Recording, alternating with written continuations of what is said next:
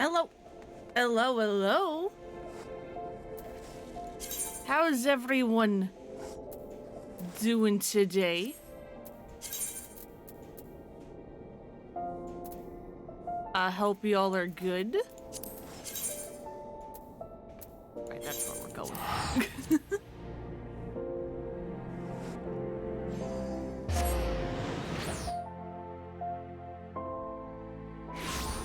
Last time, we did some main story, and hi, Eritum, I forgot you're still out, my bad. And we have moved. The Scions have moved. We are no longer at the Waking Sands. We are... What the hell have I walked into?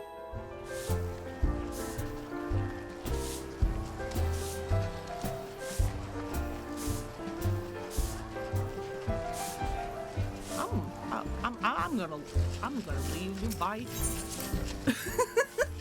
Hey, Mike, still thank you for that resub. Thank you. But yeah, we are no longer at the Waking Sands. We are now in the Rising Stones. We have a new base.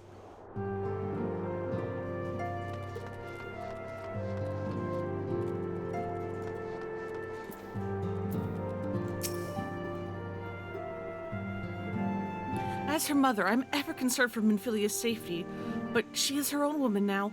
If she would venture into the midst of danger, I would not bar her away.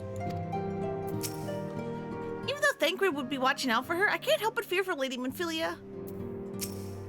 This Leviathan business has everyone all wound up, but I say it's times like these that we need to get unwound. Yeah, I can see the logic in that. What are you guys doing? Pain is but weakness leaving the body. Must impress Lady Ida. Rag! Pablimo, what are they doing? If you were to hold the fort during missions, you must be no less than fully prepared. See that you dedicate every spare moment to your training. Okay, I guess you're just instructing these two.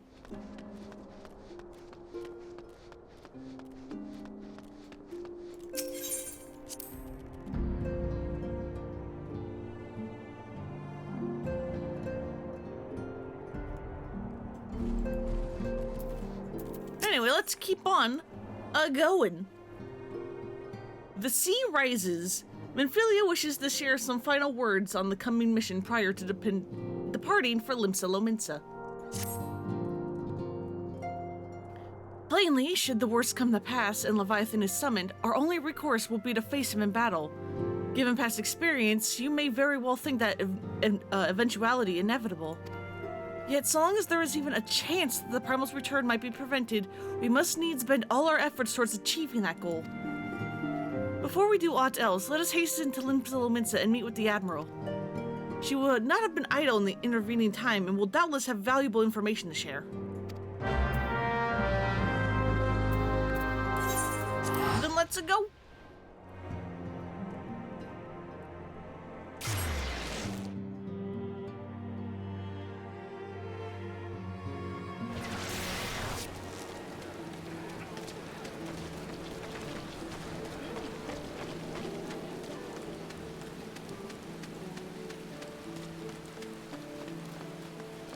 But yeah, this game has had an update since the last time we played, and hopefully everything's still good. We shall see. You are expected. Pray, take this lift to the command room.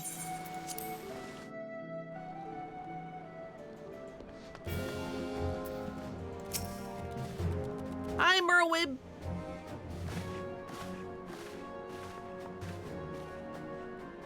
Welcome, friends. I take it Y'shtola has apprised you of the situation? Let us waste no time, then. According to our best intelligence, the Sahagin had not crystals enough to summon their god. Alas, we did not count on the Serpent Reavers venturing as far as Thanalan to supplement their cache. For our short-sightedness, we are faced with the grim prospect of Leviathan's imminent return. Needless to say, I am not inclined to let the fishbacks have their way. Even as we speak, the Maelstrom makes ready to launch a large-scale operation to thwart the summoning, and we would welcome the Science support in this endeavor. But if, God forbid, our efforts should come to naught, we need to trouble you for more than mere support. Excuse me? Much as I did when last Titan walked these lands.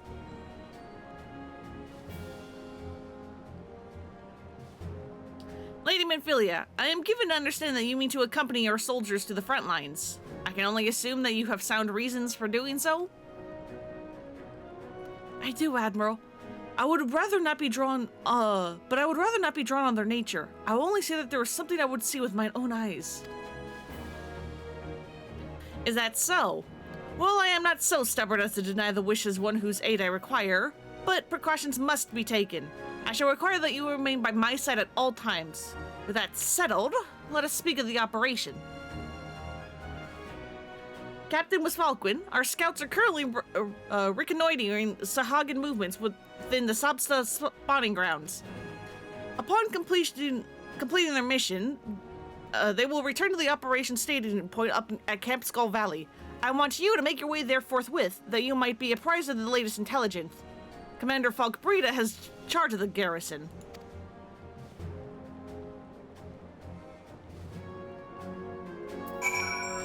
But yeah, that was an instance of this game actually, you know, taking account of to what rank in your Grand Company you are.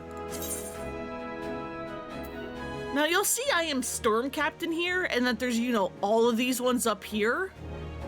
Despite these being listed, there is no current way in the game to actually reach these titles.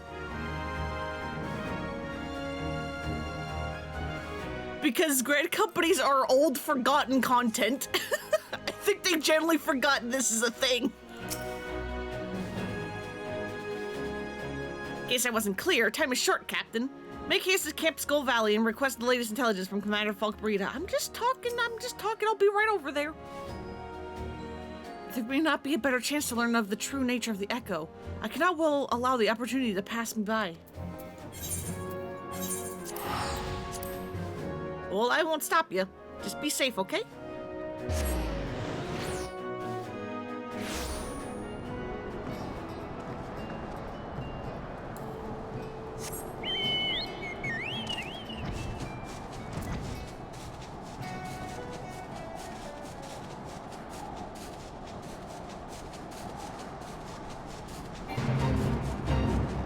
I don't care about the fates. What are you two doing? A soldier of the Maelstrom has kindly furnished me with information on the enemy. Armed with this knowledge, I promise you that my presence will account for something. I trust you.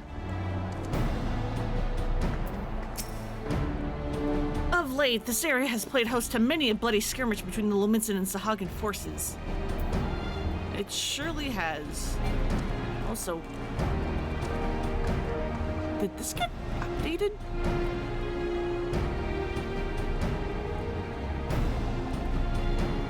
Does this gear have proper dawn trail shaders now?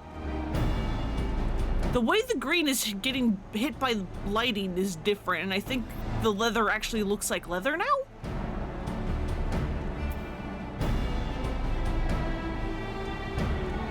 Look at that. Hell yeah. I've been expecting you, Scion of the Seventh Dawn. On behalf of the men and women here, I thank you for your cooperation. The safety of our citizens is paramount. With your aid, we will prevent Leviathan's return. Scouts in distress. Falk Breda is growing ever more agitated by the minute. As you may already know, the Maelstrom scouts have been dispatched to reconnoiter at the Sapspa's spawning grounds. Though it pains me to admit, the Maelstrom has never faced a foe like the likes of this before. We must proceed with all due caution. Among other things, they have orders to determine where Leviathan might emerge, assuming it comes to that. And yet, their return is long overdue. I fear that ill may have befallen them. For better or for worse, we must ascertain their fate. If it is not too much to ask, I would have you aid us in the search. 5 scouts ventured into the Sapsa, all told. Here, take this flask of restorative to tend to those who may have been wounded. Though it pains me to even consider the notion, if they have perished, circumstances permitting, I ask that you recover their bodies. By no means venture too deep into enemy territory, however. We can ill afford to lose you at this juncture. I'll be fine. But thank you for your kind words.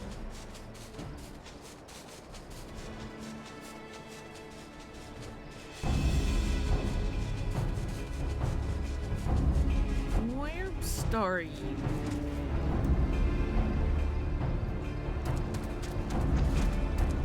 There you are. Help somebody of all the times to forget the restorative. I gotcha. Here you go. Thank you. I owe you my life. We were ambushed by the Serpent Reavers. Lightly armed as we were, we didn't stand a chance. I was able to flee this floor, but the others were captured. They were taking the Serpent's tongue, I'm certain of it. I can make my own way back to camp, but I fear the worst for my comrades. Save them, I beg you.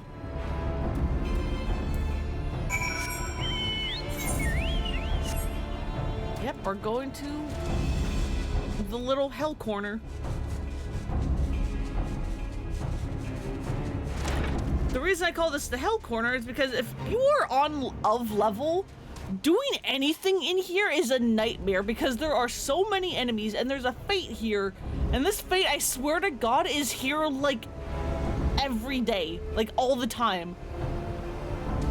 If you ever like complete the fate or the fate like, you know, fails or whatever, I swear to God, within seconds it is back up.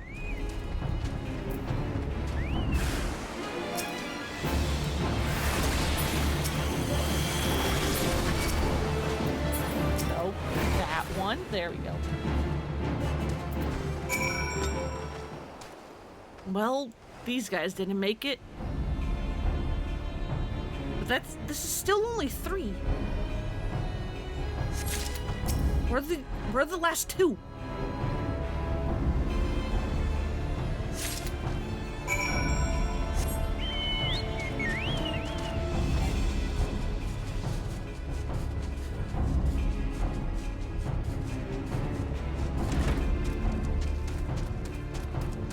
I guess the last 2 don't matter? I guess the implication is that they are also dead. God, that looks so cool.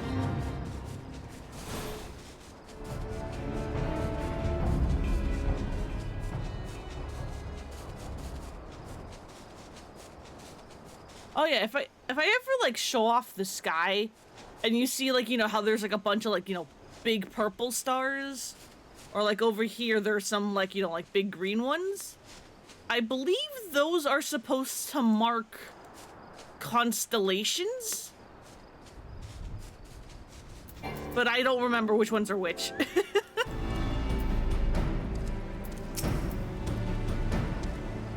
You're returned. Thank the navigator. When I learned that you wanted the Serpent's tongue by yourself, I feared that you would meet an untimely demise. But tell me, what became of the others? Well, 1 escaped and 2 are dead. I don't know where the other 2 are. Dear gods, these wounds are not intended to kill, but to torture and maim. Does the savagery know no bounds? Enemies or no, they go too far. I tried to think what may become of the 2 who remain unaccounted for. I pray they haven't suffered the same evil fate. At the very least, 1 of my men came back alive, and for that I owe you my thanks. The price we paid was dear, but the intelligence we have the intelligence we need. Even as we speak, the admiral finalizes the details of the operation. The war horns will sound any minute now. Be ready to sally forth when they do. The Gift of Eternity. Falkbrita awaits the commencement of the operation with barely concealed rage.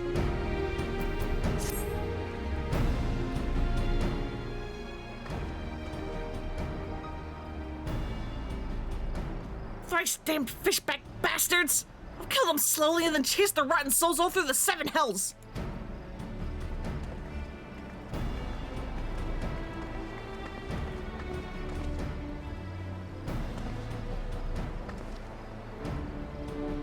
Peace, Commander. We are here for a purpose, and vengeance is not it. I want your mind on the task at hand. Savvy? My apologies, Admiral. You may count on me to keep a clear head. Good. According to our sole surviving scout, the Sahagin and their thralls have already begun to amass at the Aetheryte in the depths of Sapsa.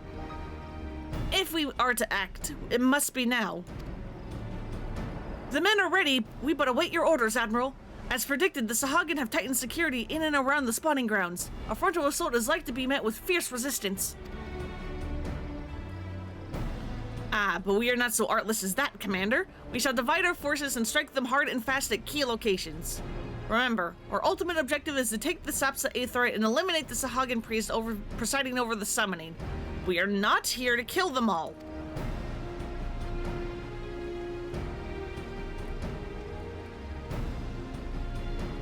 The Maelstrom shall engage and distract the Sahagin's legion of drowned pirates at the Serpent's Tongue. Commander, you have charge over this effort. Be mindful that the lay of the land there is devilish for attacking forces. Let the foreign levy spearhead the assault and have subsequent units fan out to cover their flanks. At the selfsame moment, a diversionary squadron formed of galleons from the Crimson Fleet shall harry the enemy from offshore. And likewise, we Scions shall form smaller units in hopes of confusing the Sahagin's defensive effort. For Lona and Y'shtola, the two of you are to make your way to the site of the summoning ritual. The Admiral's diversion should serve to thin the enemy's defenses, rendering your path less perilous. A small party, I believe, would be able to win through without drawing unwarranted attention.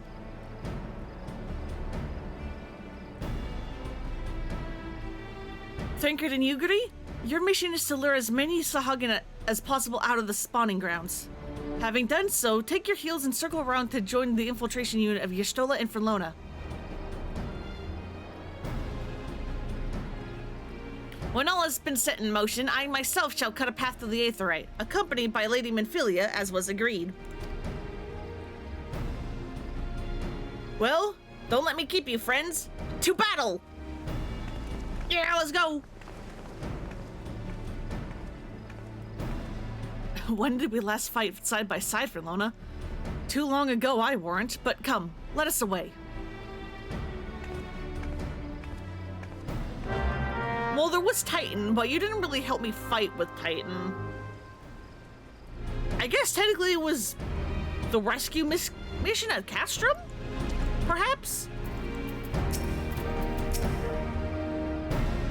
Even with the diversions, the path to the Aetheryte is bound to be fraught with danger. Pray, be on constant guard, Frelona. I'll be fine. Don't you even worry about it. Once everything has been set in motion, I too shall make my way to the Aetheryte. As previously agreed, Lady Minfilia will be with me. Alright, to the first checkpoint.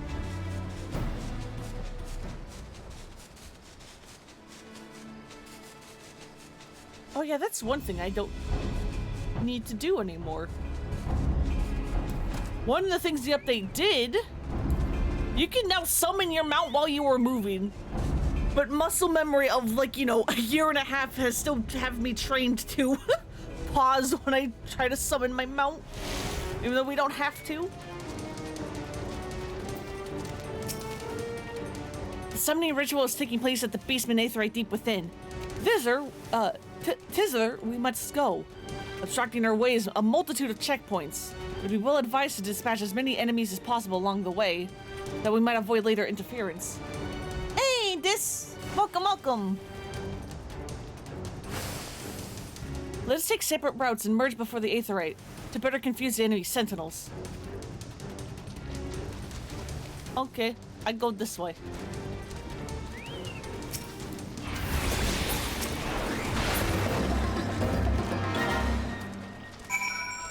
Easy peasy.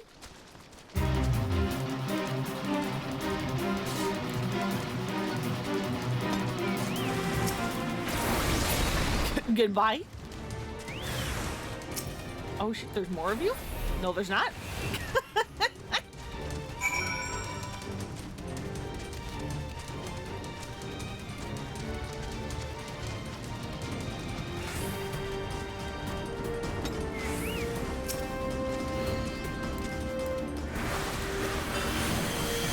Fine, I'll fight you all one by one. You don't seem inclined to move.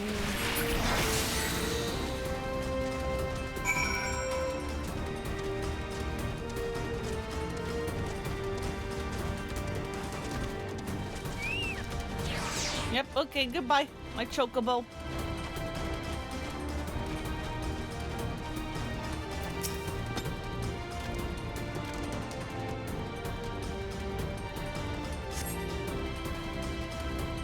Pray do not concern yourself. 'Twas but a glancing blow. Come, the Aetherite is close at hand. Let us press on.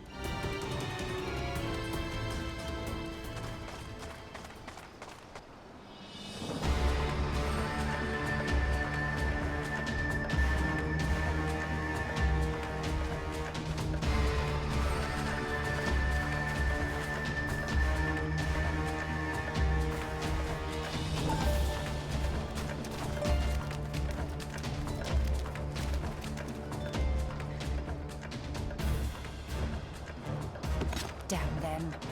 They have made thralls of soldiers and civilians both. Yeah.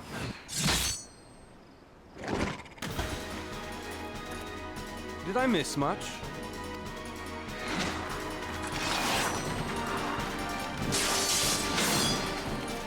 Yeah, you can go!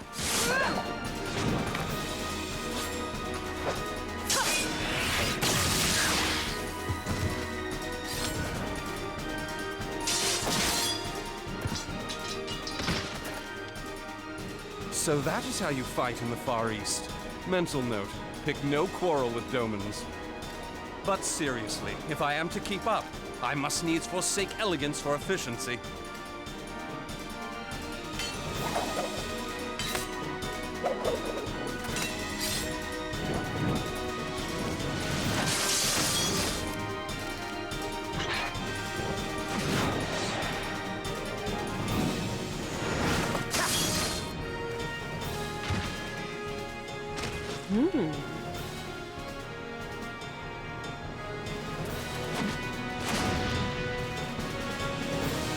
For efficiency, he says, as he does multiple flips.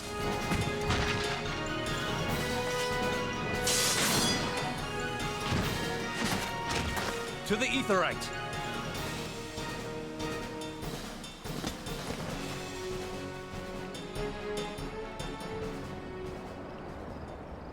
God, the crystals look so good. I want to eat them.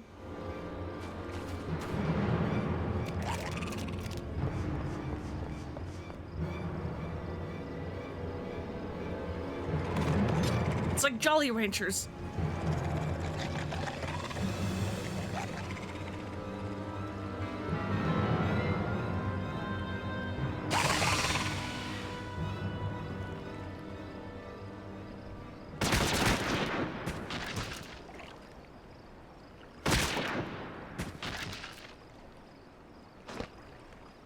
You'll forgive me my lateness.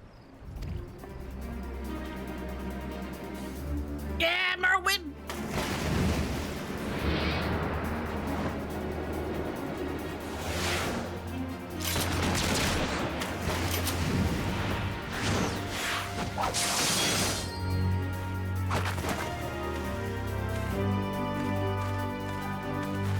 Ah, good old anime leaps. I've been something of a liability of late, I know. 'Tis high time I set about making amends.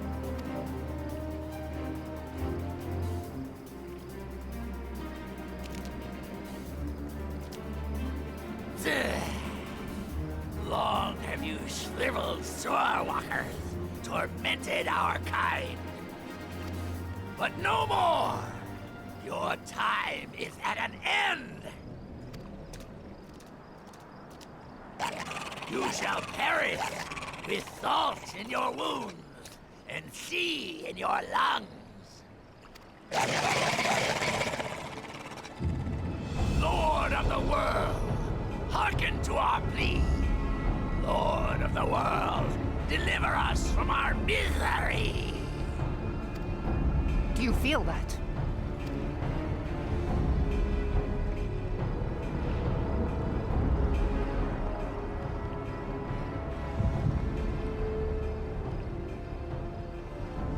Echo, not now. I know this sensation. It's the echo. What?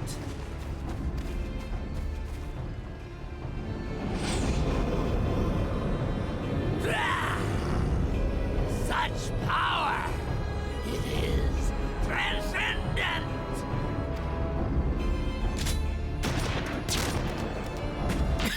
Yeah, bro, I'm just fucking shoot.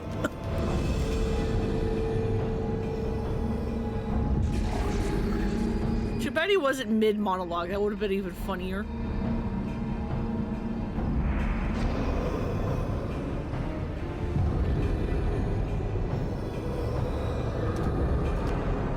Oh. Okay. 7 hells.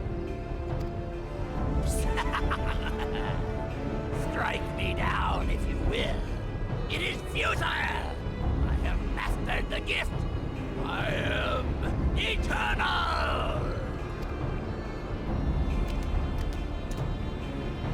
O mighty Leviathan, ruler of the seas, born of waters primordial, I offer unto you this frail flesh, that you might grant your faithful servants deliverance. I beseech you, come forth!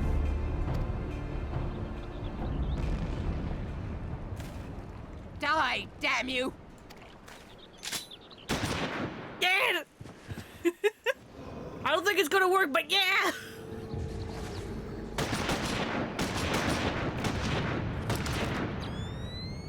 Foolish shorewalker! You cannot kill that which is eternal!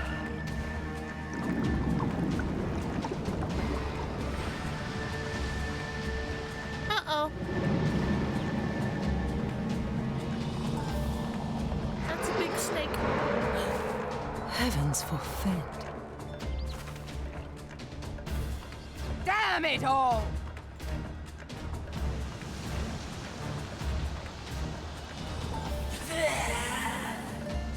My being ebb the way. It could by right be infinite. Am I not immortal? Curse you, emissary! You promised me everlasting.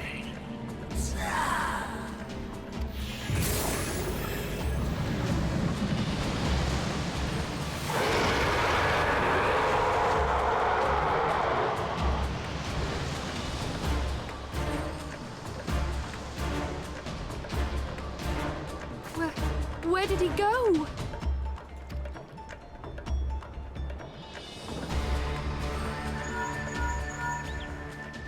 What say you?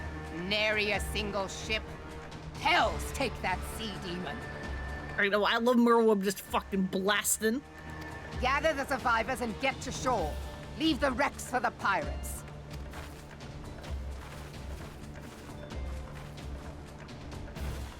Leviathan wastes no time. The diversionary squadron is lost. For a mercy, 'twould seem the Primal now makes for open sea.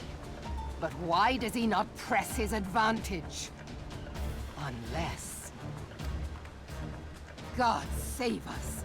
He means to unleash a tidal wave. Uh-oh. So, how many of us can swim?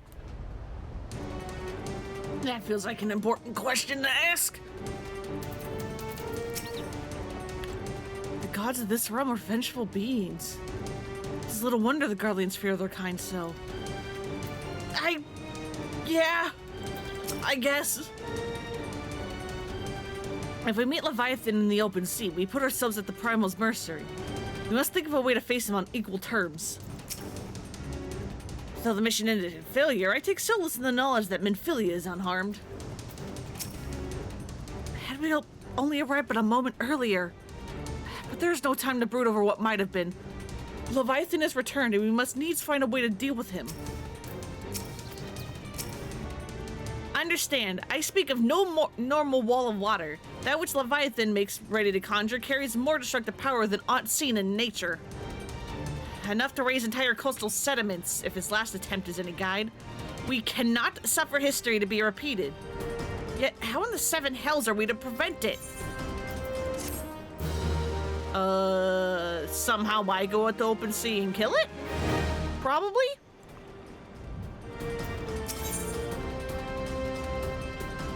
Into the heart of the whirl.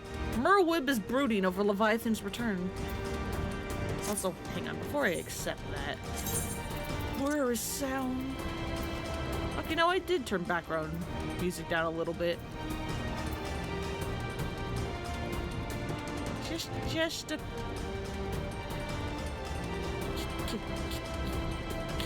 Can I have it at 80, please? There we go.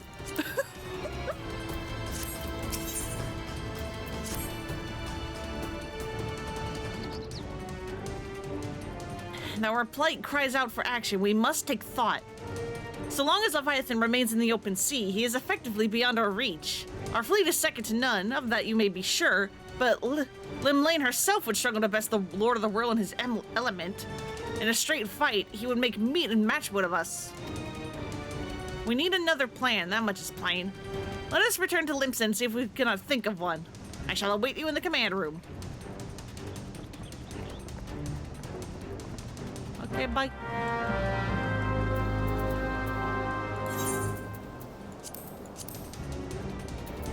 Oh, wait.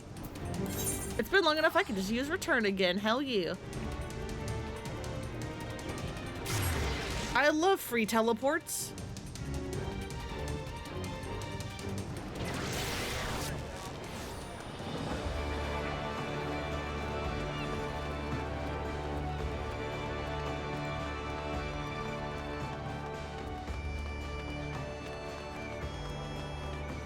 Like my connection being spotty. Don't do that.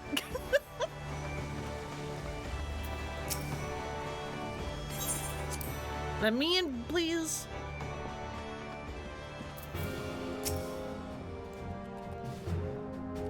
To confront the Lord of the Whirl in his watery domain is far from ideal, yet he is not like to come to us. Would that he lacked the means to strike us from afar. When I saw Leviathan rise from the depths, I cannot well describe what I felt. No words could prepare one for such a sight. Being the observant adventurer that you are, you will doubtless have noticed that my dagger work back at Sapsa. You know me, for Lona. I like to dabble in a bit of this and a bit of that. Yeah, and you're also trying to promo the ninja class, which I don't have, but was added in during these patches. The Sahagin Elder claims to have become eternal, yet he was summarily consumed by Leviathan. What might this imply?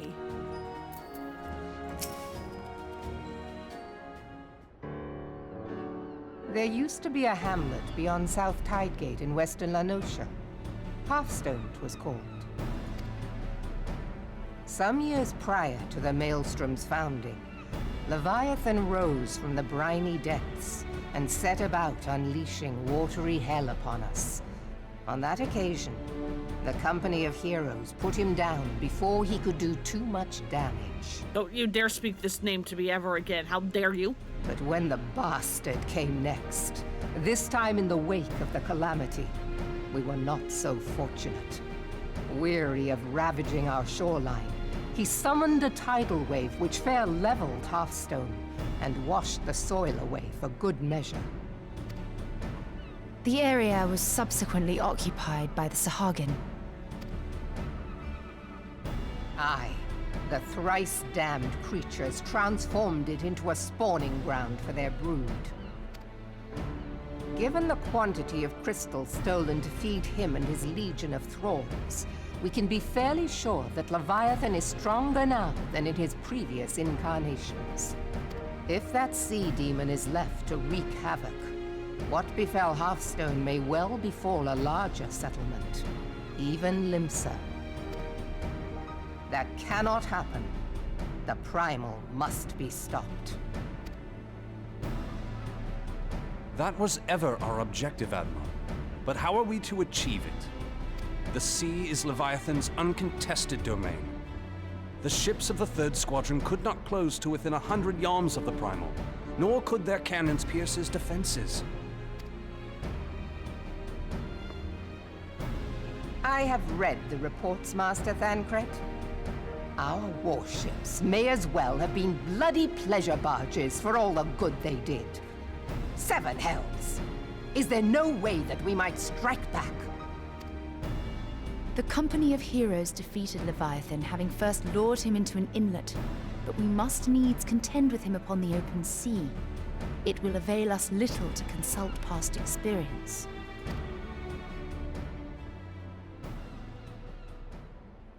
Admiral, if I may. Oh, hi.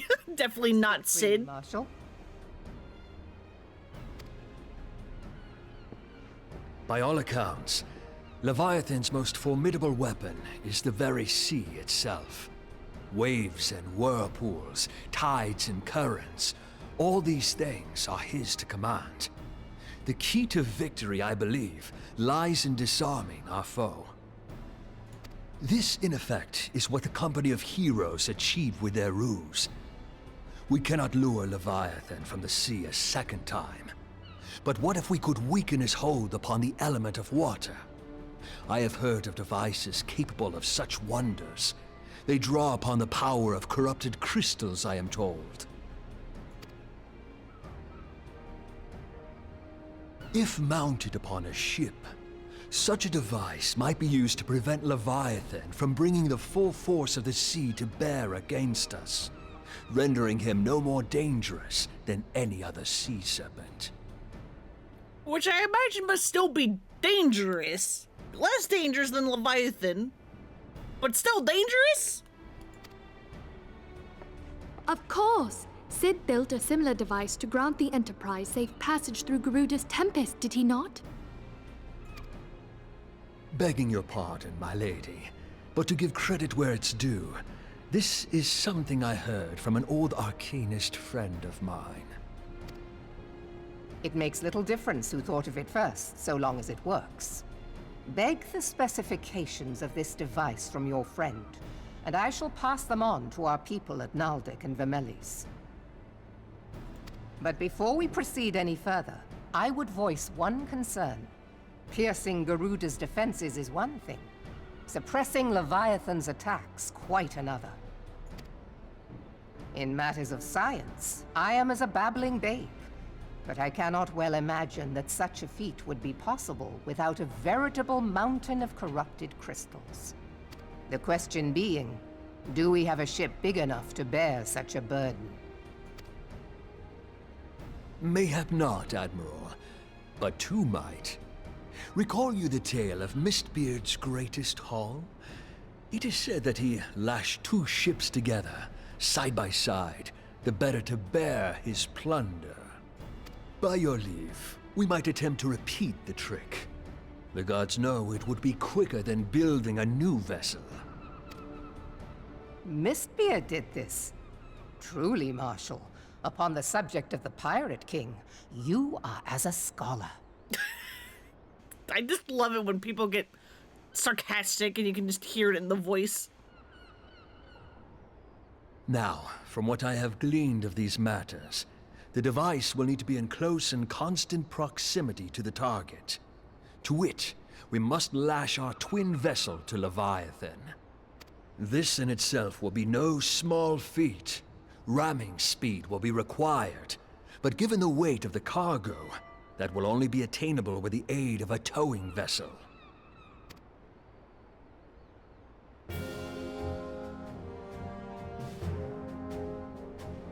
Well, it looks like we got a plan. Suffice it to say, the task of piloting said vessel will entail considerable danger, and I would not ask it of another. I volunteer myself. Twill be dangerous for all involved, but we have no better recourse. Very well.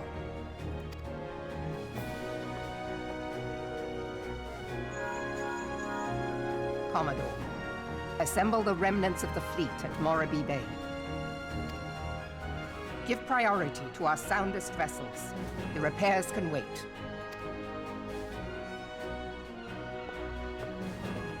Storm Marshal Slafierson, command of the operation is yours. I want that twin vessel ready to sail post-haste. At once, Admiral.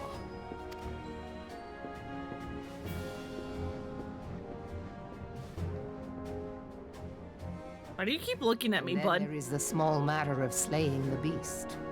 The fate of Limsa Lominsa rests upon your shoulders once again. Go well, warrior of light.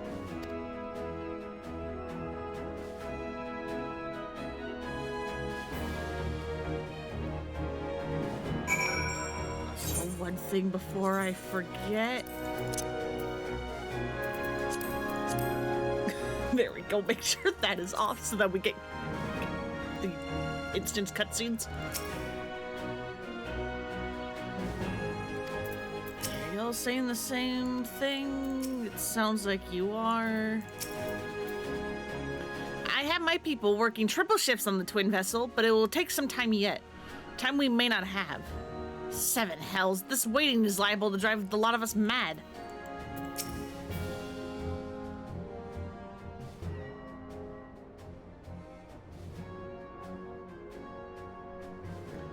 Beings held as gods also exist in what you call the Far East. Legends tells us that they walked among us in days of yore, but I confess that I never truly believed in them. That I should live to behold one is humbling and horrifying in equal measure. Yeah, I imagine seeing a Primal for the first time. Not great. Now that I have come face to face with a Primal, I do begin to understand why the Garleans fear themselves.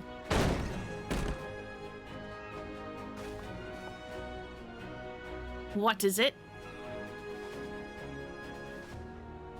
A message, Admiral! I judged it best to have it be delivered at once. I am listening. According to the Yellow Jackets, a man has appeared who have claims to have defeated Leviathan.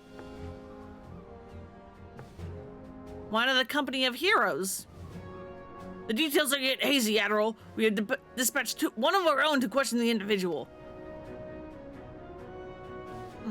I am disinclined to put any store by this claim, and yet, should it be true, as you still have said, none save the company of heroes have bested Leviathan, and we know how they went about it. If this man is of their number, what can he tell us that we do not already know? Why did my jacket freak out? Did I, just spawn in? What was that? And yet, having wagered Limsa's survival on 2 ships, some rope, and a pile of crystals, can we afford to ignore this man? If his testimony could yield us any manner of advantage, should we not hear it? Damn it all. The twin vessel will soon be ready. We have no time to wait for the Maelstrom to report on the supposed Primal Slayer's claims. Perlona, seek him out and learn what he knows. At the very least, it will spare you the torment of waiting for the reckoning and idleness. I guess this could be a good time killer, yeah. The man you're looking for is believed to be a resident of the Grey Fleet in Lower Lenosha. The Storm Private sent to question him should already be in the vicinity. May your journey prove fruitful.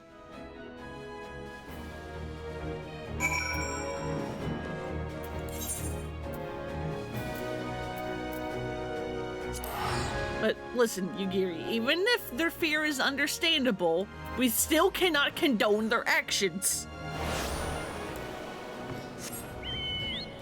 There's being wary of primals and wanting to, stop them from being summoned, and then there's whatever the hell the Garleans have been doing.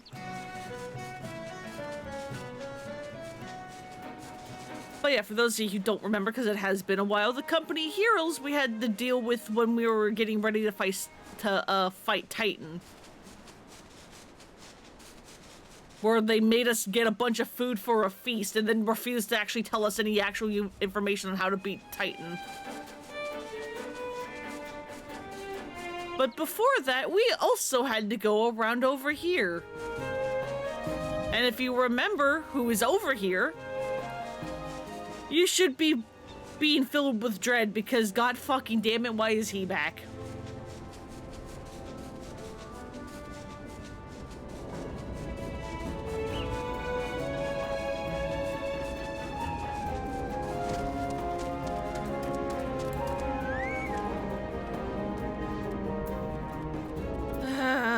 boy. Now look here, you'll have your blooded story right after you carry those sacks of grain over to the mill. But, sir, that's what you said before you had me pick those oranges for you, and before I mucked out the chocobo stables, and before I rode out that millstone over to the mill, and also before...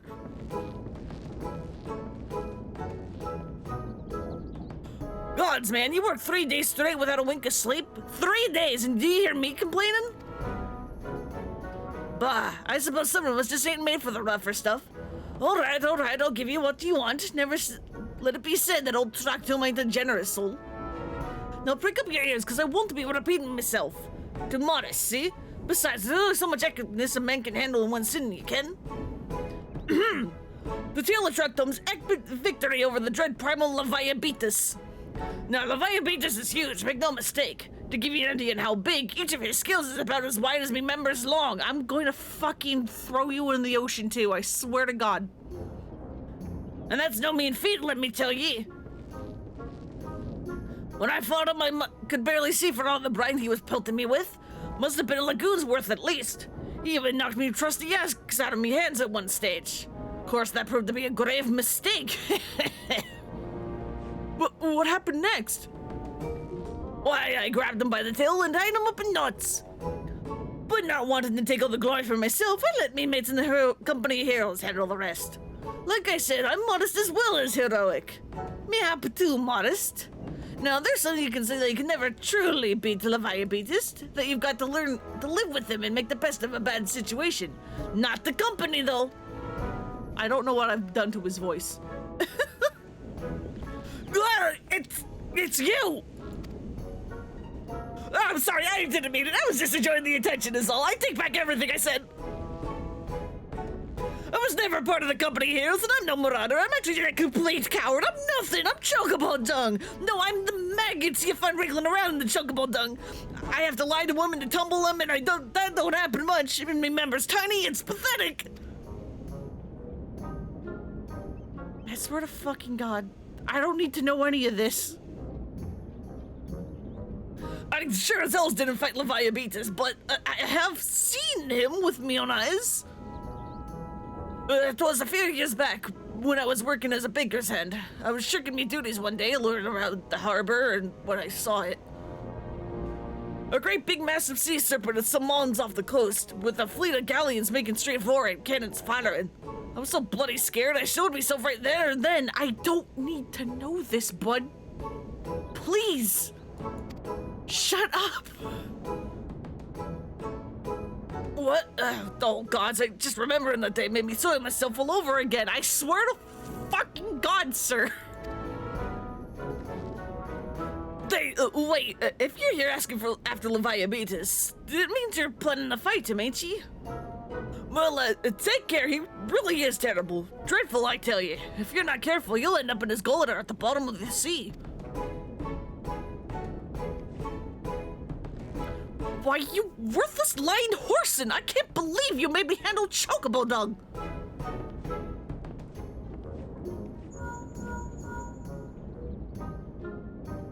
Friend Lona, this is Menphilia. Were you able to learn aught of use against Leviathan? Nope, not at all. I beg your pardon, Leviabetus? I see. That is unfortunate. At any rate, I have tidings for you. The twin vessel is now complete. We await you at the Morro Bay dry docks. Pray, make your way here as soon as you are able. Why are all the freaks over here in Limsa? I swear to God. I tried to stop to summon my mount again. I don't need to do that anymore. I can keep going.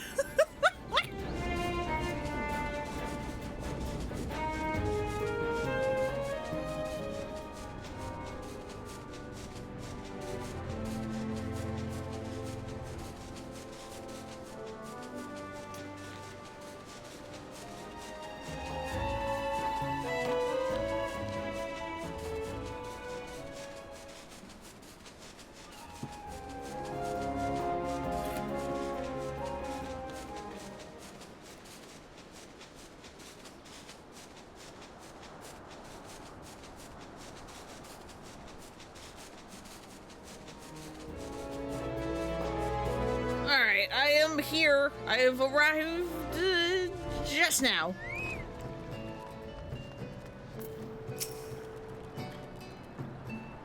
In order to build the World Eater, we had to decommission 2 perfectly serviceable galleons. Suffice it to say, their captains weren't best pleased with the notion, but when I offered them the chance to keep their ships and face Leviathan in our stead, they magnanimously withdrew their complaints. We all must make sacrifices for the greater good, they said. Cowards, the lot of them. Hey, Em! Welcome, in perfect timing. We're about to go fight Leviathan. It will require no small amount of helmsmanship to tow the World Eater. I dare say delivering you safely to Leviathan will be a battle in itself. Would that we had armed ourselves with more knowledge beforehand. Well, it cannot be helped. I take comfort in the fact that you have faced worse odds in the past and have ever prevailed. You will do so again. Of that, I have no doubt. Sorry you're late, you've been cooking? Yeah, no worries. Plus, are we still out of sync with daylight savings? Or have you guys finally had it now and we are like synced up again? I don't remember. Okay, you guys have.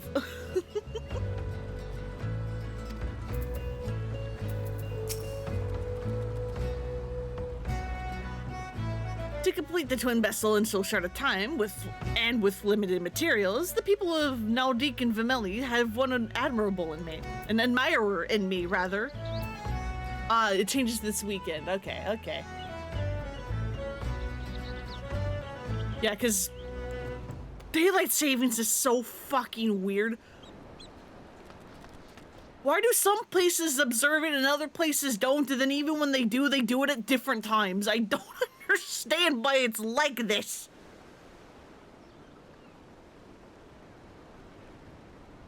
When First Master Enzar proposed the twin vessel, I must confess I had my doubts. Only now that the World Eater is complete do I see the elegance in this solution. It's so dumb. I'm told your jaunt to the Grey Fleet proved fruitless. My sympathies, lass. I'll wager it served to take your mind off the events of recent days, though. But enough of that nonsense. The moment of truth is upon us. The twin vessel, the World Eater, I call her, is complete, and she surpasses all my expectations. In addition to her prodigious tonnage, she has been fitted with a platform that you and yours might maneuver freely in battle. I would mention that she is nigh unsinkable, but I'm not one to tempt fate. The World Eater and her crew stand ready, my friend. Just give the word and we shall bear you to Leviathan. Hell yeah. Lord of the World. Enzar stands ready to send you off to your encounter with the Lord of the World.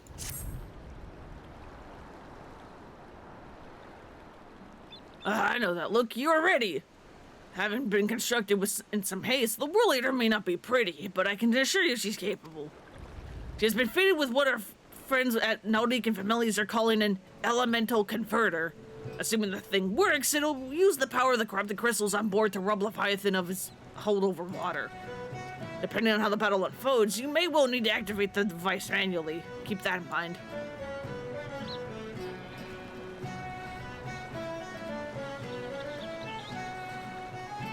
It is expected that the Sahagin and their thralls will attempt to come to Leviathan's defense. Accordingly, the Maelstrom will once again employ diversions. Thancred and Yashola, I would have you assist in this effort. If it is to fulfill its purpose, your diversionary force must not want for numbers. By your leave, I too would volunteer my blade. We would welcome it. Having seen you fight in Sapsa, I dare to say the fishbacks will find your presence highly diverting. Thancred and Yashola, if you would join the 3rd levy, and Lady Ugiri, the 5th.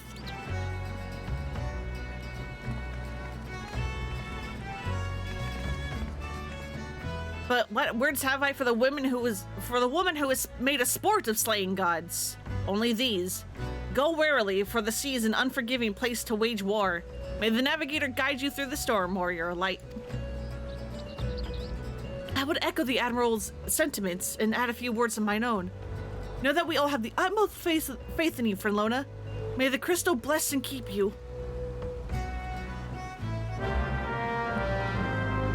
Yay!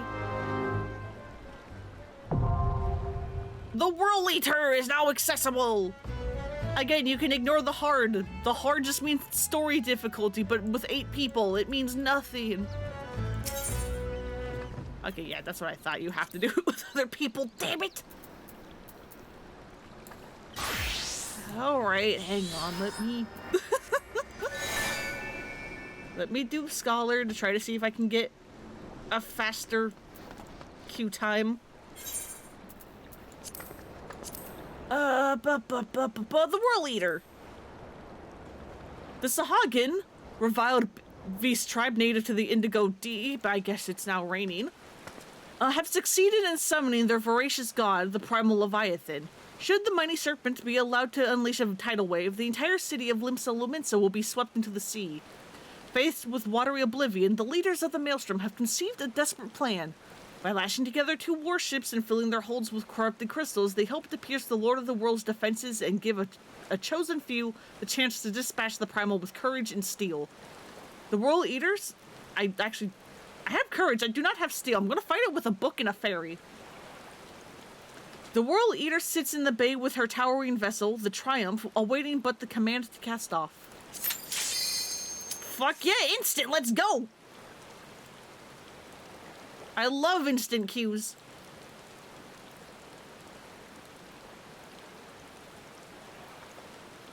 This is why I swapped to healer. Although it didn't work the other day with Moggle, but whatever.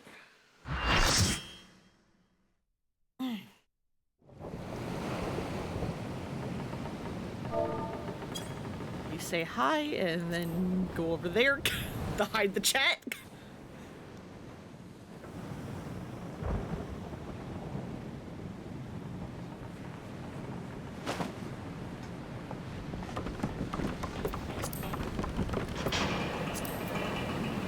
I'm probably holding all of them up because I'm watching the cutscene.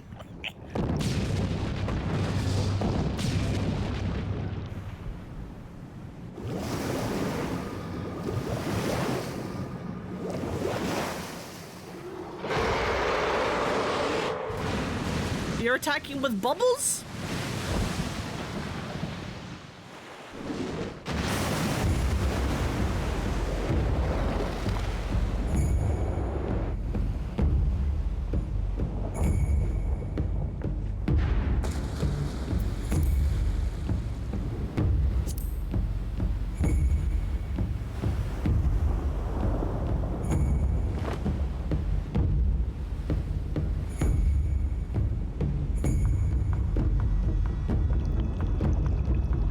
Scholar outfit is so fucking silly to me. There's the big boy! The big fish!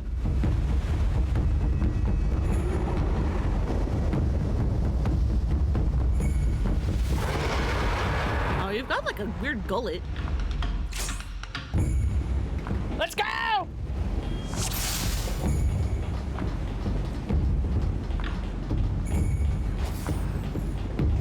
You trespass upon my domain, tainted of the light?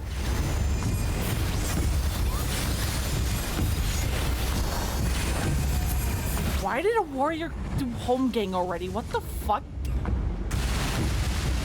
So yeah, he's gonna eventually disappear and have a water spout. You want to be on the opposite side of the water spout because you get knocked back. Although it doesn't quite matter because we have railings, it will matter later. Okay, so the head reflects damage by ranged attacks, meaning fizz range like archer, bard, whatever. And the tail, on the other hand, is reflecting magic attacks. If you are melee, you can attack either. He also spawns a bunch of ads that you need to take care of.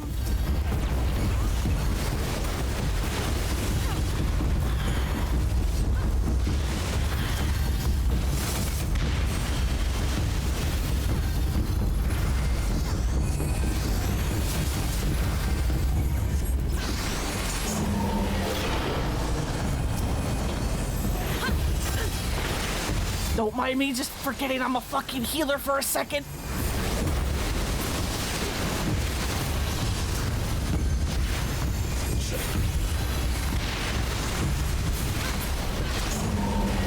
so many orbs.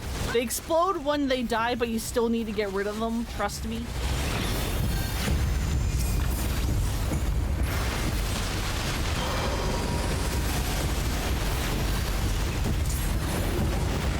Okay, he's going to disappear, and we need to time activating the elemental converter properly, because if you do it too early or too late, this will insta-kill. Mine is the power that cleanses all things. Naught can withstand the relentless onslaught of my waves. But luckily, we did it. Challenge me with trickery? Fools! Your moral contrivances cannot quell the raging sea!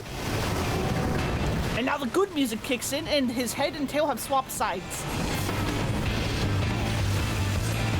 So make sure you're attacking the right one.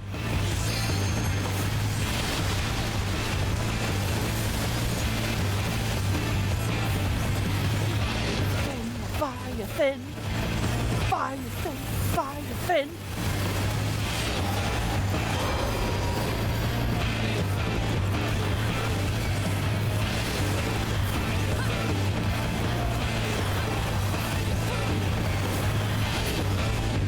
And that's Leviathan. We don't get to hear the song kick in.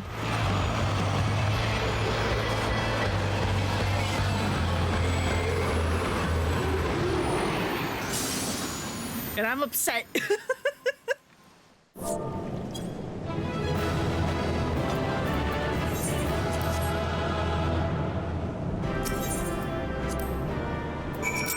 I got 3 comms, yay!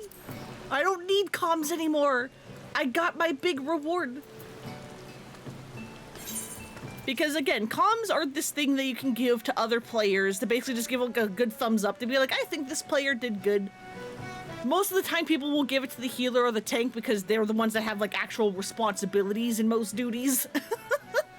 But as you can see, I have over 3,000 of them. And because of that, that means I can ride around on this fucking thing.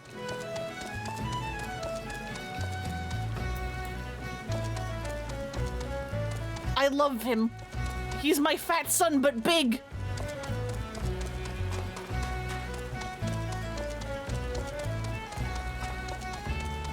And he can still fly. Oh. Why? Wait, hang on. When we fly, we bring out a different fishing rod of cake to make it ascend.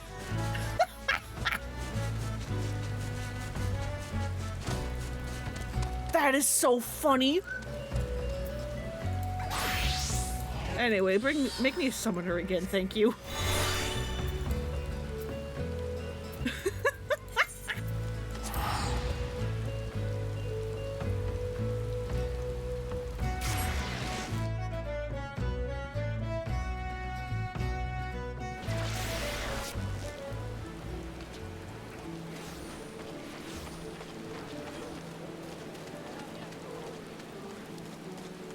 That is an incredible mount. I love it.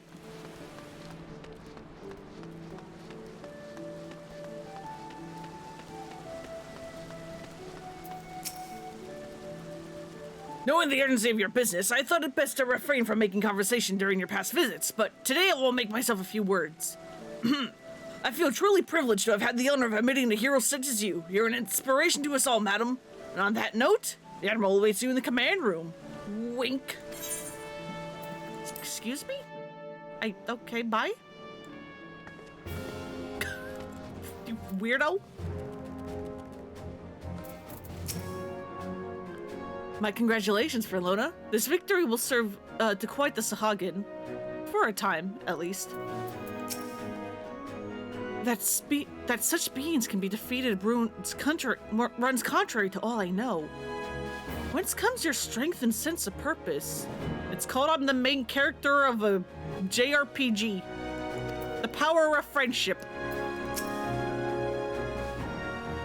Another notch in the old belt, is it? Well done, my friend. Were I God, I dare say I would tremble at your summoning. So often do you achieve the impossible that I fear my words of congratulations will begin to sound repetitive. If indeed they have not already. With this in mind, I shall only say that I am glad of your safe return. What about you, sir? A number of things did not go exactly to plan, I will admit. Leviathan denied us the luxury of ramming him, for one. But let's not quibble over the manner of the victory, eh? If Limsa is safe, we are yet undrowned, I conclude that it has been a good day. Now go and bask in the Admiral's gratitude, will you? You've certainly earned the right.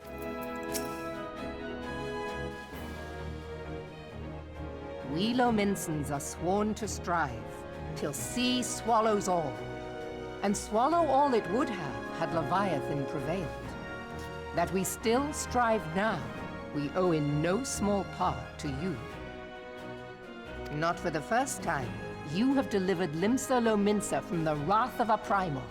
Never has our nation known a stouter ally. On behalf of my people, I give you my humblest thanks.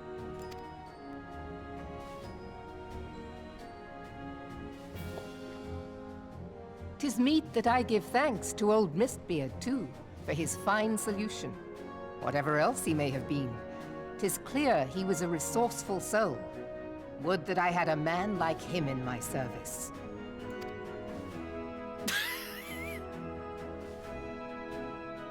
Before I set foot in these lands, I had no inkling that the people of Eorzea contended with such mighty foes. Suffice it to say, their existence came as something of a shock, as did the idea that they could be defeated. This experience has served to remind me of the vastness of the world, and the boundless potential of man. Though I am but a refugee in this realm, I would fain be of use to you in your fight. Know that I am tutored in one of the foremost combat arts of the Far East. It may seem outlandish to the Eorzean eye, but should any of your people care to learn, I would be pleased to initiate them. And I will see to it that they are grateful. I have no doubt that your knowledge and skills will serve us well. Besides, your art is not so outlandish as you think. Would you not agree, Master Thancred? Naught escapes your searching eye, Admiral. Few are privy to this information, but Limsa Lominsa is home to a certain secret fraternity. Its members are trained in a form of combat not unlike your own. By my judgment, it should not be beyond such individuals to adapt to the techniques I witnessed you employing with such admirable deftness. I am heartened to hear this. I too noted a kinship between your style and mine own, though it seemed to me that you fought differently in the beginning. I suppose I did. What can I say? I'm a man of many talents. It's called Ninja wasn't part of the Really game to yet. believe in it. Thancred was once something of a scoundrel who fraternized with the criminal class in these parts. Yestola! You jest, of course. But for a chance encounter with Alphino's grandsire, he might never have left Limsa Lominsa, or received an education in Sharlayan, or taken up his post in Uldar, which is where he trained in the blade, lest you wonder. We're just going to spill all the Thancred's secrets. It's fine. Look at his fucking face. He's so scared.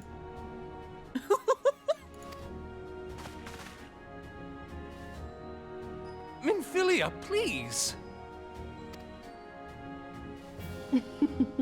It would seem there is more to you than meets the eye, Master Thancred. Lady Yugiri, I am told that you and yours came to Eorzea seeking permanent resettlement, and that many domins have since been engaged as frontier hands at Revenant's Toll. Moderna is many things, but a place of refuge it is not. Know that I would like nothing better than to furnish your people with a new home here on Lominsan soil. Alas, racked by instability as we are, our nation is in no fit state to take you in. Yet I'll not have it said that we turned a blind eye to your suffering. Until such time as we can do more, I pledge to send provisions. I guess that's better than nothing. We are in your debt, Admiral. I realize that it scarce qualifies as repayment. But if it please you, I shall set about sharing my martial knowledge with your people at once.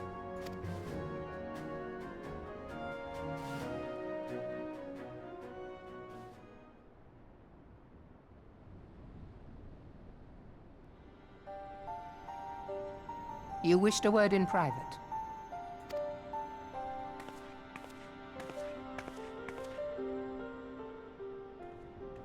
The better not to spoil the festive mood. How you gonna eavesdropping? History repeats itself, Admiral. As the kobolds did before them, the Sahagin resorted to summoning their god over a territorial feud. They acted in self-preservation. It may be that the Sahagin initiated this particular clash, but how it begins does not interest me so much as how it ends.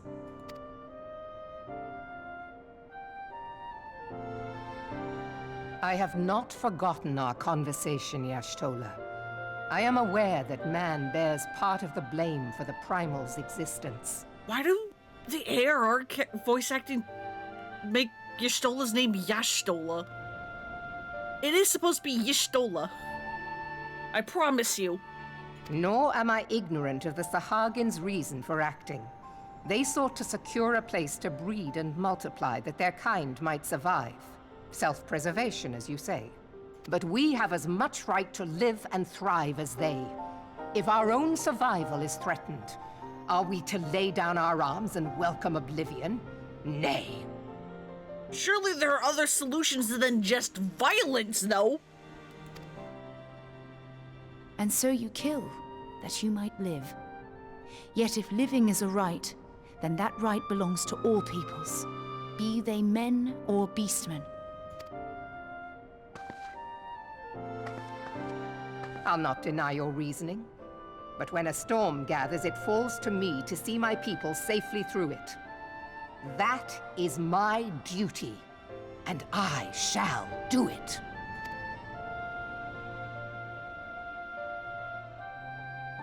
As must we all, Admiral. Stay the course, then. But know that it will lead to no good end.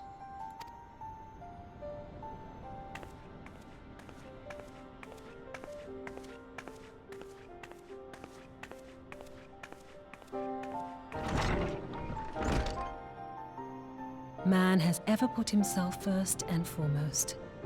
To justify his actions, he clads himself in the armor of righteousness, though it be a fancy of his own making. In this, mayhap the Garleans and we Domans are not so different. I would still say there's a pretty big difference between being the oppressor and being the oppressed, but okay.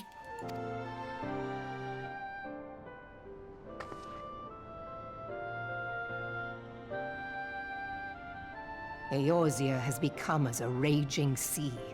If we are to keep our heads above the waves, we cannot scruple to drown the man next to us. When hopes of coexistence founder, strength must determine who has the greater right to live.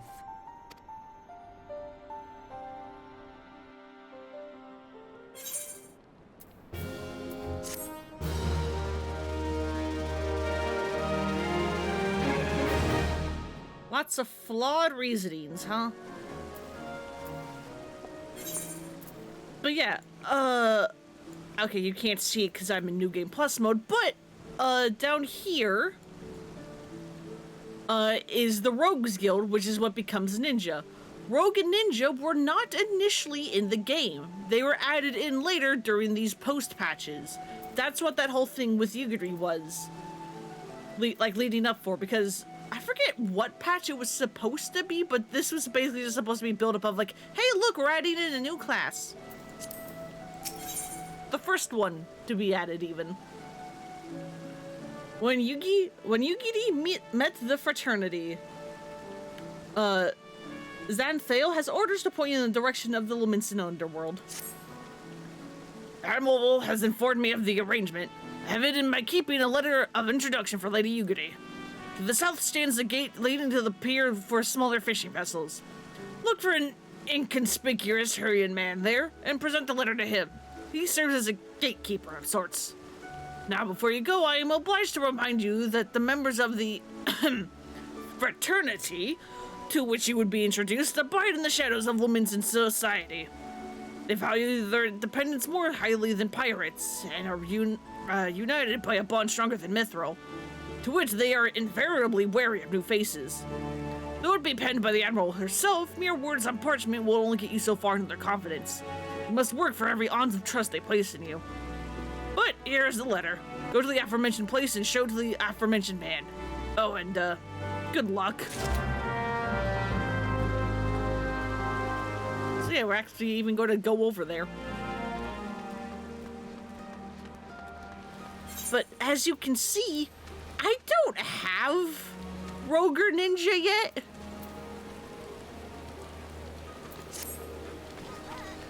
So if there's any like special dialogue for having it, I don't know what it would be.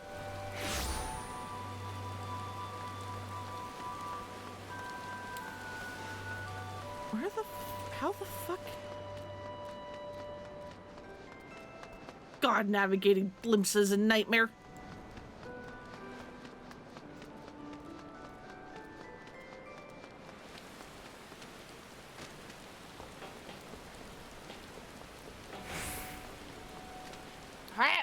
There you go.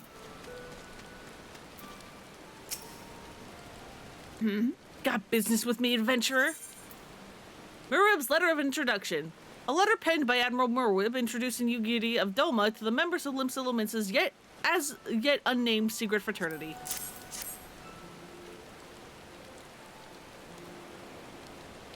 So you're the woman the Admiral sent word of.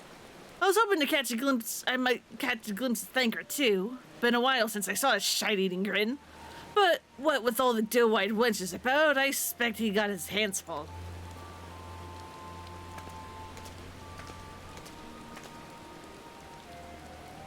Ah, and you must be the Far Easterner that what Merweb says wants to train with us.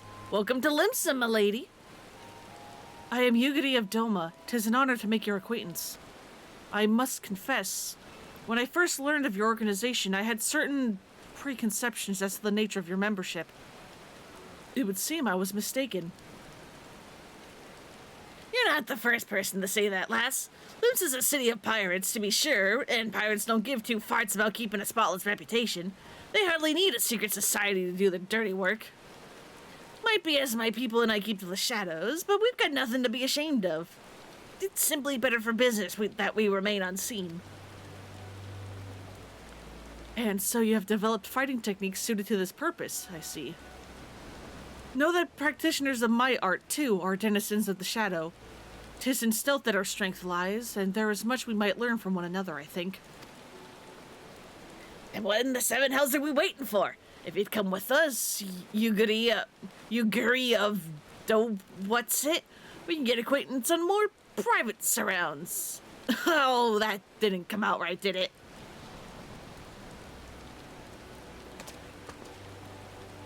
Do you need backup, Yugiri? I will gladly be here. I mean, I don't think you need it, but just if, you want it. If you want, another person to help beat up these idiots. Lady Fenlona, I shall remain with these people for a time, that I might study their ways. Though I am loath to be separated from my countrymen, I take solace in the knowledge that they are in the best of hands. You have been a true friend to us Dolmens. No words would suffice to express my gratitude.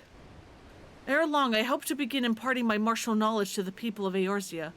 When that time comes, it would be my honor to welcome you as a student.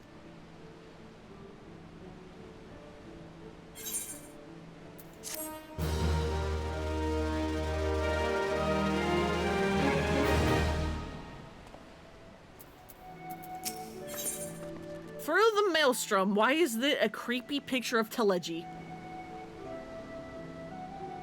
Yugiri has the air of a woman bursting with gratitude. Much and more has occurred since I first beheld Eorzea from the galleon's deck. Suffice it to say, I did not envisage being invited to play a part in your noble struggle. But, forgive me, I have kept you over long. Doubtless you have pressing business of your own. Rest assured that I no longer require an escort in this land. When next you meet Lady Minfilia, pray relay her to my humblest thanks. Would that I could do so in person, but I must needs fulfill my promise to the Admiral. Till we meet again, Warrior Light.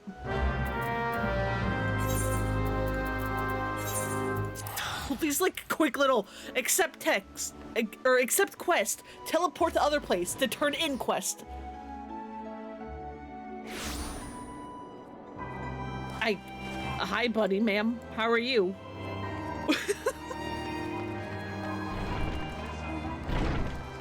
They're still here?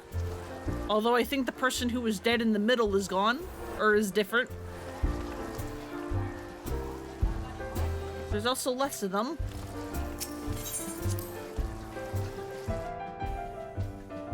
I love MMOs. This is my only MMO, but I just love like walking into a place and suddenly just being like, what the fuck is happening here?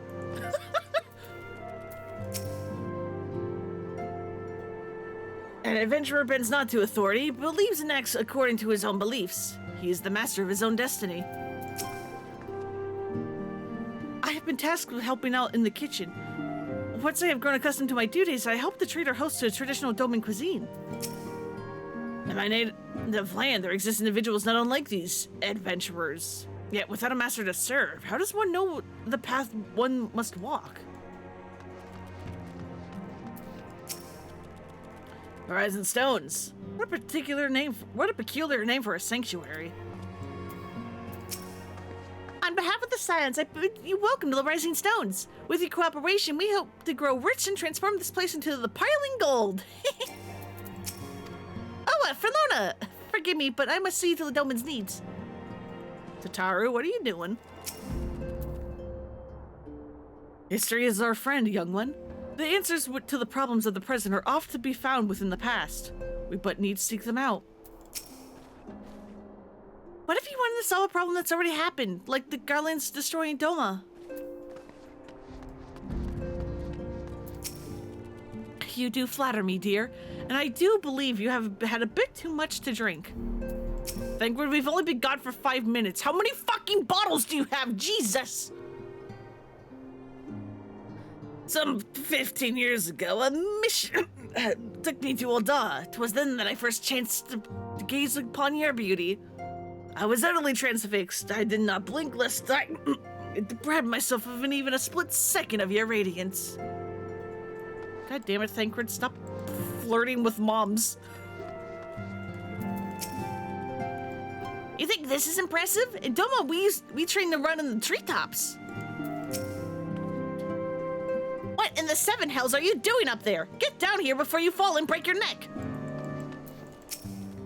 Don't mind Papa Limo, he's just making a fuss over nothing as usual. Using sense of balance is amazing for a boy his age. I wonder how he got so good. Apparently he trained in the treetops. Some of the Domans want to learn how to fight, and it's fallen to me to oversee their training. First, I need to find suitable equipment for everyone.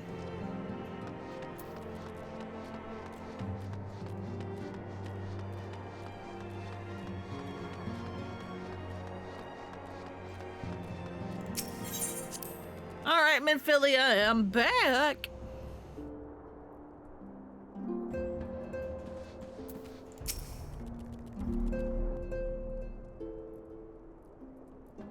I have been reflecting upon the events which took place during our visit to Vilbrand. If you have a moment, I would share my conclusions with you. Please, bear with me. There's a bear? When the Sahara Where? Elder summoned How to get in? Leviathan, he employed the power we have come to know as the Echo. Though I cannot well explain the how of it, it would seem he became immortal in so doing. When the Admiral subsequently slew him, his spirit emerged from his lifeless flesh, a consciousness shorn of physical form. Thus transfigured, he took up residence in the body of his minion with the ease of a man donning a favorite glove. Long have I known that the Echo allows one to pass through the walls of a man's soul. But never did I imagine that it could free us from our own flesh, nor less that our souls could then occupy the next corporeal vessel to take our fancy. Yeah, it's kind of wild, huh? It was of this that Elidibeth spoke. An existence which knows neither cessation nor oblivion. And yet, though the Sahagin had mastered his gift and thereby become immortal, he was by no means invulnerable. As we both bore witness, he was ultimately absorbed into Leviathan.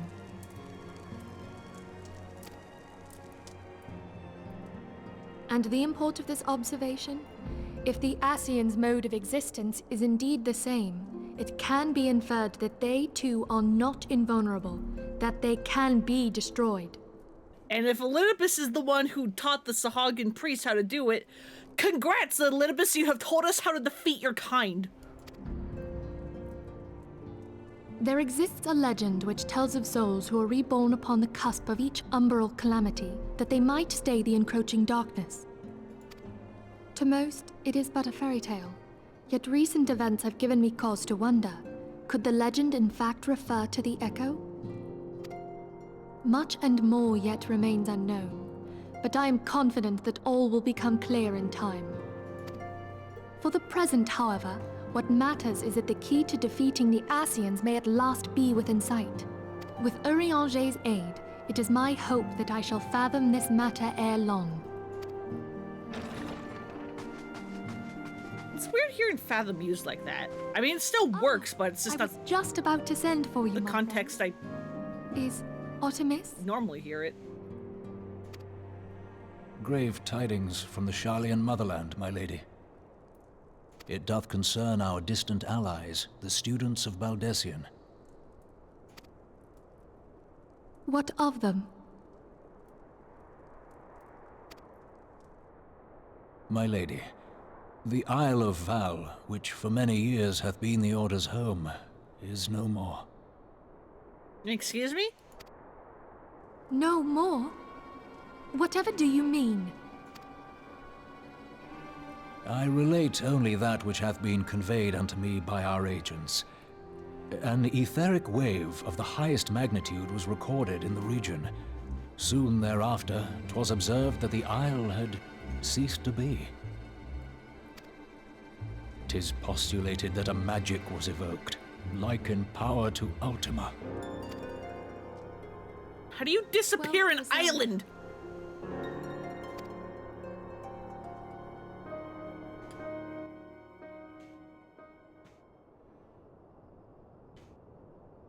Oh, it's these chuckle fucks If again. there are no other matters, I move that today's meeting be adjourned.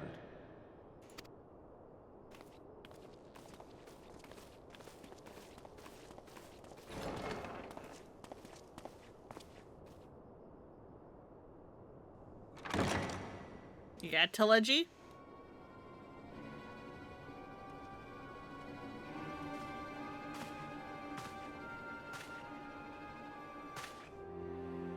It is done, my lord. I... Forgive my impertinence, my lord, but these orders, I am uncertain as to what end they serve.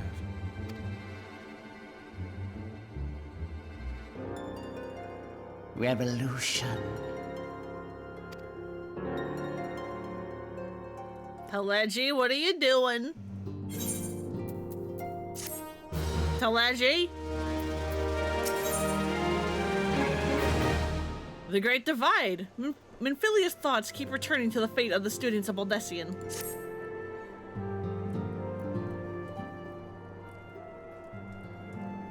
Our friends, the very isle itself. Everyone and everything? No, it avails us not to speculate. Urianger will send word if there are any developments. And until such a time as he does, we must remain firmly focused on that which is within our power to change. With that in mind, I would speak of a different matter, one closer to home. It concerns the etheric fluctuations we had previously attributed to good King Mogomog XII. That the king is no more is a blessing for which we have you to thank. Yet not as all well in the Twelves would. Our latest readings reveal an ongoing etheric disturbance of considerable magnitude. They may even suggest the presence of a primal. Do we get two primals in one stream? Needless to say, the mere possibility warrants immediate investigation, and I would have you... Hey, Hey, Demon Queen. Welcome, welcome. We took care of Leviathan. Adeleji, one of the people in the Syndicate, is up to something. Revolution, apparently. And now we may have to go fight another Primal. Food Solurk. Alright. Go have good foods. Asilia, I do not wish to interrupt, but we have a problem. Yeah, up to things. What matter of problem? A band of refugees hailing from Moldau this time are come to Revenant's Toll seeking asylum. It would seem they expect us to afford them the same treatment we gave the Domans. At present, they are in the seventh heaven, awaiting a formal response. I see. Mayhap this was to be expected. I shall meet with them at once. Asilia, you know full well we haven't the resources to accommodate many more people. Consider what will happen if you do this. Word will spread and more will follow. Your opinion is duly noted, but I will hear their suit.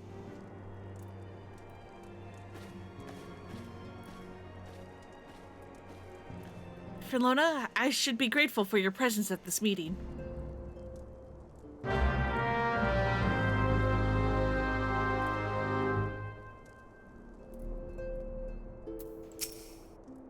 I am well aware that our resources are finite, but we have a responsibility to protect the people of Eorzea.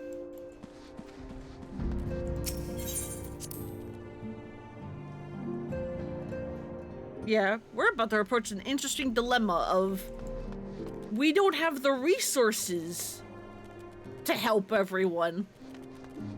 So how do we choose who to help and who to not?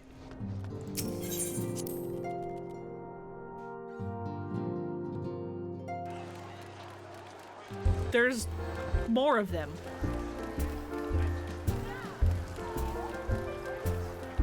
What in the fuck is happening?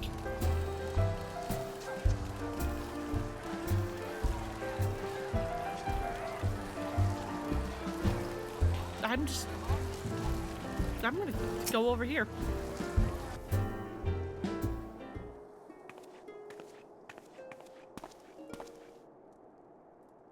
I apologize for keeping you waiting. My name is Menphilia, and I lead the science of the Seventh Dawn. Large will be praised, it is you! We're ready and willing to work, same as the Domans. Just give us a task and we'll see it done. Pray calm yourselves. I appreciate your enthusiasm, but I know not of your situation. I beg your pardon, antecedent. I ain't so good with words. We've been living off the scraps of Voldal for years now, trying to piece together a life to replace the ones that what got took. They say there's work, but then there's not for an honest man. Not wouldn't sully his soul sooner than his palms any road. The flames do what they can for us, of course, but it ain't near enough. And it's only getting worse. When the calamity brought us to our knees, those witch bastards in the city didn't help us up. They climbed on our backs. I don't pretend to be clever, but even I can see what's coming. I knew we had to run. The only question was where. That's when it came to me. Revenant's Toll. I mean, you took in the foreigners in, didn't you? So surely you'd do the same for us. I fear the situation is more complicated. While it is true that we accepted the Doman's petition for aid, that decision was the product of an extraordinary circumstances. I sympathize deeply with your plight, but pray understand that it is not possible for an organization of our means to aid all who have been affected by the calamity. And so it is with great regret that I must deny your request. But we've nowhere else to go! You're turning your back on us? If I might have a word? Tataru, is aught amiss? No tidings from Moldau, my lady. Alphino has been wounded. What? How? Is it serious? I cannot say for certain, but I fear but I fear it might be. According to the Flames, the refugees started a riot. They went wild, apparently, lashing out at Eddie and everyone. That can't be. Why would they? They must have been provoked. The demonstration was meant to be peaceful. Seven hells, now the Blades have an excuse. They'll round us up and kill anyone who tries to resist. Antecedent, please, if you won't help us build a new life, at least help us keep the ones we've got. My lady? We are not ones to stand idly by and watch innocents suffer. However, until we know more of the circumstances surrounding this riot, I am not certain what aid, if any, we can provide. If the authorities determine that the refugees attacked without provocation, then those responsible will have to answer for their actions. How can you be so blind? Find Alphino, and quickly. If he is in danger, or worse, I would have you and none other by his side. On it. Thank you. Pray, do not concern yourself with the matter we were discussing earlier. Ida and Papalimo will see to it. Alphino is being treated at the Hourglass. Hurry, Ferlona!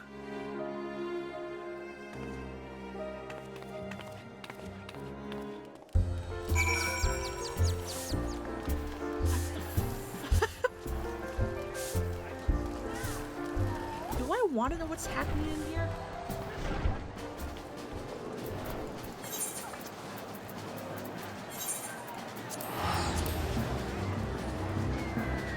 I don't think I do.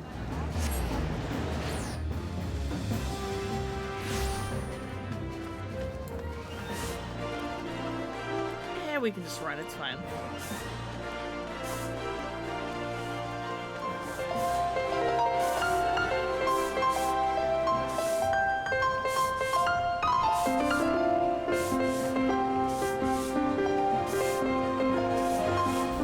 I don't know what you're doing.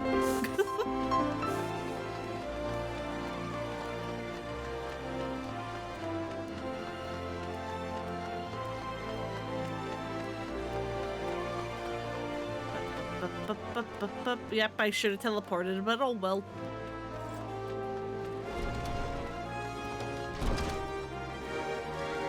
Well, Alphino's just stayed in there and you seem fine.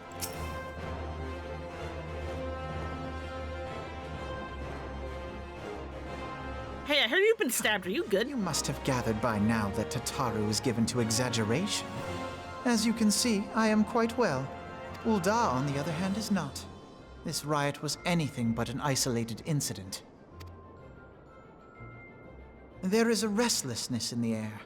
Tensions long simmering are at last threatening to boil over.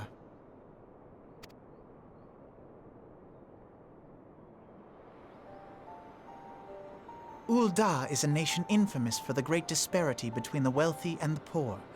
The majority of the populace accepts this state of affairs because they believe that every man bears responsibility for his own lot in life. To an Ul'dan, money is the foremost, and some would say the only measure of a man's worth. Small wonder that the wealthiest wield the greatest influence. Yeah, and it's not like this place has any problems because of it. So where do the refugees fit into this social hierarchy? What place is there for those who fled Alamigo and the destruction of the Calamity? Plainly, there is none. They have no wealth, no power, and no worth. To the Ul'dan way of thinking, they may as well not exist. Damn, lady, you're... Choosing to ignore their existence, however, is patently not an option. General Rauban and the Sultana understand this, which is why they ordered the Immortal Flames to provide the refugees aid and succor. Yet none would dispute that the expenses incurred by this policy grow by the day, with no end in sight. This has prompted more and more Ul'dans to question their obligation to aid these worthless wanderers. While more and more refugees have come to resent their treatment at the hands of the sneering citizenry. I think it's okay in game. Yeah, no, it's If it's in-game and it's not modded and there's no nips, it's fine.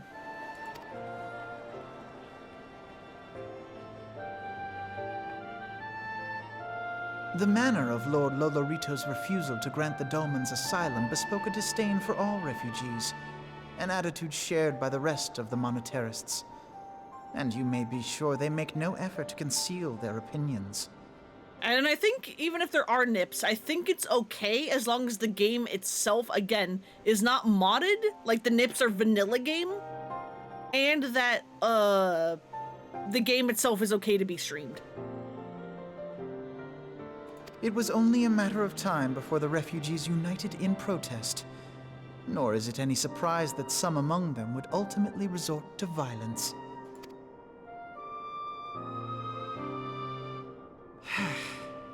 That the Immortal Flames should choose this of all occasions to engage in joint training exercises with the other Grant companies. By the time they return, the situation may well have deteriorated beyond mending. I thought it was something like nudity is okay if it's in a game and it's not the focus. Yeah, that's what I mean. Like, I know some scenes in, like the Dragon Age games, and I think even the Mass Effect games, sometimes the romance scenes in the, like, culmination, you know, you get naked, because BioWare thought, you know, people would want to see their super awkward sex animations. And, like, that's, I believe, okay to show off. But then other things are not. Because, like, I haven't played Baldur's Gate 3 yet. A friend gifted it to me, and I just haven't gotten around to playing it because I know that game is huge. And this game still has eaten me. But I know in Baldur's Gate 3, there's literally a toggle for, like, modesty if you want there to be, penises or not when you have a male character naked. I think having that on is still bad. Male complete nudity, I still think is just not straight up not allowed.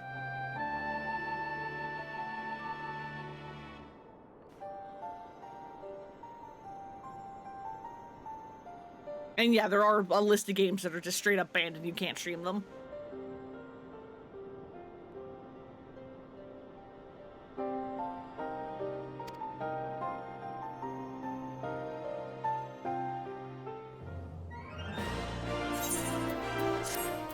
Anyway. Desperate times. Alphinaud wishes to investigate the circumstances surrounding the riot. As I told you before, it was all but inevitable that an incident of this kind would eventually occur given the rising tensions within the Sultanate. Nevertheless, I have reason to believe that this particular riot may not have begun spontaneously. Have I piqued your curiosity? Good. Then you will accompany me to the Hall of Flames. I would hear what General Reborn has to say upon the matter.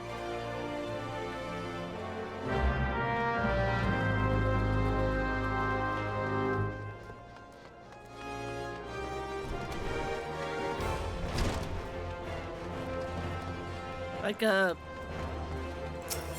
God, I forget what that game is called, but there's like a game that's gameplay-wise I want to say is like fucking Bejeweled or something.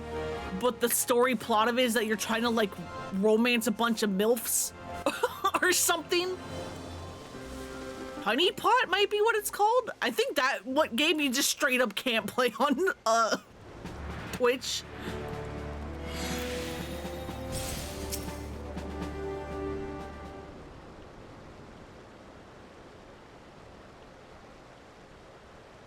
Now's not a good time for Lona. The hands are dealing with the refugees. Precisely the matter we wish to discuss, General. Alphinaud, back on your feet already.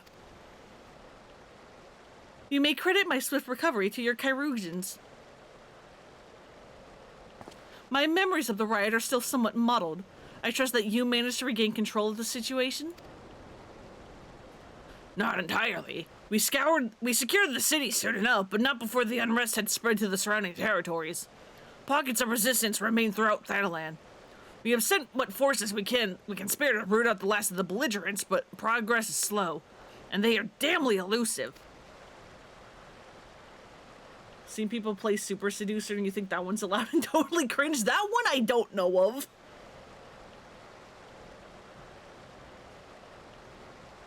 I just only know about Honey Pot or whatever the fuck it's called because I'm like, what do you mean this is a perverted, bejeweled game?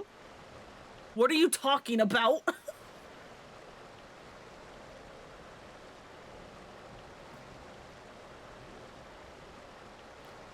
I can well imagine. Given the majority of refugees live outside the walls, it stands to reason that they would know the lay of the land.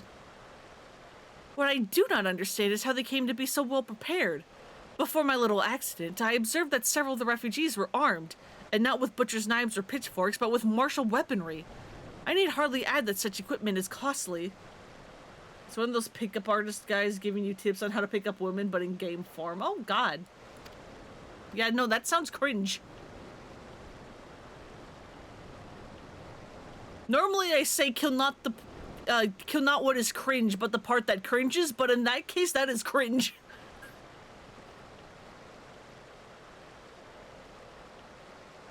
None can deny that tensions between the Aldan citizenry and the refugee population have increased since the dolmens were turned away. But would that motivate a starving man to purchase arms in lieu of food? I think not. And what of those who have not even a single guild to spend? Who cannot survive without the aid provided by the immortal flames? Surely they would sooner sell a weapon than bring it to bear against their benefactors. Come to the point. Very well. My point, General, is that this powder keg of discontent was not set alight by chance. These events were deliberately set in motion and now order must be restored. That is my first duty. Until it is done, any investigation can wait. I do not have time to discuss this. My scouts will be returning anon.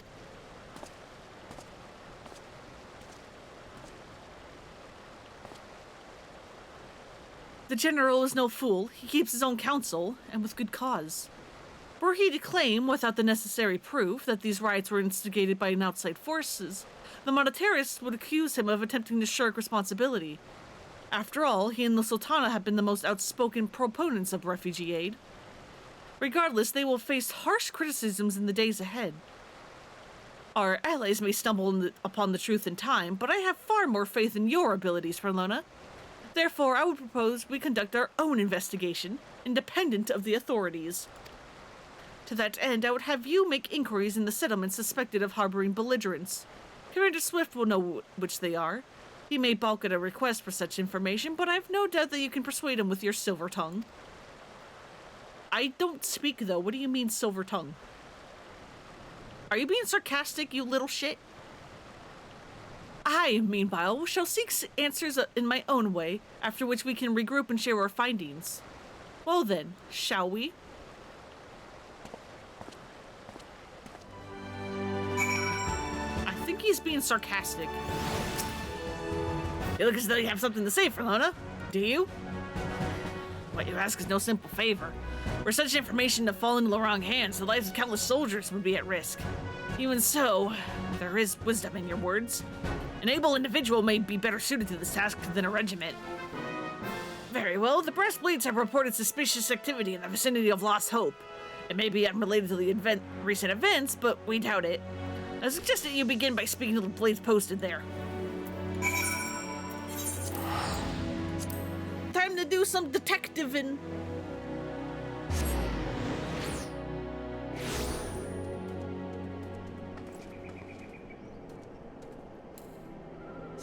Let's go.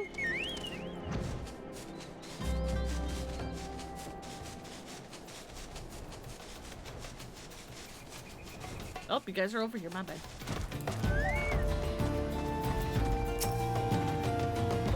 And what brings you here, adventurer? A search for refugees? Well, then you've come to the right place. Ah, you mean those refugees. Oh, nope, you won't find them here. Most of the people of Lost Hope have come to accept their situation and are content to pass their days in peace and quiet. Outsiders have trouble understanding that, like that merchant who passed through recently. Gregarious fellow, but awfully opinionated. Can't say it was sad to see him go. A merchant, you say? Friend of the Sultanate, are we? I take it this means someone has read my report. The refugees who left with the merchant have yet to return, and I am increasingly concerned that Zazawaka's suspicions were correct. You haven't the foggiest what I'm talking about, do you? Never mind. Speak with Zazawaka. He will explain everything. And I shall. Who is this Zazawaka, and why do you live in a cave? I mean, I guess it's protected from the elements. It's not like you're trapped in here and can't leave.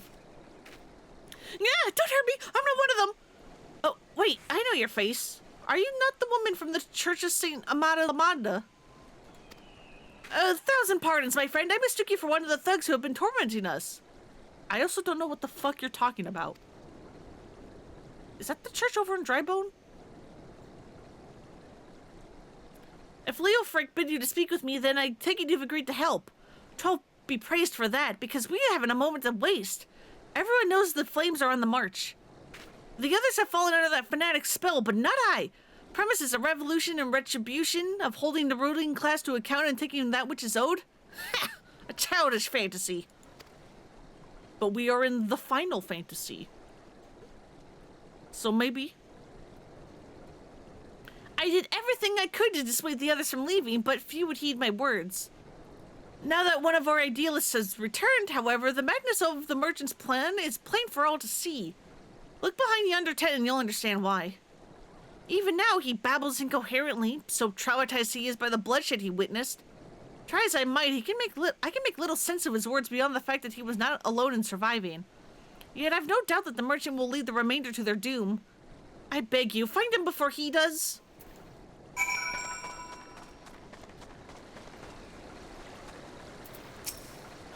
What are you doing? Don't draw. Why didn't you run with me? We could have escaped together. Then you would have been here with me. Be here to soothe me. Why did you have to stay and leave me alone? You good, dude? What if I just, like, pat at you? Is that gonna help? Who are you? What do you want? It's true I followed the merchant, and may the gods strike me down for my folly. What they will not give, you must take, he said. When we asked how, he revealed a cache of weapons that he had brought and implored us to seize control of our fates. I thought about running then and there, but the others were so excited. He split us into two groups and then sent us off on our own. But when the flames found us, we didn't know what to do. Our leader tried to parley with theirs, and then they started arguing, and then fighting, and then everyone was fighting, and the flames were shouting to give no quarter, and oh gods, the other group! They're still out there! If we don't stop them, they'll be massacred like mine was!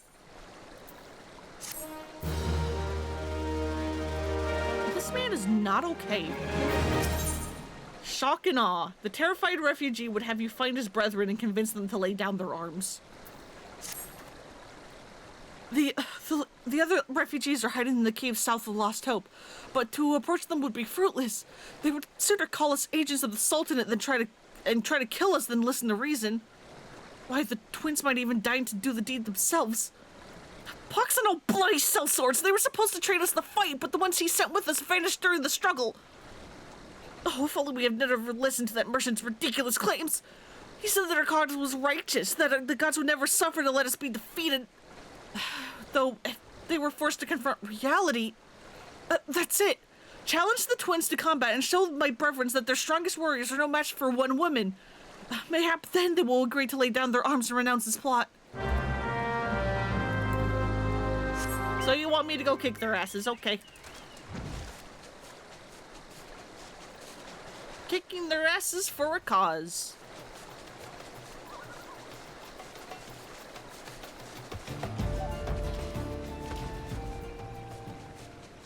Hello? Well, I guess I found them. Seven hells, they found us! Everyone grab your gear and make for the rendezvous point! So that's your game, is it? Sorry to disappoint you, lass, but we're more than willing to kill you ourselves!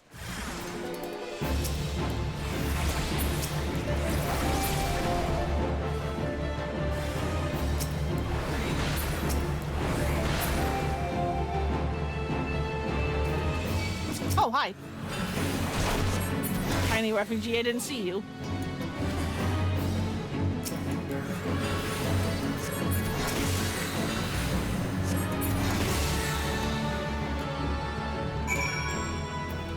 You want to try that again? You beat him like it was nothing! Oh, almighty, what are we going to do now? Go home and stop this. Before the blades kill you for real.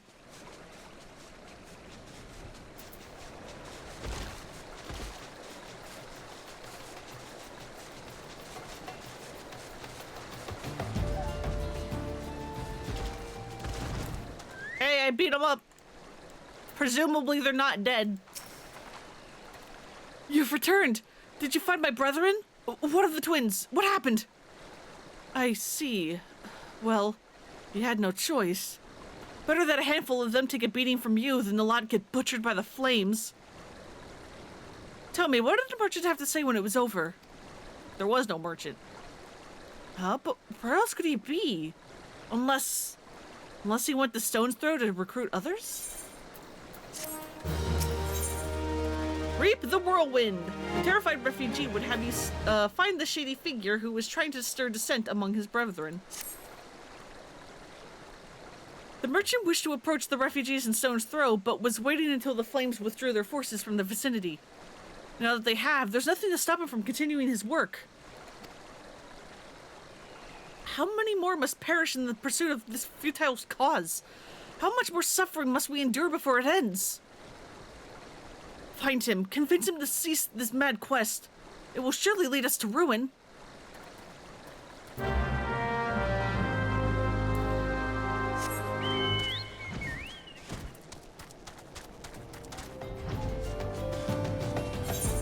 Where's Stone's Throw? Ah, over there.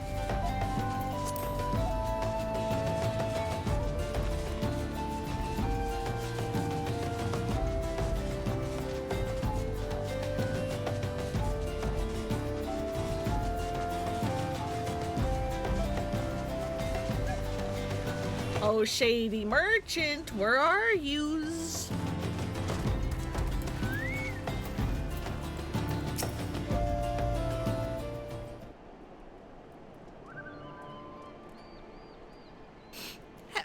Have you seen my parents?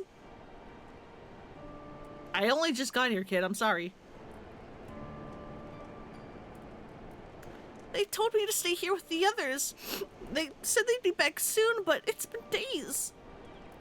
They left with the man from Ul'dah. The man said they were going to change everything, make it so that we could live inside the walls with everyone else. I liked it when he said that. I didn't like it when he talked about making rich people pay. Everyone looked so angry and I got scared. Say, miss, are you looking for someone? I'm looking for a merchant who's stirring up some trouble.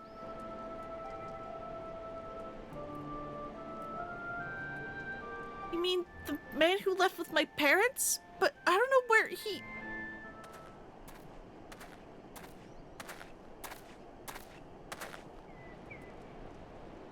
Wait, over there! Look, I think that's him! Well now, which of these gullible fools shall be my next victim? Hey buddy, know who I am? You,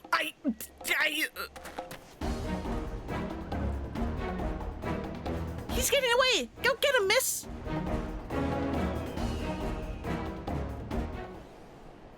Fucker! Come back here! You cannot escape!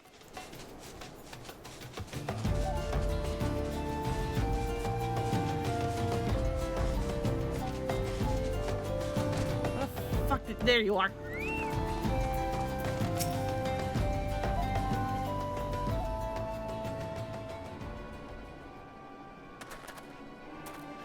You again? What are you pursuing me?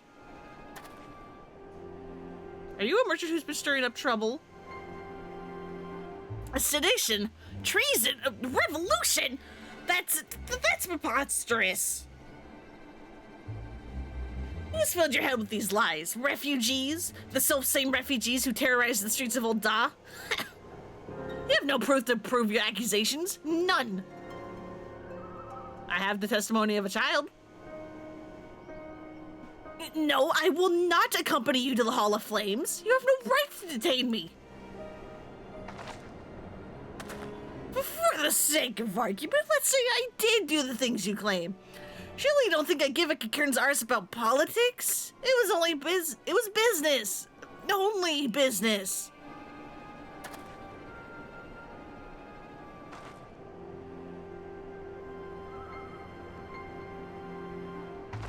Hey, bud.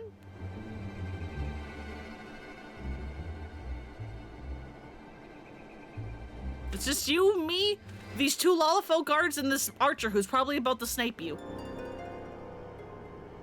We both know I'm not the one you want. However, if you agree to protect me, I swear I shall tell you everything.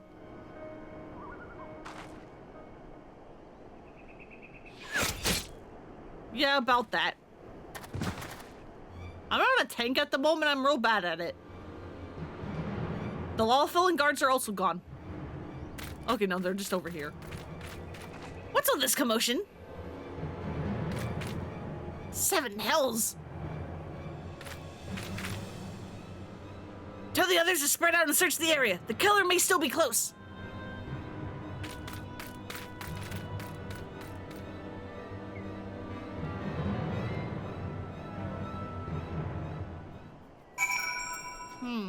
Well, at least you didn't immediately suspect me. Hello, adventurer. I would know more of your relationship with the victim, as well as the events leading up to his death. I was searching for him because I suspected him of committing treason and revolution, and then when he offered to tell me everything in exchange for protection, he got sniped. This man was responsible for the recent riots. Man, we always murderer debt of gratitude. In any case, it is obvious you're not the one whom we seek.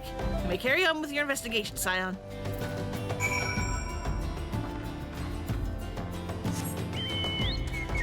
I mean, the fact that this man has been silenced, would that not be suspicious? Why would you think the murderer?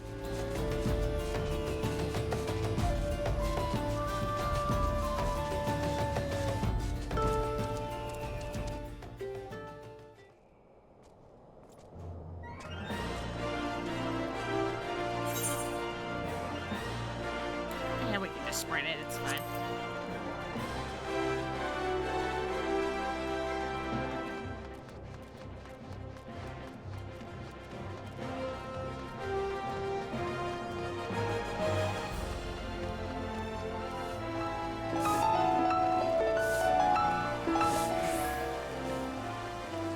Again, I don't know what song they're playing. My name is Luna. Where's the merchant? Dead. Murdered? Damn it all, the 7th hell. He was not simply murdered, Luna. He was silenced. Yeah, I kind of figured. Too many knew his face, and he was ready to divulge his secrets. Do not despair, though. We may be closer to identifying the true orchestrator of these riots than you realize. Who the fuck just leveled up? Someone leveled up in my ear. Revolution. Swift has a message for you from General Reborn. The Flame General left a word for you that you were to proceed to the fragment chamber as soon as you returned. He wishes to discuss your recent discoveries as well as the results of our own investigation. Master Alphino has already been informed and should be waiting for you outside. Pray, proceed to the Royal Promenade with all haste and speak with Bartholomew.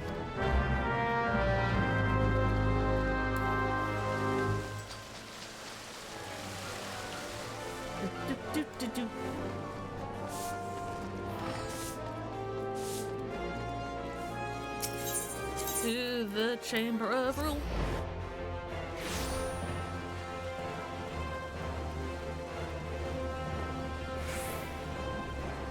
God, this new jog feature is so nice. It's very handy.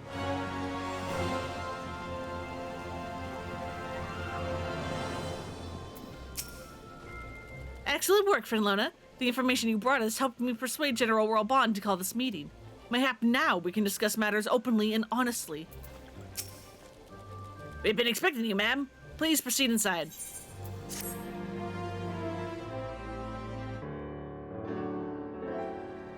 Commander Swift has kept us apprised of your recent activities.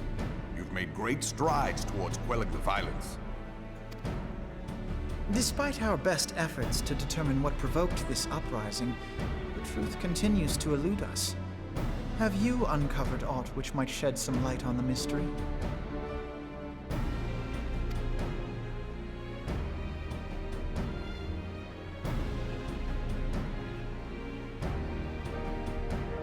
This information does not leave this room. Understood.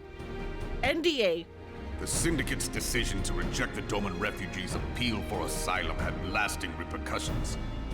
A number of those displaced by the Calamity claimed it was proof of a policy of discrimination. Together with a group of Alamegan refugees, they organized a series of demonstrations to protest against the Sultanate. I'm sorry, you're speaking about very important things. I'm fascinated by this word turtle thing that we have on the table. Why is it yelling? Demonstrations which became heated, but did not descend into violence. Until a certain incident served as a call to arms. A unit of brass blades sent to supervise a demonstration loosed arrows upon unarmed protesters. It was this atrocity which prompted the refugees to take up arms. I need not tell you what followed. We assumed at first that the attack was born of a miscommunication. When emotions run high, they happen. But suspicions were raised regarding the unit's commanding officer, whom I ordered interrogated. Sure enough, our fears were soon confirmed. The dog confessed that a merchant had offered him coin to give the order. A merchant in the employ of Teleji Adeleji. Of course, of course. Teleji Adeleji. But he spoke in favor of the Doman's cause, and has ever seemed sympathetic towards the refugees' plight. Why would he do such a thing?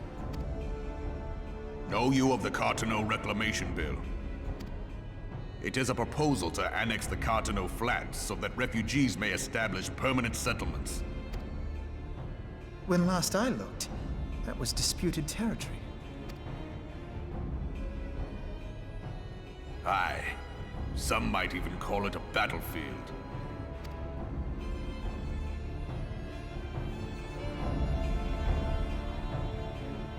The destruction wrought by Bahamut was greatest at the Cartano Flats. That much is common knowledge. With Cartano Flats specifically being the place where Dalamud fell and broke open and revealed Bahamut. It was ground zero. What is less well known is that his rampage laid bare ancient Alagon ruins, of which no record existed. There are certain differences of opinion as to how these ruins should be handled, which is why each nation maintains a military presence in the region to this day. Yet differ though we may, we are still allies.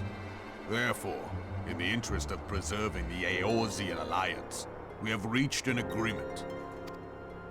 Any conflict which may arise during the course of military exercises in the region shall have no bearing on relations between our nations.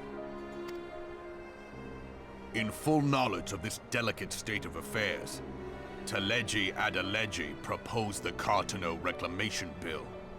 A shameless bloody ruse which stands to benefit him in but one conceivable way.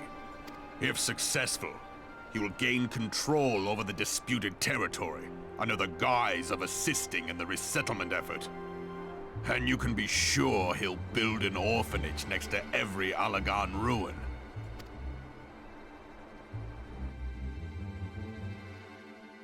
The man would threaten the unity of the Eorzean alliance and risk countless lives for personal gain. He walks a path all his so own, creepy. independent of any faction and beholden to none of his fellows on the Syndicate.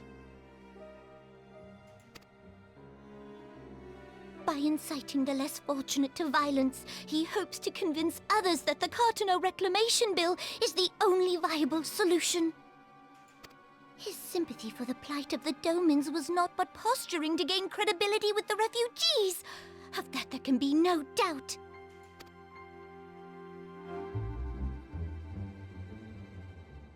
Forgive me, but what could possibly motivate Teleji Adeleji to go to such lengths?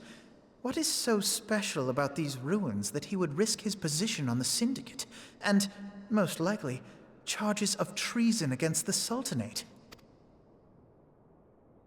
Omega. Pardon?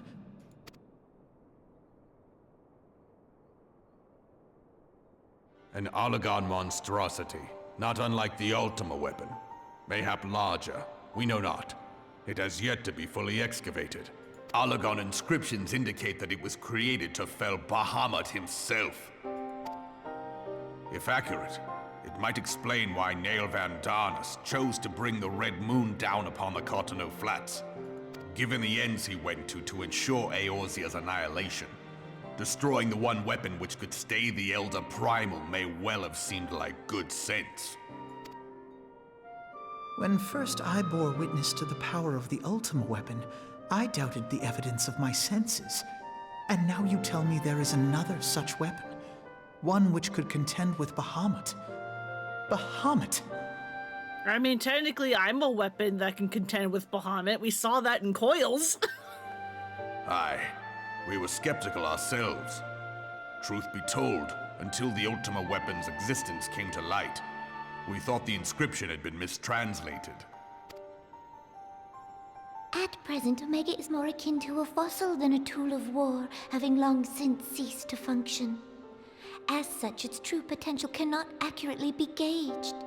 However, if someone were to restore it, as the Carlians did the Ultima weapon, I have little doubt that he would wield untold power. Power enough to subjugate Uldar like as not, and the rest of Eorzea besides, which is doubtless why Teleji Adeleji yearns to have it. That he should aspire to world domination. He who has ever walked 2 paces behind Lord Lolorito in matters of commerce. 'Tis in acknowledgement of his own limitations that he seeks this power. Woe betide us all should we allow him to have it.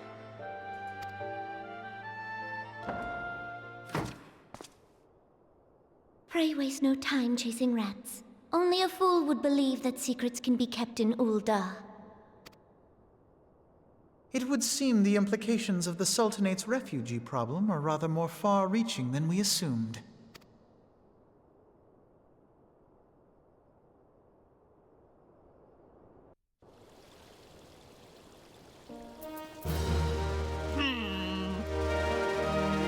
Who was spying on us? The stories we tell. Recent revelations weigh heavily on Alphino's mind.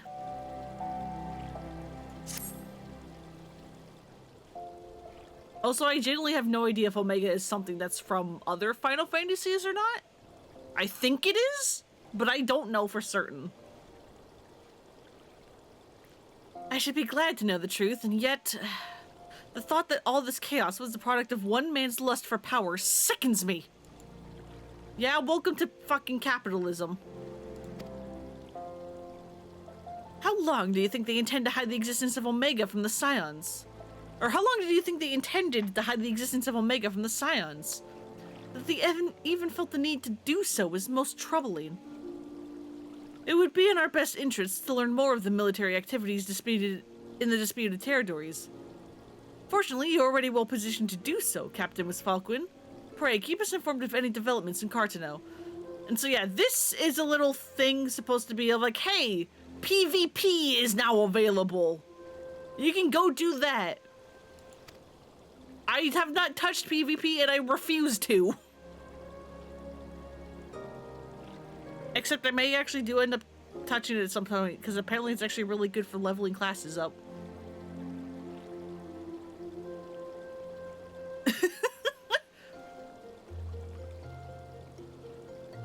Yeah, no thanks. I have very little interest in it, but That EXP, though. That EXP, though, is tempting.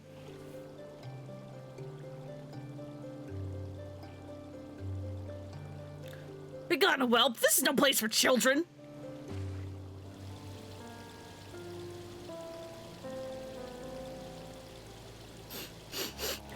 I'm sorry.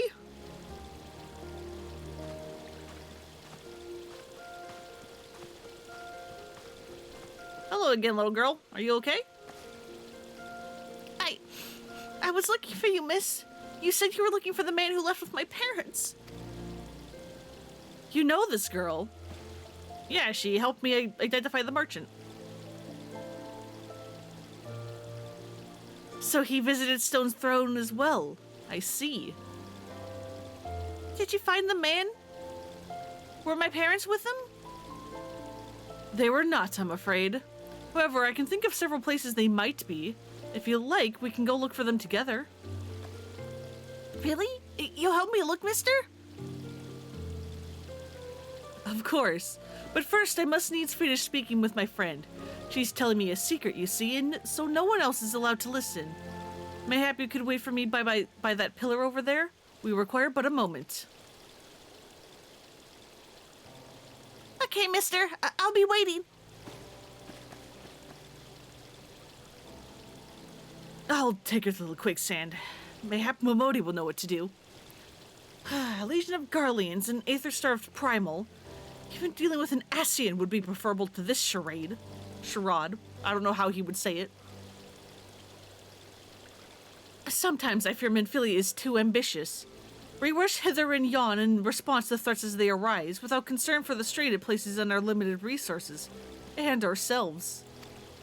Mayhap the time has come for a change.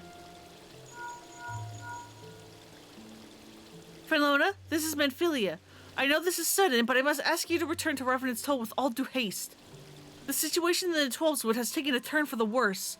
I will explain in detail once you arrive.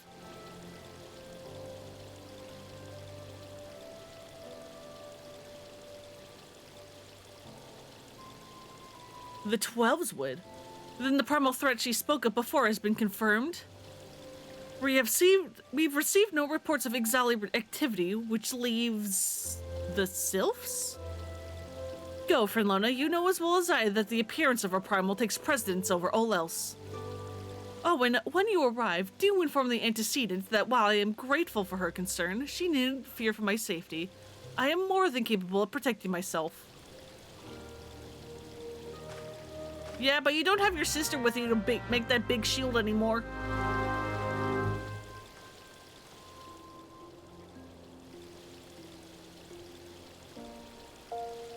Okay, I was gonna say, I'm like, are you actually gonna be nice and teleport me over to the Rising Stones, or are you gonna make me do it? Of course you're gonna make me do it.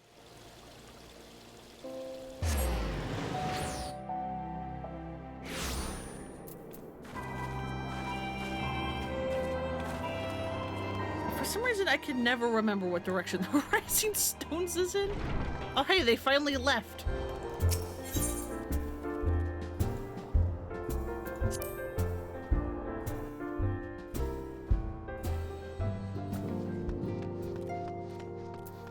You guys saying the same things? It looks like you are.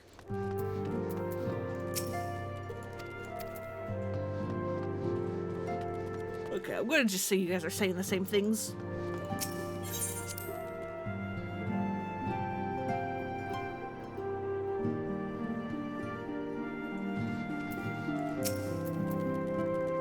It is a relief to see you healthy and hale, Frenlona. The latest news from Ul'dah was most disturbing.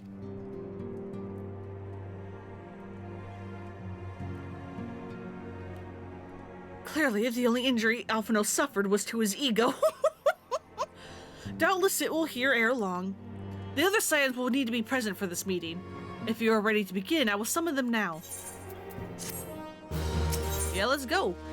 The Lord of Levin! Menphilia wishes to discuss the latest threat to arise in the Black Shroud.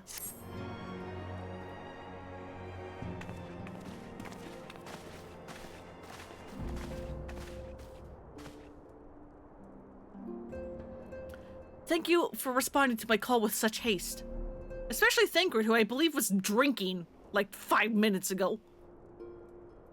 Rest assured, I would not have summoned you were it not urgent. To business, then. I have received word of some most disturbing news from the Order of the Twin Adder. They have reason to believe that the Sylphs may have called forth their revered guardian, the Primal Ramuh. I'm sorry, may have? Then it is not certain? The Elder Seedseer informs us that the elementals themselves murmur of the Lord Levin's return to the forest. The Sylphlands, however, display no signs of undue commotion. Forgive me, antecedent, but the fact need not contradict the elemental's testimony. Unlike his more bellicose compeers, I don't recognize either of those words. Hang on. Time for 2 words of the day. Let's go. Bellicose? Demonstrating aggression and willingness to fight. And compeers is probably just, you know, like companion, associate, yeah. Person of equal rank, status, or ability. Unlike his more bellicose compeers, Garuda and so on, Ramuh is reputed to act only in the defense of his children. I imagine he will soon make his presence known if any were foolish enough to directly endanger the Sylphs or their territory. The abruptness of this development concerns me. Were we not keeping a close watch on the touched ones and their movements? If preparations for a summoning ritual were indeed underway, 'twould surely not have escaped your notice.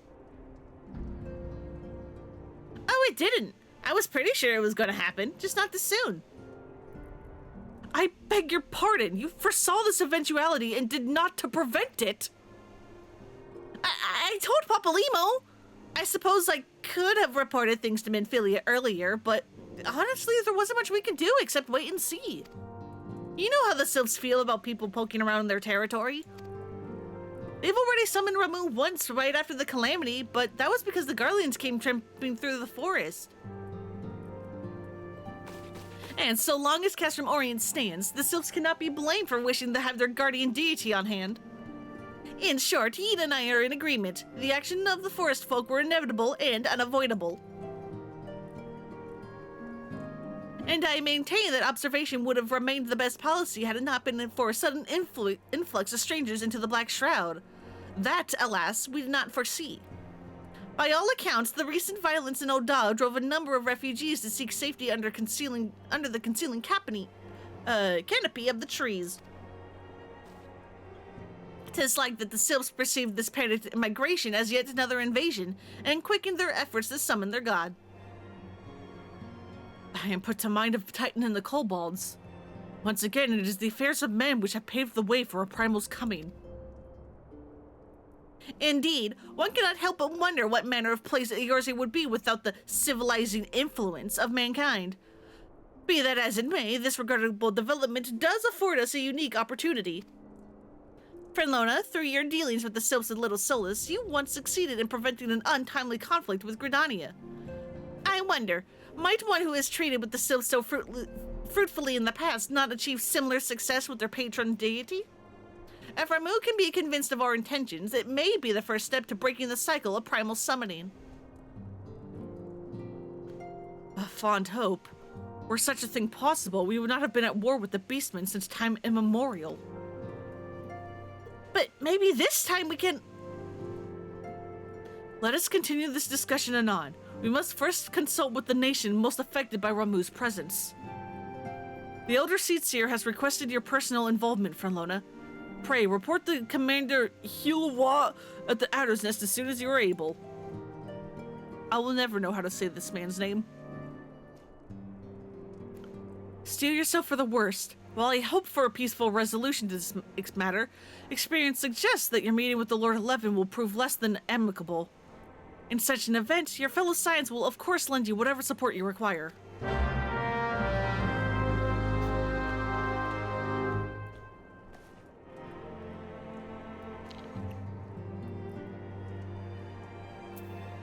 God, it's so much... Hi? I'm come on behalf of the Elder Seatsier to petition the aid of your order. The antecedent has been apprised of the situation. The Elder Seatsier has asked for you by name. Pray, report to Commander Hulwad del Er's nest in Gridania with all haste. God, there's so much reading. And this has so far been more voice than a base realm Reborn was.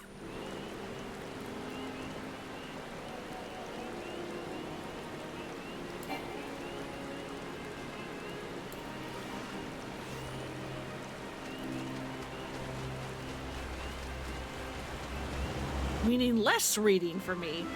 And yet...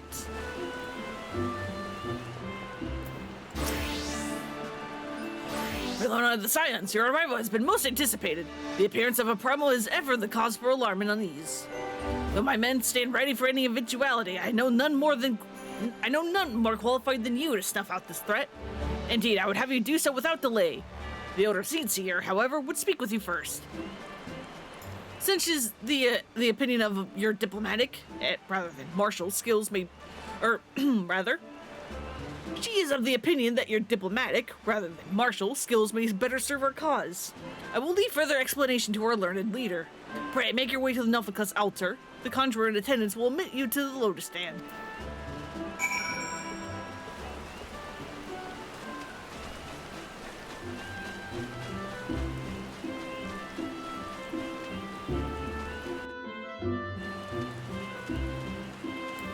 No, my jog, it's gone!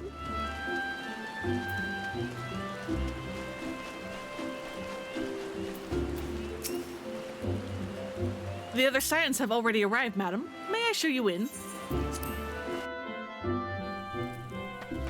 I am here! Again!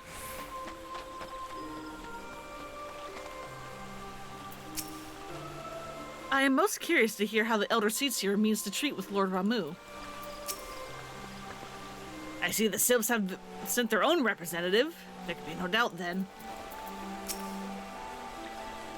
It is said that once Ramu passes judgment, his wrath is implacable? Implaceable? 'Twould be best to conclude this discussion ere Gridania and its people are placed upon his scales. Whatever the Elder Seatsier is planning, I want you to know that I'll be right there by your side. And I'm sure Y'shtola won't be far behind, even if she does think everything is mankind's fault. I think she may have a point, Ida, but okay. Scions of the Seventh Dawn, on behalf of the people of Gridania, I bid you welcome. Your presence is of great comfort to us all in these days of uncertainty. I summoned you here to share tidings of a most urgent nature. But a short while ago, the great elemental spoke, and his voice was clarion in its intensity. Ramu is returned unto the forest. Want me to completely ruin something about Kaine Senna's design for you all? Y'all want to hear a little secret that you're never going to be able to unsee? Her little necklace looks like an upside down, like, cartoon Harvest Moon cow. Like, you know, here's the snout, here's the two eyes, and like two like horns or ears. It looks like a little upside down cow.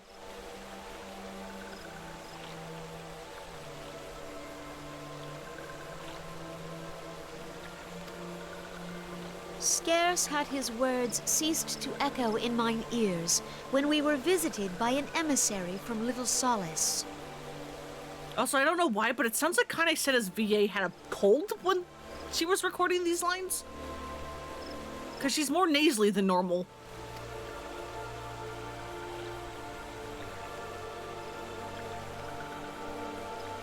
Our guest informs us that the Sylphs, too, have sensed the presence of the Lord of Levin. Though his exact whereabouts remain unknown, we may safely assume that the Primal was summoned within the heart of the Sylphlands. Unlike the other Primals you have encountered, Lord Ramu is no raging avatar of destruction. He is revered as much for his wisdom as his strength, serving as both arbiter and guardian to his children. Given that we and the Sylphs found a way to share the Twelves Wood, it is my hope that this sagely immortal will be amenable to reason, and that conflict may be avoided. Blessed as you are with the power of the Echo, you are one of the few among us who may commune with a Primal without fear of influence. I would ask, therefore, that you represent us in this most delicate of negotiations. The Twelves Wood has suffered enough. Upon this, we and the Sylphs, and I would venture Lord Ramu himself, are in perfect accord. Let us not endanger our shared home by engaging in unnecessary hostilities. Dear friend, I beseech you, safeguard the peace which exists between our peoples. Nod. Silent nod. That's all we can do. You have my thanks.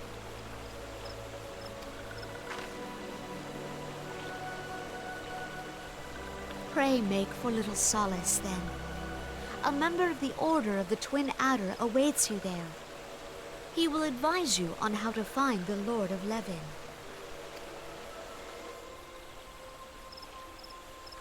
An ill wind blows through the forest.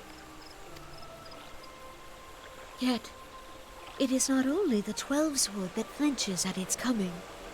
All the lands of Eorzea shiver in dread anticipation. Have care.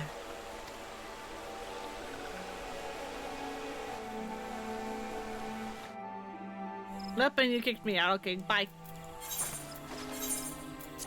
Alright, to the Sylphs! So we can go fight Old Man McBeard.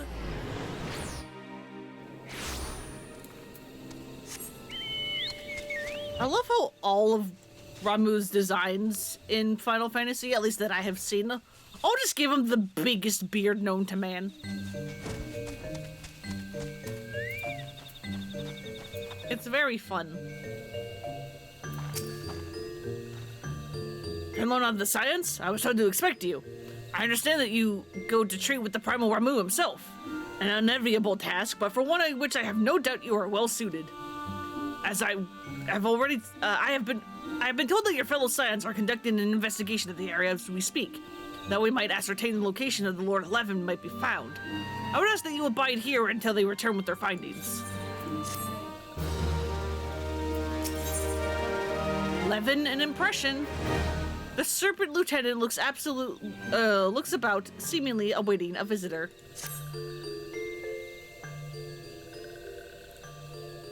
I was told that a messenger would be sent as soon as your fellow Scions finish their investigation. I do not imagine it will be much longer.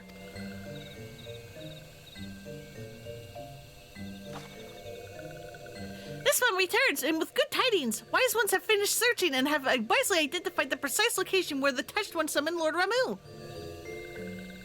Your timing is impeccable, my fluttery friend. Might you be so kind as to escort this good woman to her fellow Scions? It would be this one's pleasure, Wacky One. Please, come with this one. I am not excited to have to read self-dialogue again. Although I don't think it's going to be as bad. Because I was about to McFucking lose it back in Base of Rome Reborn. And it's funny too, because like when I was playing this game for the first time, and I was, just reading all the dialogue in my head, I didn't find the self-dialogue that annoying, but then having to read it out loud, I was just like, I'm going to lose my mind. Anyway, this is how you know this is where the evil sylphs live, because it's all purple. Wise ones have ventured deep, deep within the Sylphlands. These ones must proceed carefully and keep an eye out for touched ones.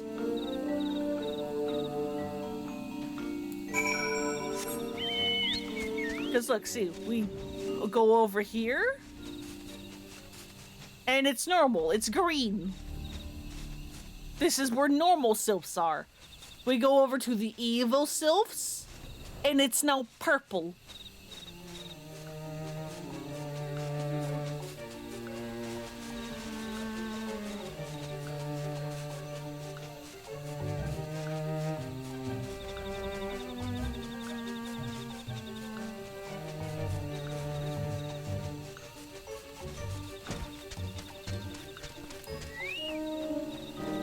Color-coded for your convenience. This one is most sorry, but this one can go no further. Draw too close to Lord Ramu, and this one may turn mean and nasty like touched ones. And so this one must say farewell for now. Walking One will find wise ones not far from here, to the south. Go in safety, Walking One.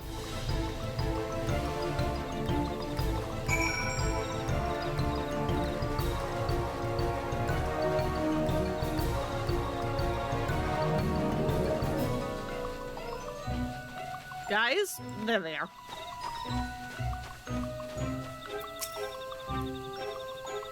Don't ask. Suffice it to say we had something of a situation here. Ah, there you are. It is you, isn't it? So, Thancred is Thancred, Papalimo's Papalimo, Ishtola's Ishtola, and you were you, right? Well, that one's easy enough to remember. This one's name is Ida, in case Walking One was wondering. I'm joking. So yeah, this is referencing a quest that is no longer in the game. So again, I have mentioned how these quests, these post-patch quests, there used to be way more of them. Some of the quests that got cut was having to deal with sylph shenanigans where they kept disguising themselves as scions and just mischief ensues.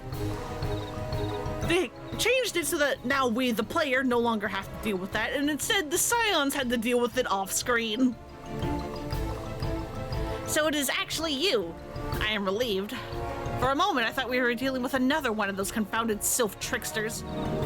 I swear, with them wreaking havoc with their skin-changing magics, it's a wonder I was able to finish taking my measurements.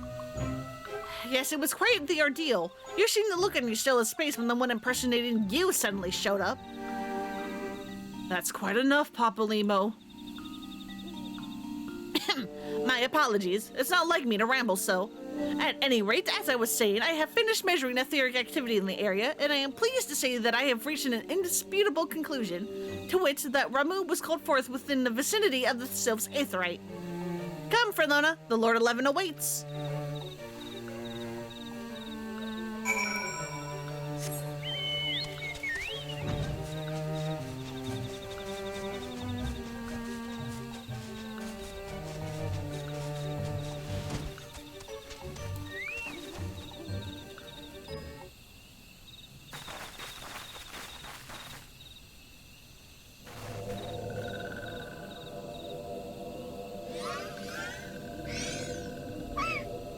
Evil Norexia!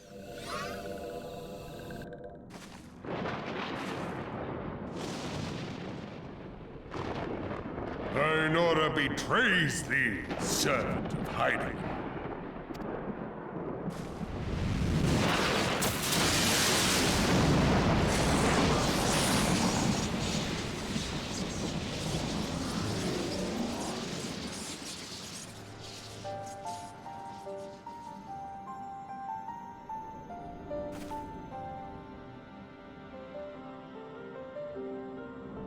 Thou art the bringer of light, bane of Ifrit, Titan, Garuda, and Leviathan. Yep, that's me. I am Ramu, guardian of the children of the forest. I could tell your beard is truly something, sir. Thou tramplest upon sacred soil, bringer of light. By what right doth man intrude in this sanctuary of the sylphs? And your mustache, I guess. Because I think this is a mustache, this part.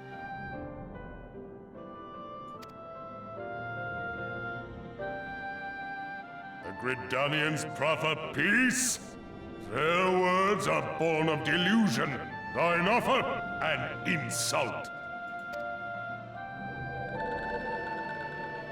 Thou speakest of harmony, yet carest naught for my children's desires. They did but wish to dwell beneath these boughs in solitude. Yet even that was too much to ask of man. Thus did they turn to me for succor. The sentence I pronounce upon thy kind is just. They weren't intruding, though. They were just people panicking and needing a new home, but they never even went into the Selflands. Redanian or Garlean, it matters not. The good intent of one excuseth not the misdeeds of the other. Thy conflicts have brought naught but anguish and misery unto the forest. All blame doth lie with the darkness that resideth in the breast of man. Whence sprung this calamitous seed? In the beginning no such duality existed. Were light and dark given form when man was born?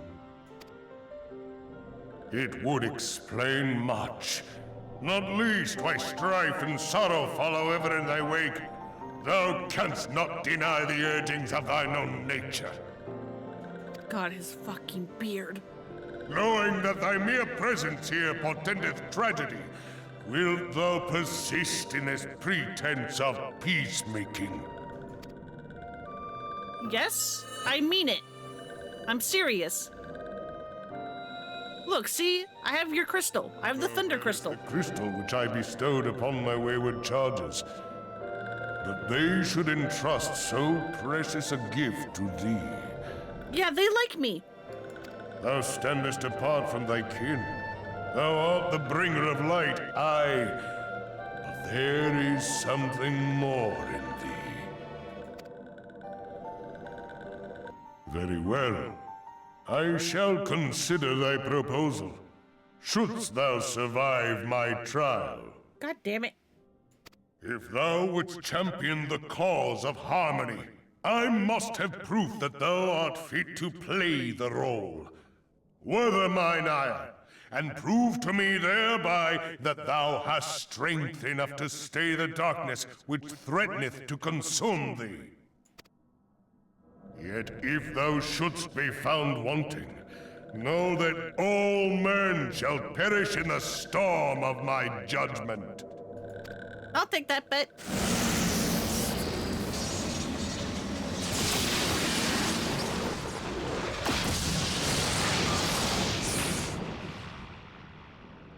Come to me, bringer of light. I shall await thee on the field of battle.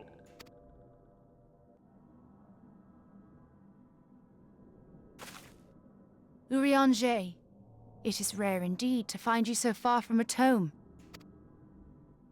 Oh, hey, bud, when did you get here?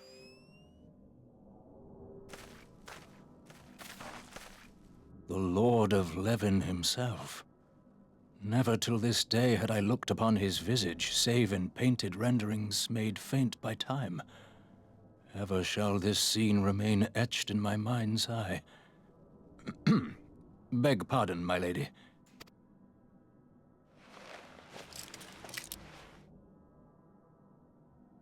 I must beg thine aid on a point of research. If thou art resolved to face Lord Ramu, I would ask thy leave to observe the event. Sure. Just, you know, be careful so that you don't get tempered. Keep your distance. But I trust you know that. The striking tree is now accessible.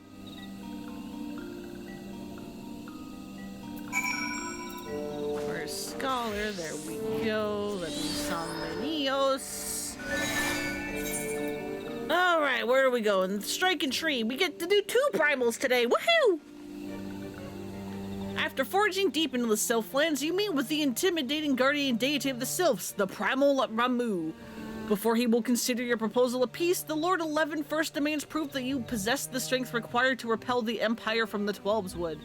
The thunderous entity then vanishes in a blinding light, leaving the words of his challenge yet echoing in your ears. Enter the Primal's domain and prepare to be measured on the scales of battle. Let's go.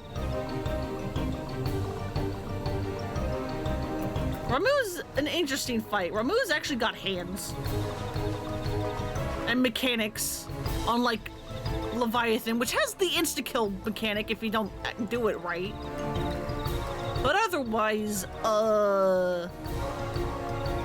Leviathan's kind of a pushover. You kind of saw it. Ramuh, on the other hand, is also going to take longer.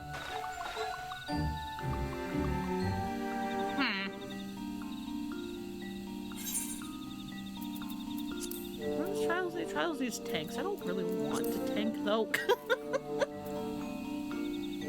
I mean, I don't like healing either, but I don't have glam set up for my tank classes to be this low level.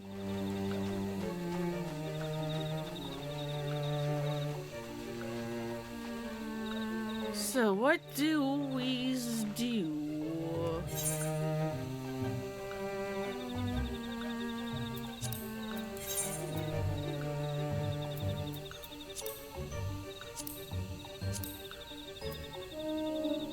I guess we can continue looking at houses.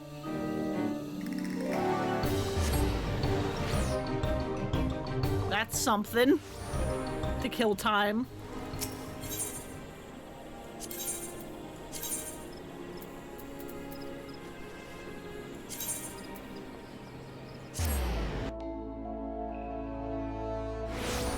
Again, I wish I could just do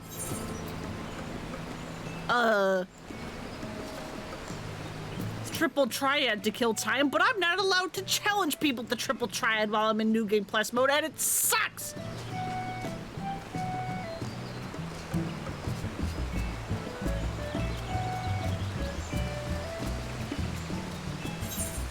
Alright, these houses I think I looked at.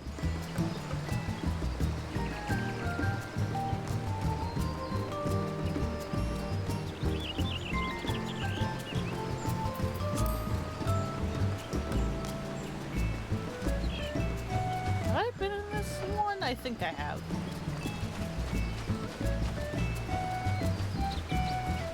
Yeah, this looks familiar. I think I've been in this one already.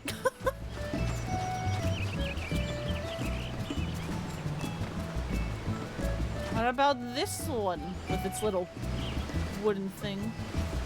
Yes, I have. I remember you. Never mind! Ramuh finally popped. Let's go. No housing today.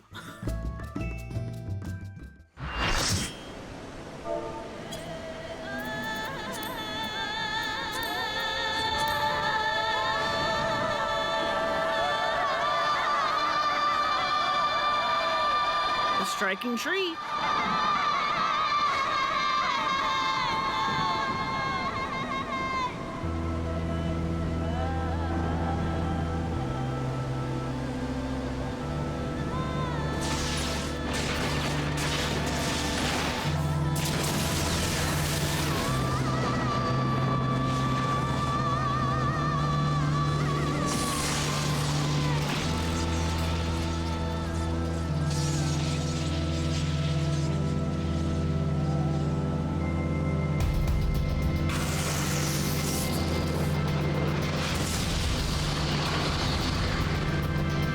Ramuhi Engi.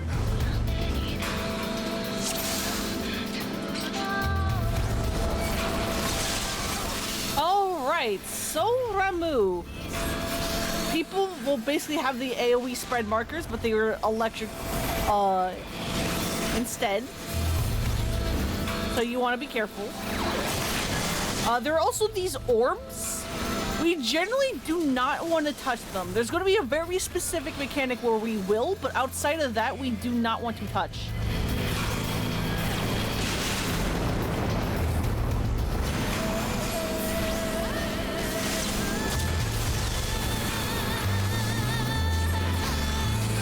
Okay, so as you can see, I have been targeted. With the target, I now have terror, which means I can't do anything. So I need one of these people to hit me with their thunder AoE to break my terror so that I can fight. And luckily, these people knew what to do. Which bodes well, because that is the biggest issue to this fight, is do people know to hit whoever has terror with their thunder AoE to break the terror? Prove thy words are more than empty banter. So yeah, now we have ads.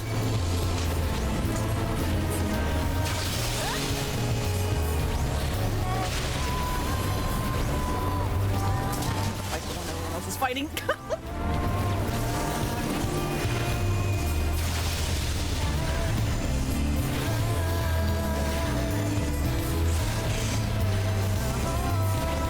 Because the ads keep summing off little lightning like beams, and that's no good.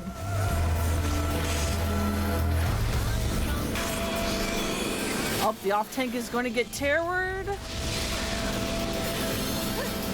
So I'm going to go ahead and free him. There you go, bud.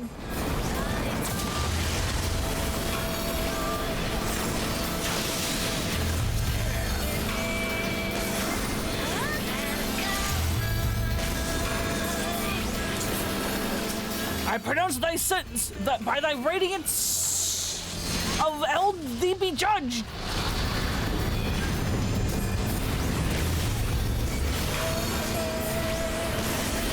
This battle shall decide thy fate.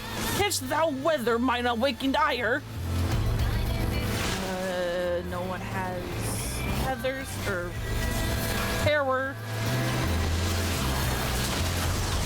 Okay, so these two are tethered. If they want to break it, one of them needs to grab 3 orbs in order to get lightning resistance and break it.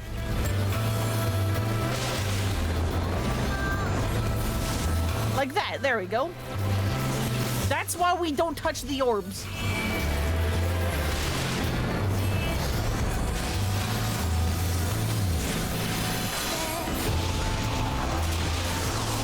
There we go again. They need to go grab the arms. I'm gonna get fucking... No!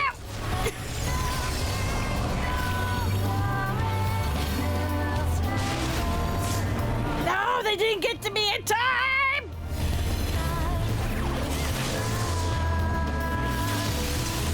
Owie.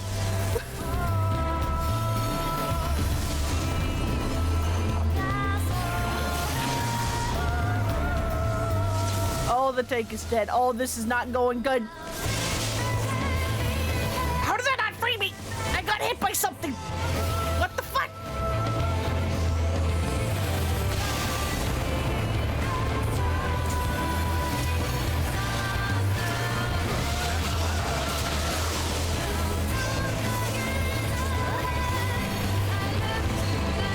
Can you fucking leave me alone, sir?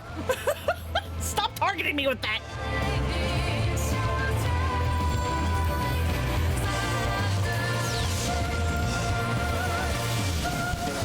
He really did not like me. He kept targeting me with the terror.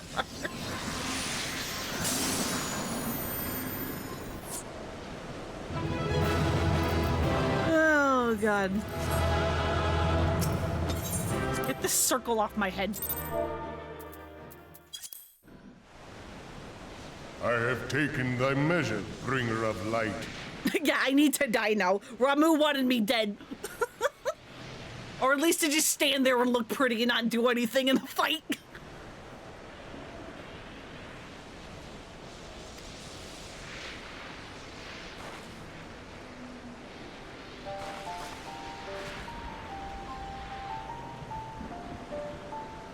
And I judge thee a worthy champion. The task of excising the sin that hath taken root in man's heart is thine. Shrink not from employing thy strength in service to the forest and the wider realm beyond. Like hungering shadows do the enemies of harmony gather, and meekness will but feed them. If man is to be delivered from the dark, it shall be by thy guiding light alone. Stray not from the path, For if thou dost, thy people shall be truly lost.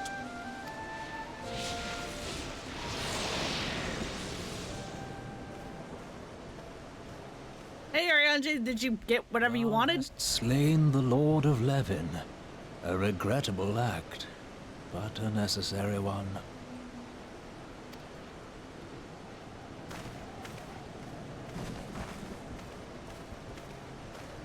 In witnessing thy struggle, a truth hath been revealed unto me. If I mistake not, it may yet prove a chink in the eternal armor of the Assyrians. Uh-oh? But let us conclude our present business. I shall expound upon my findings at the Rising Stones anon.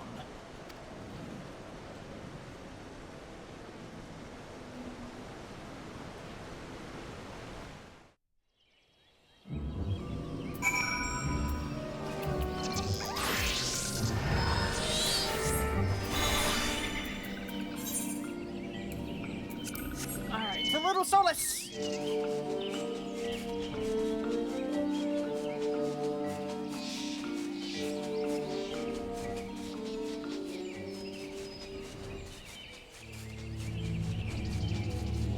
But yeah, that was so unfortunate. I got terrored, and then someone with the sun, like the lightning AoE, tried to get to me, but it went off just before they got to me, so I just had to sit there for like 30 seconds not doing anything. Waiting for the next round of lightning AoEs.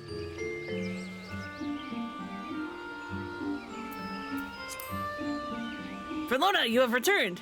Dare I ask how Ramu received your visit? He wanted me fucking dead, but I'm still here. He challenged you to a test of arms. It is well, then, that you have some experience in such matters. The peoples of both Gridania and Little Souls will be relieved to hear that the Lord of Levin has accepted you as the forest champion of peace. You have performed a monumental duty this day, Felona. The Elder Seed Seer must be informed of your deeds at once. What little gods are made of. The Serpent Lieutenant is ready to send you on your way. Okay, we're fine. I almost kicked my PS5 and I was just like, oh god. Oh no, please. The Elder Seed Seer will wish to hear of your experiences firsthand. Pray, return to Gridania and make directly for the Lotus Stand. The Conjurer and Alphical's Elder will be expecting you. Fare you well, Felona. Hi, ma'am. Where did you come from?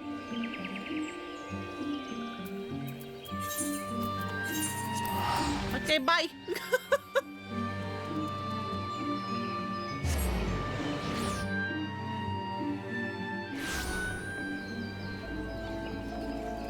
Alright, to the Conjurer's Guild.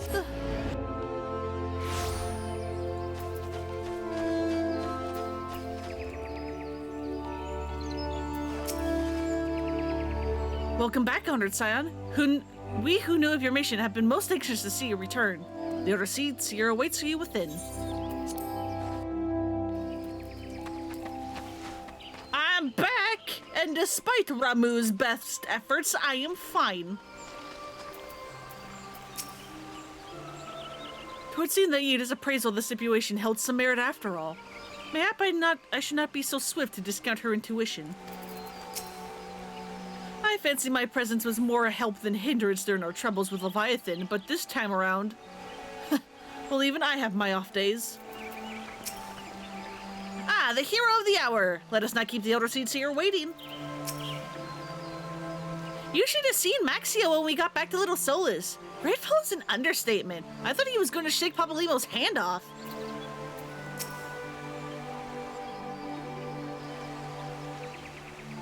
You are returned to us, dear friend, and none the worse for bearing the heavy burden which I did press upon you.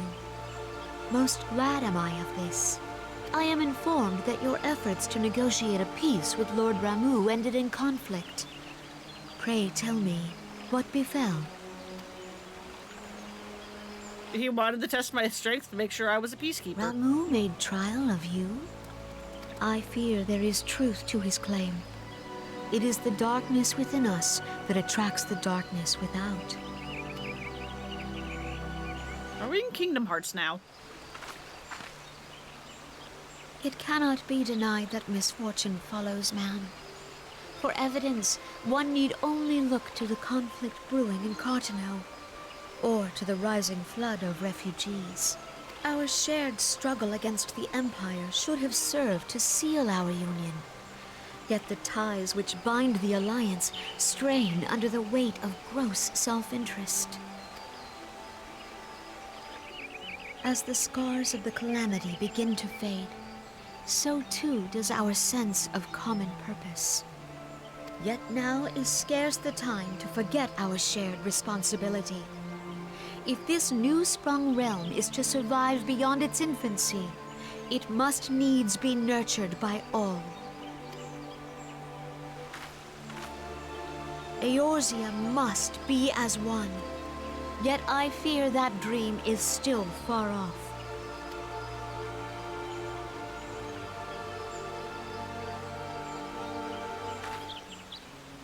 On behalf of the people of Gridania and the elementals both, I thank you for all that you and your fellow scions have done.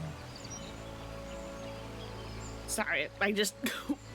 One of my laptop's fans was making a noise, and I was trying to be like, which one's making that? And I had to take my headphones off. Full oft have I been compelled to look to you for aid of late, and offered all too little in return. As leader of this nation, I shall endeavor to prove a more worthy ally to your cause henceforth.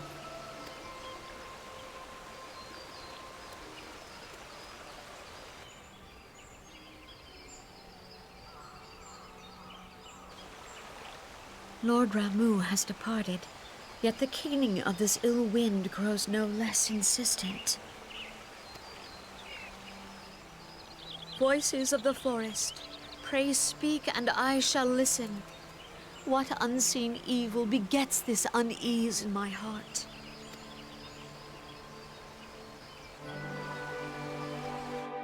Nope. I had to take a second to kick me out. Okay, you are saying the same thing. Okay. Thus ends another daunting mission, eh, Frenlona? I'd hoped Lord Ramuh could be persuaded with words alone, but nonetheless, I can only admire the adroitness with which you respond to the Primal sudden challenge. And it seems that Urianger too was pleased with the outcome. What say you, Frenlona? Shall we gather back at the Rising Stones and ponder the lessons of the day? Yes, we shall. Hi, sir, how are you?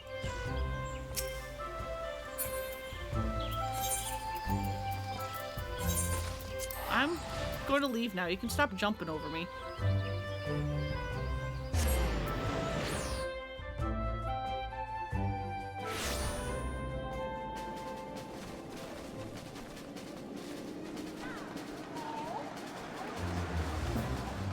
And there's someone fucking dead in the circle again. What is happening?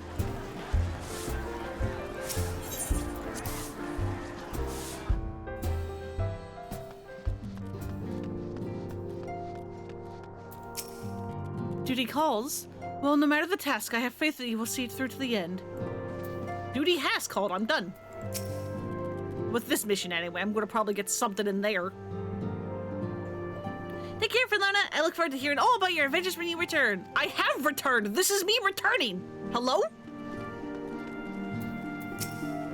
Children are quick to take to Eorzean ways, but I cannot claim the same flexibility. Yeah, no, children are made of, like, elastic. I don't know how they do it. I have tried substituting native ingredients several times, but the result was but a pale imitation of authentic Domin cuisine. Hey, Miss Frenlona, what's a Ramuh? Is it cute and fluffy like a horse bird? It's certainly fluffy. That's about all I can say. Mayhap we shall... That's right, boys. Mondo Cool. Hey, Ghoul. Welcome, welcome. You just missed us fighting Ramuh, and Ramuh wanted me fucking dead. He kept targeting me. It's supposed to be random who Ramuh targets with that. It could be anybody who is not the main tank, like whoever's actually holding aggro for Ramuh. But he targeted me like 3 times with his terror attack, and I'm like, can you leave me alone?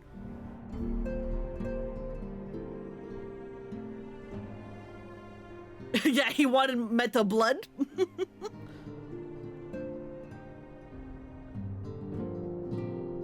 There's 6 other people he could have targeted, and he chose me 3 times. Picking on the tallest person in the party? You know what? That could have been it. That also could have been it.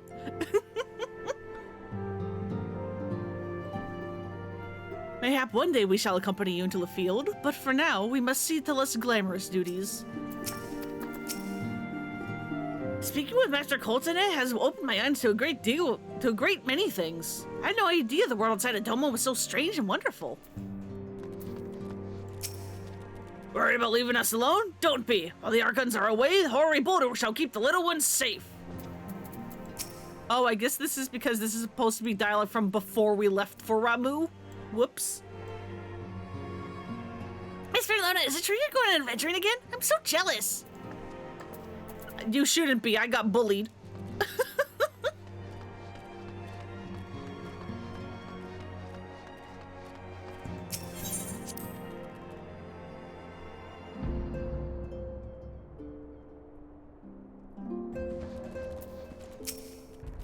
Welcome back, Fenlona. Word of your momentous encounter with Lord Ramuh precedes you. I would fain share news of mine own, but Urianger's discoveries must take precedence. Upon witnessing your defeat of the Lord of Levin, our learned companion was struck with a profound insight regarding the nature of the Ascian's immortality. Let us assemble and discuss his observations together.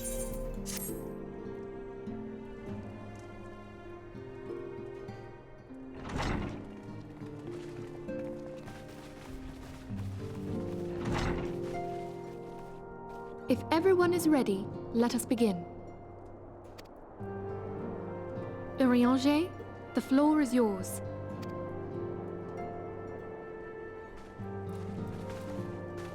As all here assembled now know, in its final hours as our Order's headquarters, the Waking Sands did play host to a most unexpected visitor.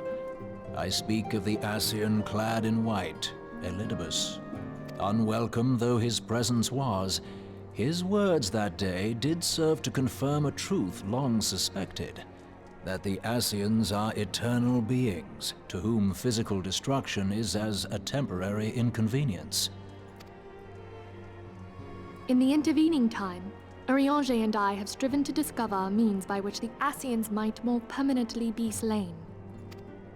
And 'tis my belief that we have found the thread that will allow us to unravel the twisted skein of their existence. In the moments prior to Leviathan's most recent manifestation, the Sahagin elder who summoned him was observed to undergo some manner of ascension.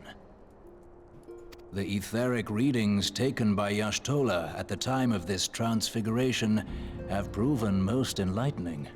How do they keep saying Y'shtola? That's not how you say her name. Oh, the voice directing in ARR. Disruption to the flow of ether was sudden and dramatic. So tangible was the agitation, I scarce had need of my goggles. The significance of Y'shtola's readings might better be understood in the context of mine own, taken at the instant of the Lord of Levin's demise. Unlike the Primal, the Sahagin was not subject to etheric dissipation. Before discussing our new discoveries, it may benefit us all to recall what we know of etheric behavior. Okay, let's teach the player how ether works.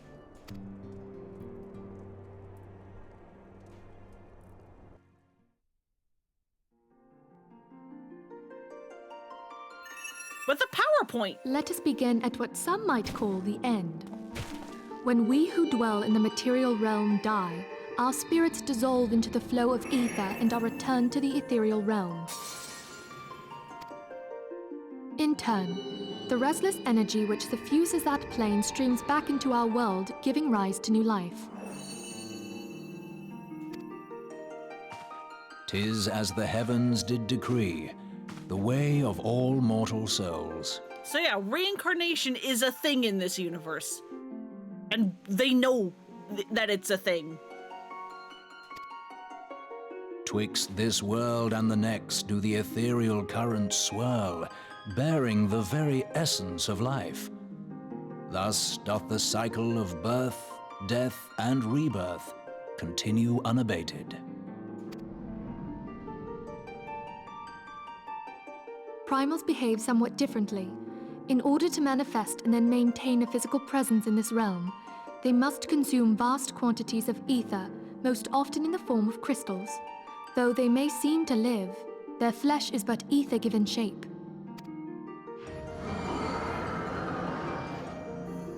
Thus, a defeated primal leaves behind no broken corpse. Rather, the essence of its form seeps back into the land whence it came, and the energy of its shattered spirit is called back to the ethereal realm.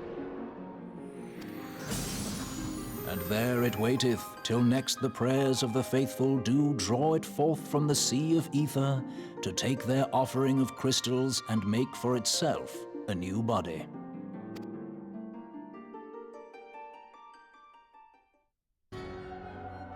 Which brings us on to the third group, the so-called immortals.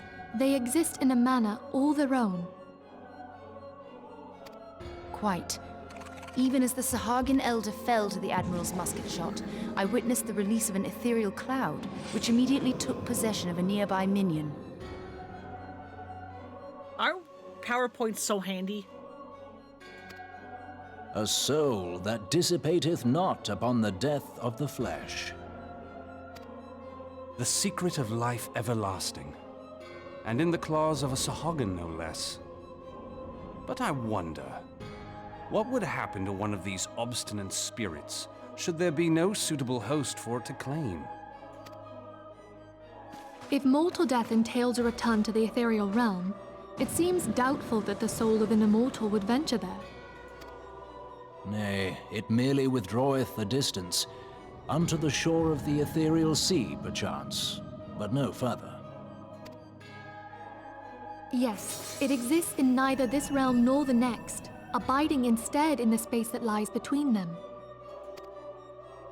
The Ascians took control of Thancred by means of a crystal of darkness, an artifact which, if our theories are correct, serves as a gateway to the place I have just described. I was hoping people had forgotten about that. Just wandering into the PowerPoint, huh? I am sorry, my friend. For a mercy, the weary road of our research hath brought us unto an answer. The Sahagin ascended to an immortal state, but he did not possess a crystal of darkness through which to flee this realm. Thus was he consumed by Leviathan. If we could entrap the spirits of defeated Ascians in like manner, and thereby deny them resurrection,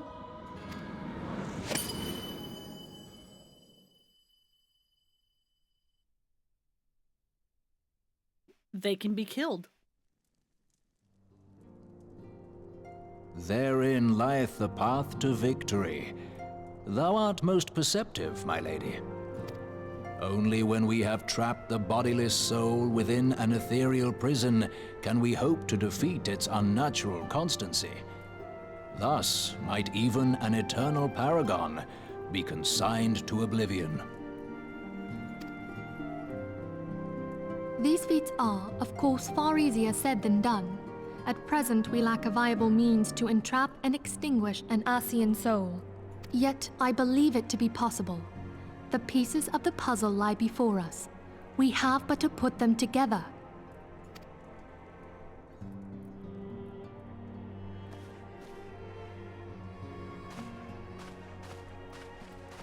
I will depart at once to convene with the sages of Sharlayan.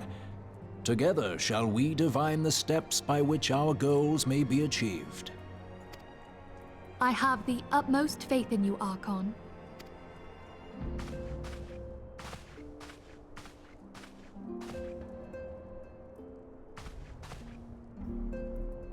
Beg pardon, antecedent, but I would raise one final matter.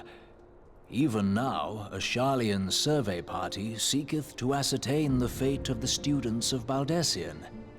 Their findings shall soon be known to us.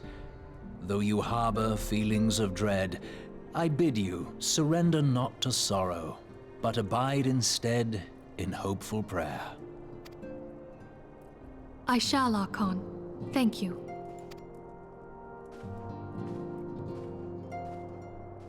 Oh yeah, that was another thing that happened.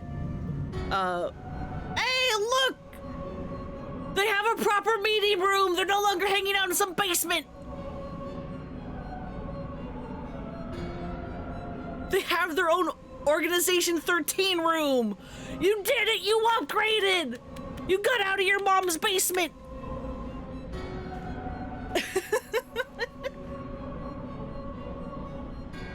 The Lord 11 is returned to the Ether, as was Leviathan before him. Ramuh's acquiescence was most intriguing. Infernal, Vortex, Crag, Whirl, and Levin all now have been humbled by the Bringer of Light. The limitless potential of man. Heidelin's servant grows brighter by the day. Mightier by the day, whatever. Yet she prospers at great cost to her mistress, whose strength is all too finite. 7 times have the masses survived the rejoining, but their souls have grown weak and wane. Yet even as fucking, this is going to be a word that my mouth is going to refuse to say, even though I know what it is. Enervates. Even as it innervates, the ardor empowers our master. All that remains is to nurture the strength of the gifted, to forge the final key.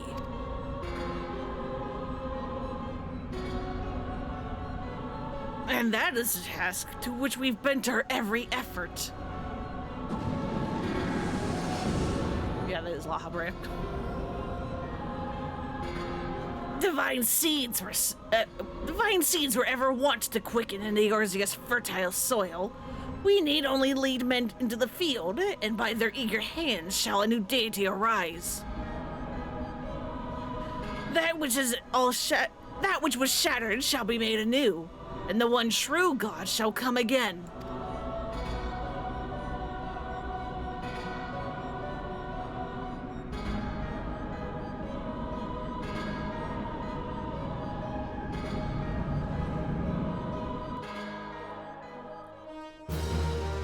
Quest complete!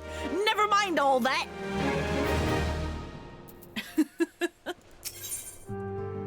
Guardian of Eorzea.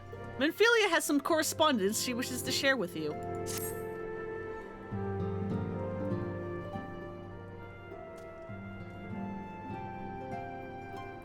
Now that the matter of Ramuh has, for the present, been put to rest, there is something I would show you, Fernlona.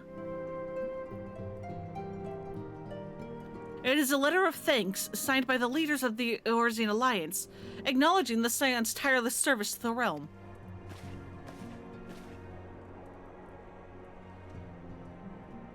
It mentions, in particular, the names of all the defeated Primals. Excuse me. Ifrit, Titan, Garuda, Good King Mogomog XII, Leviathan, and now Ramuh. Needless to say, there is only one among our number who has to have faced them all. Though these words of gratitude were addressed to our order as a whole, I feel that they were meant for you above all others. I too must offer my heartfelt thanks for all that you have done. In the course of your duties, you have never once failed to answer my call to arms. You are a true hero, Fernlona, and Eorzea is much the safer for your presence. Pray do not misunderstand me. I said safer, not safe. I know only too well that we can ill afford to lower our guard. The Yassians may be relied upon to sow chaos in this realm until such a time as they are forced to stop. Why, even without their encouragement, you may be assured that man would foment strife of his own. And that is nothing to say of the beast tribes. Unless we learn to live in harmony, the Primals too will return to plague us again and again and again. And yet, despite all this, your deeds serve to inspire the people, to give them hope for a better tomorrow, and there is no greater gift. That we have the courage to strive for what others might seem that to others may seem an impossible peace. We owe in no small part to the dangers you have faced on our behalf, and the people you have won over to our cause in so doing. Our list of enemies has ever been long, but think of the allies with whom we are now blessed. Of the beastmen who wish not of conflict, and who now call you a friend. Okay, so this is unique dialogue, I think. So, late in A Realm Reborn, I don't remember when exactly, but when you're in the, like, 40s, I think, for your level, in, like, the main scenario, a certain type of quest unlocks, where you can help out the Amalja, the Kobolds, the Sahagin, the Sylphs, and the Ixal. You know, all the beast tribes. What they have been called has changed several times over the years. These quests are currently called Allied Society quests. Whether that term will change again, who freaking knows? But basically, they are quests that are repeatable daily, and as you do them, you build respect with each of the tribes. And ultimately, if you max out all of their respect, there is a capstone quest where you, like, help the, 5 of them, unite and, you know, become, like, their own alliance. And every, expansion adds in their own Allied Society quests. For the most part, I'm not going to show these off, except for maybe the Endwalker one through the use of Bunny. Because, the storylines, unfortunately, are not repeatable. So, I can't show them off with Fernlona. I have to use Bunny if I wish to. But yeah, I think this is actually dialogue that's mentioning, hey, you completed all of the Realm Reborn Allied Society quests. You helped out all 5 of the Realm Reborn tribes. Good job. Of Alice, who strives to unearth the terrible secrets of the Calamity. And then there's Sid and the Fellowship of Noah, racing to unlock the mysteries of ancient Allag, that we might be spared the horror of another Ultima weapon. Of course, when speaking of our greatest allies, we must not forget those closest to us, by which I mean our fellow Scions. Thanks to their many and varied talents, our order is uniquely equipped to combat the far-reaching corruption of the Ascians, and combat it we shall.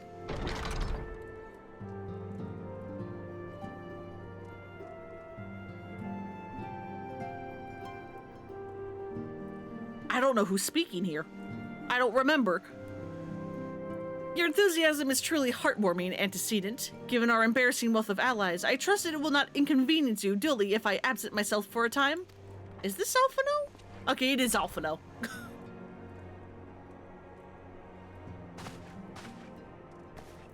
Alphino! I take it the troubles in Oda no longer require your attention?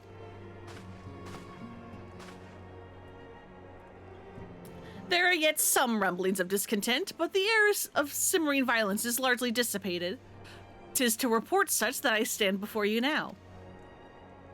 That, and to speak with you concerning the new organization we discussed. Ah, I have a message for you from Elle. You recall the refugee girl, the one whose parents were missing? They were found unharmed. She wishes me to pass on her thanks to you. Why, Alphino, am I to understand you made the effort to remember the poor girl's name? I look forward to reading all about her in your report. I do hope you left nothing out. Yes, bully him. Bully the 16-year-old, because he is 16 and thinks he's a leader. Filona, you have been away from Revenant's Toll for some time now, I believe. Might I suggest that you put the affairs of the realm to one side for the moment and take this opportunity to reacquaint yourself with the town? Which reminds me, one of the Doman children recently inquired as to your whereabouts. Yozin was his name. I believe he has some small matter he wished to share with you. Why not oblige him with a visit? Okay.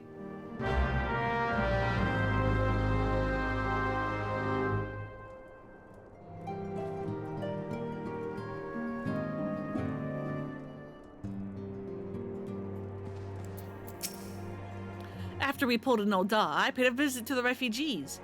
Though a fundamental solution remains far off, I believe that that at the very least there should be no more armed uprisings in the near future.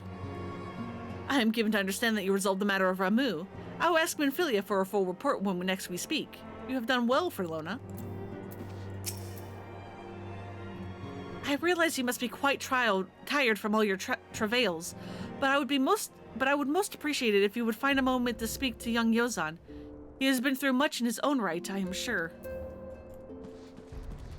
Yeah, being a kid on the run because of a occupation and your home being destroyed. Yeah, that kid's seen a lot, huh?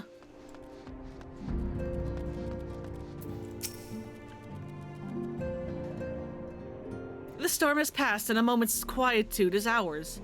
Tataru is using her newfound time to further her studies, and I would follow her example. If living in Eorzea has taught us anything at all, it is that such restful moments are fleeting. Dark clouds ever stir anew on the horizon. With the Doman younglings dashing around hither and yon, there's hardly a moment of peace to be had. That said, traveling with Yida, it's not as though I knew much peace to begin with. Excuse you, Yida's great. How dare you?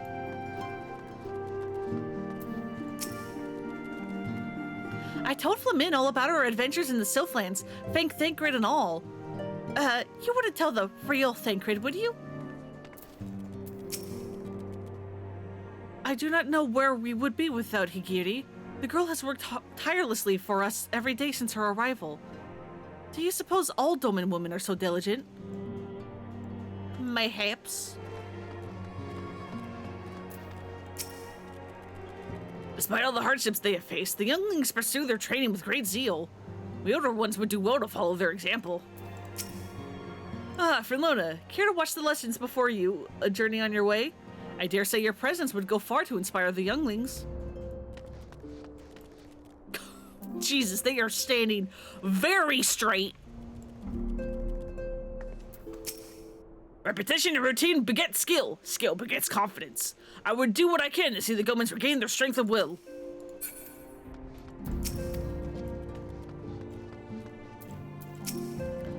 Never is a woman more lovely than when she's hard at work, I say.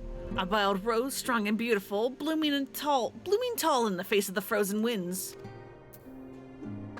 Can you be, like, normal for 5 seconds, Thancred? 137, 138, 130... Oh, hello there. I've been charged with keeping inventory. Flamin tells me it's vitally important. Oh dear, I seem to have lost count. You were about to say 139? Yeah. Men in my country, men have found work as frontier hands, hoping to transport supplies and continue the expansion of Revenant's Toll. I've been tasked with keeping the equipment here in good repair. It's not particularly glamorous work, but I would help it in whatever way I can.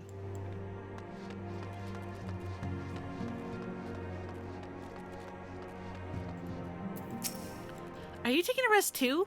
Promise you'll play with us again soon. That game of hide and seek in Vesper Bay was the most fun I've had in forever.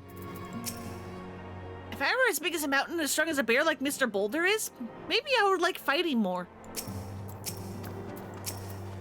Yazan's always been the strongest of us, but even he's no match for Koharu when she's mad.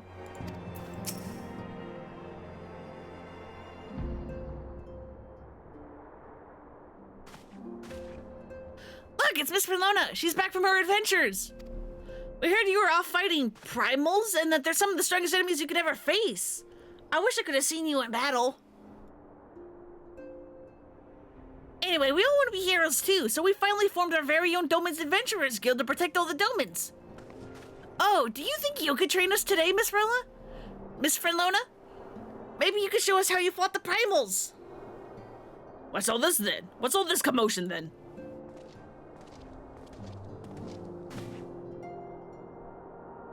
Mr. Boulder and Mr. Coltonet, did you know that Miss Frenlona's back?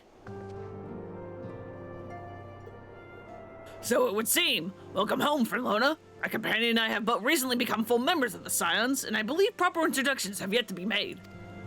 I am known as Hoary Boulder, and this bookish fellow is Coltonet. Though we remained largely unproven as adventurers, we have taken it upon ourselves to instruct the Doman younglings in the arts of combat.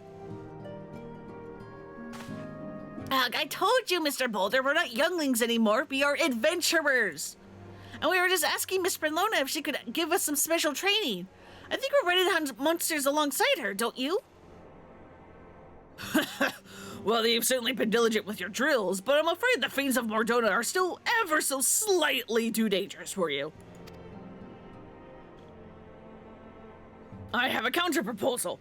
What if I were to cross swords with Frenlona? A demonstration of skill at arms, as you will. Hori, if I didn't know you better, and I do, I'd say you were merely seeking to test your strength against the legend. Well, perhaps I am, but what matters the motive when the children stand to learn so much from the lesson? What say you, Frenlona? Would you consent to spar with me? Hell yeah, let's go! Hurrah, we're going to have a tournament! Come on, everyone, we must prepare our gear for an outing.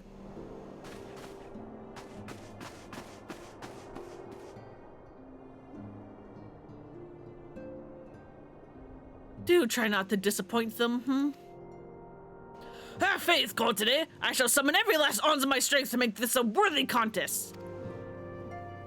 The fields to the east of town should provide suitable for our purpose. I very much look forward to our bout.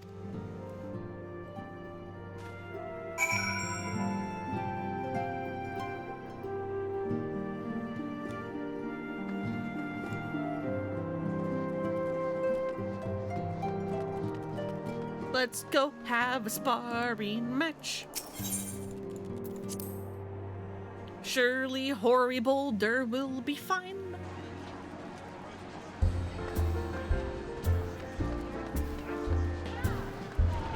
I'm going to ignore what keeps happening in there. Maybe there's another streamer who's going through the game and this crowd keeps messing with them. Because sometimes they're there, but sometimes they're not.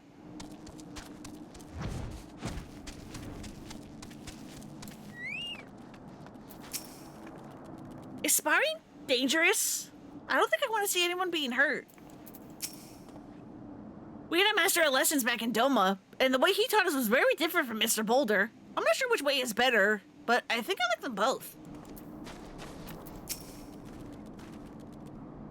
Since becoming a scion, I have had much opportunity to hear news of your epic deeds. I must confess, then, that my excitement rivals that of the children's at the prospect of seeing you in action firsthand.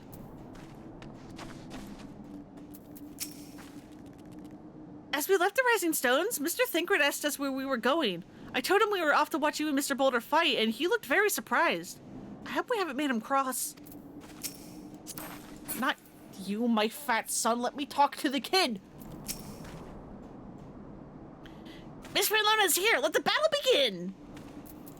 All right, Hori, let's go. 'Twas good of you to agree to this, Frenlona. I trust you're ready to begin? Yeah, let's go.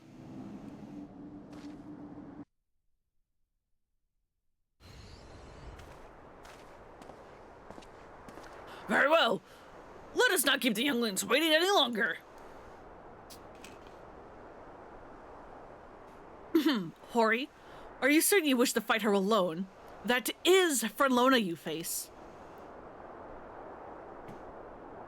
What better way to test my mettle? Pray allow me to attempt the first round unaided. After all, 'twas this hero's legend that led me to join the Scions to begin with.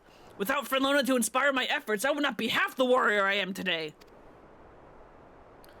Your point is well made, but remember, this is for the children's sake as well as your own. Should it appear the contest will end too swiftly, I shall add my own spells to your blade work. Hello, you haven't begun yet, have you? Who? Whomst? Okay, that is Ida. Ida, what? Who are all these people?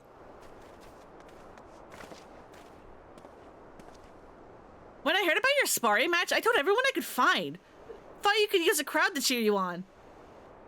Yes, and there were still more to come. When I mentioned Frenlona's name, the reaction was quite enthusiastic. Why, my own popularity seems but a sickly shade in comparison. You'd best claim victory, Bringer of Light. Your burgeoning reputation is at stake. Well, our teacher won't be beaten so easily. He's a master swordsman. And I'm gonna fight with a book. You can win, Mr. Boulder. We shall soon see. On your guard! Alright, Boulder, you're this enthusiastic to get your butt whooped? Day and night I have honed my skills, now it's the time to test them!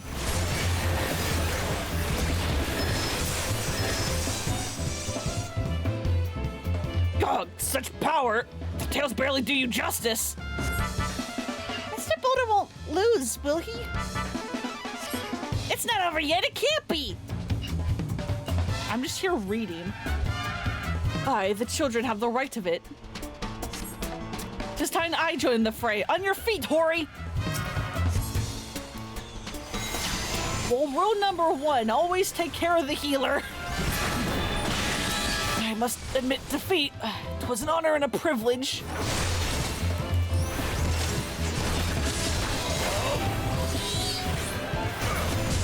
Goodbye. No, he looks hurt. Miss Frenlona's so strong, but you can't give up, Mr. Boulder. I can't disappoint the younglings. Never have I faced such strength, but the lesson must continue. 'Tis your example I follow. Sword and not the impossible foe. Sorry, bud.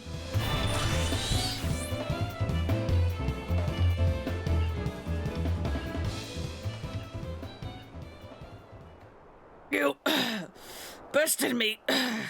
I healed.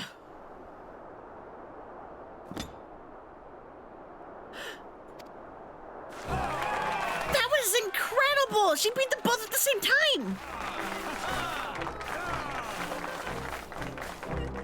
We knew you couldn't lose, Frenlona. None can defeat the Guardian of Eorzea.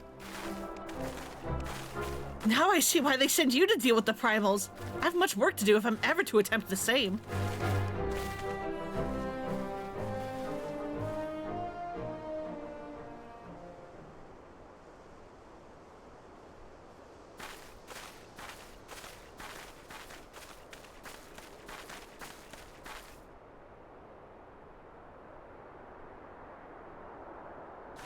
Impressive as always, Frenlona.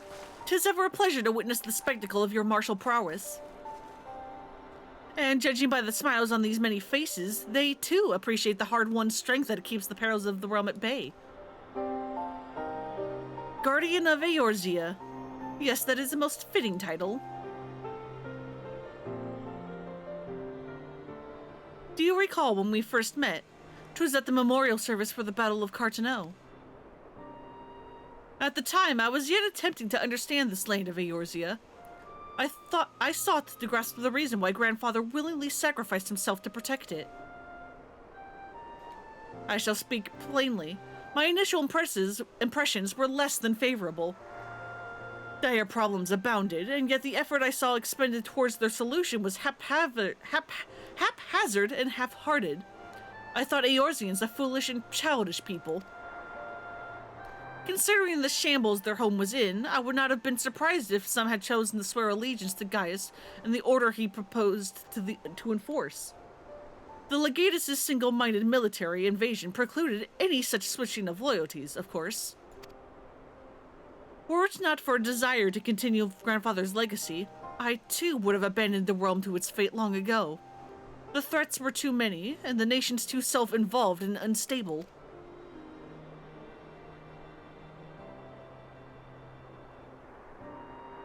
'Twas you who convinced me the salvation of Eorzea was possible. 'Twas you who taught me, through countless acts of bravery, that what my grandsire thought to preserve was not the land, nor its history, nor any single nation.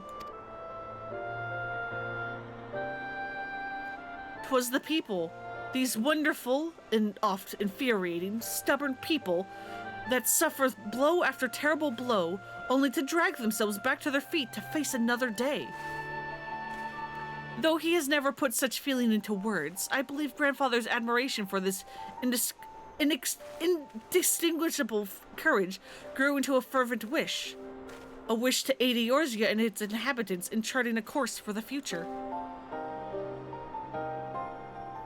A wish that has now become my own. I, too, will endeavor to take up the mantle of Guardian of Eorzea and champion these people who toil towards a better world. Our cause, however, is not a simple one. The troubles that plague us are of a scale that cannot be solved by the signs of the Seventh Dawn alone. What is needed to tackle the root of the primal threat and effectively counter the schemes of the Ascians is a new, expanded organization that operates beyond the limitations of nations and borders. If you would aid me in building such an organization, then pray, let us continue this discussion back within the walls of the Rising Stones.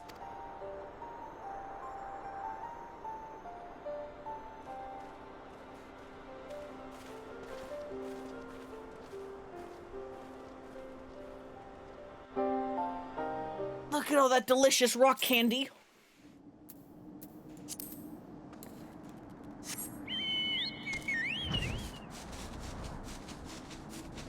I want to eat it.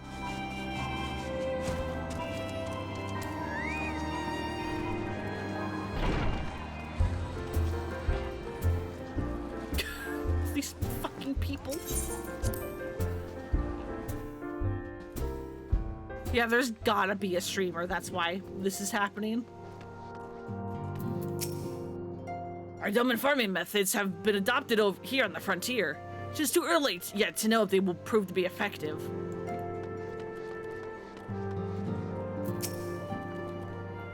I wish Ida were not so eager to look to the future when we have so many problems in the here and now. I can't wait for Alphino to start his new company. I love making new friends. Oh, well, thanks for spoiling what Alphino's about to do. I fear Ida's boundless optimism is beginning to affect my better judgment, and your tendency to triumph against the most terrible of foes is certainly not helping matters. I love being a good, bad influence. Your bout with Hoary Boulder was more stirring than 100 lines of my most passionate poetry. Perhaps I should arrange a sparring match of my own. No, this won't do at all. Then I'll have to... Oh, hello, Fernlona. If you don't mind, I'm terribly busy at the moment.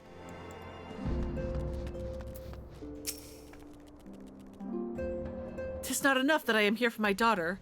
I must do what little I can to help you all succeed in your monumental tasks. This place has become a hive, and its bees flit about in constant motion. Perhaps a soothing pot of tea will coax one or two to alight and take a moment's rest.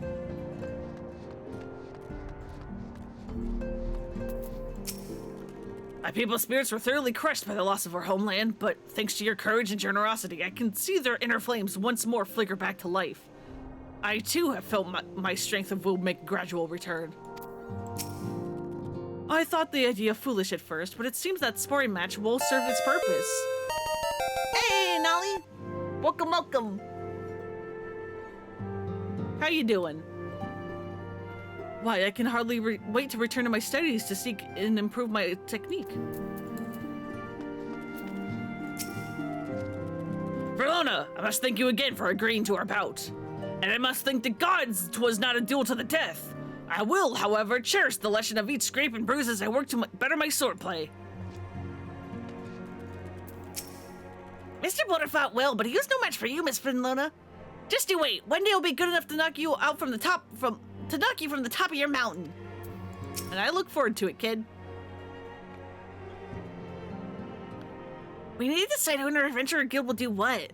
I'm fairly sure that Yozan will have to be the sword fighter. He always has to be in the thick of the action. Mr. Boulder is sore and beaten, but he said he'd return straight to his training. I don't think he likes to lose. I like the way Mr. Coulter fought, with no swords or fists. I wonder, if I studied hard, would I be able to cast spells like that too? You sure could, that's what I do. With my book. And my carbuncle.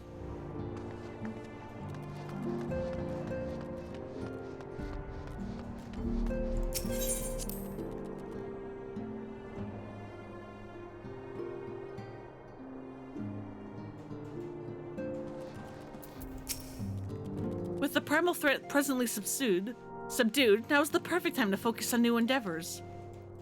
Alphino has long been laying the groundwork for this organization of his, and he looks to you to help turn his proposal into reality. Pray, lend him what aid you can. Thank you for coming, friend Lona. The world shifts and alters, and we, my friend, must ever be one step ahead of the chaos. You're about to beat the Kingdom Hearts 3 main story soon? Hell yeah! Congratulations. One day I may stream a Kingdom Hearts, who knows? What I propose is the formation of a new organization, a group that shall pave the way for a truly united Eorzea. Recruiting the realm. Alphino wishes to request your assistance for his new endeavor.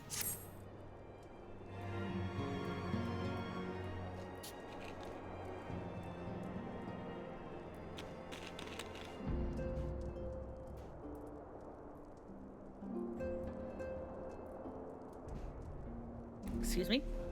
Pray, forgive me if I tread over old ground, but I would first speak of the grand plan. Since the advent of the 7th Astral Era, the leaders of the three nations have been deliberating over an accord that seeks to bring the desperate forces of Eorzea together in a single entity. A realm-wide grand company, if you will. The military might of such an institution would be drawn from every corner of the land, and directed against threats that no single nation could hope to overcome alone. Yet, while the purpose of this hypothetical organization is undisputed, the logistics of its formation have become the source of endless debate. And the longer these discussions continue, the more I sense the impetus towards unification draining away.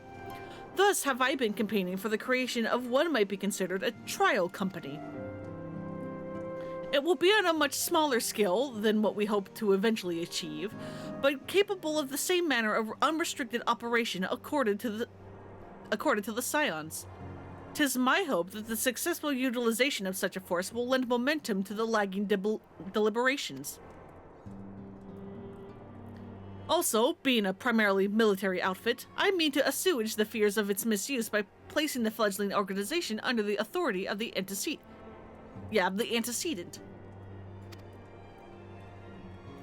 The Scions work tirelessly to protect Eorzea and its people. But as you yourself have witnessed with the refugee revolt, there are limitations to what even we can achieve. With this new company under the Scions command, however, we will be capable of responding to a wider range of difficulties without straining our resources or overtaxing your formidable talents. The goals of my proposed organization and those of the Scions are ultimately identical, a point conceded by all concerned. But before I can move forward with establishing this precursor to the true border-spanning grand company, 'tis yet necessary that I visit the three leaders and gain their official approval. Oh, it's not your first time beating the game? Okay, I see. Hey, man. I can't judge you for replaying games. That's basically all I've been doing with my streams. Why do you think everything's been on New Game Plus?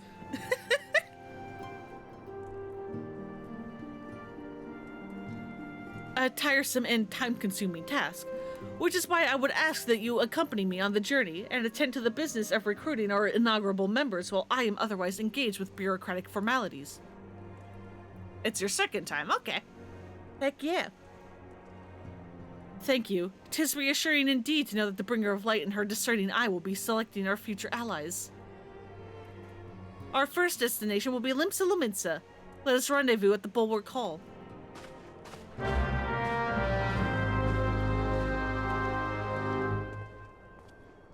of wonders what's the game I've replayed the most. Not that I had the most hours in, because that's going to clearly be this game.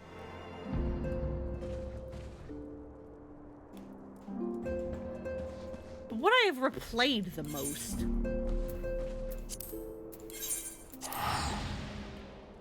It might be Saints Row 2. Because I'm also not going to count all the attempts to, like, start a game that I then never finish. Saints Row 2 might be the game I have gotten to credits the most.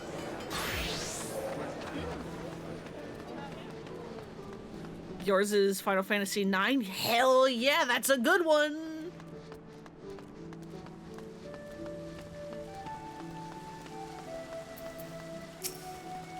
Ah, there you are. I'm ready to listen to the bridge and speak with Admiral Blofwiswin.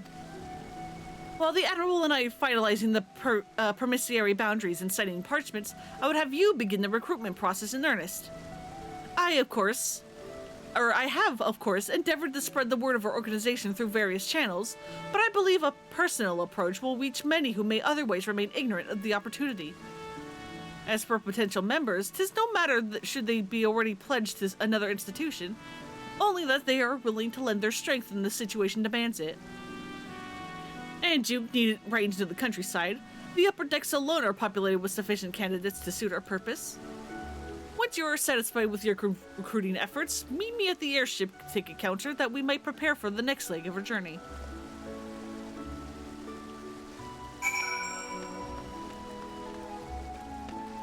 Alright, up we go.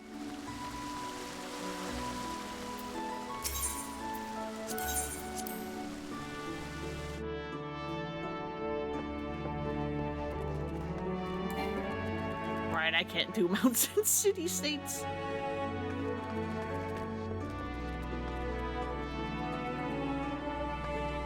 Yeah, we'll do these bottom ones first.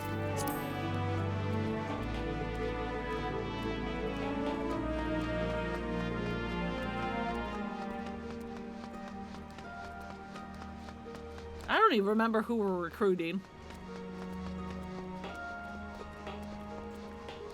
Ah, yes, of course. One of the pirate captains. Get off of the fucking chair. Who in the bloody hell do you think you're talking to, Drylander? I'm a pirate, not some sodden knight in shining plate. If you're looking for a self-righteous fop, try knocking on that dandy Carvalan's door. Okay, that is a no.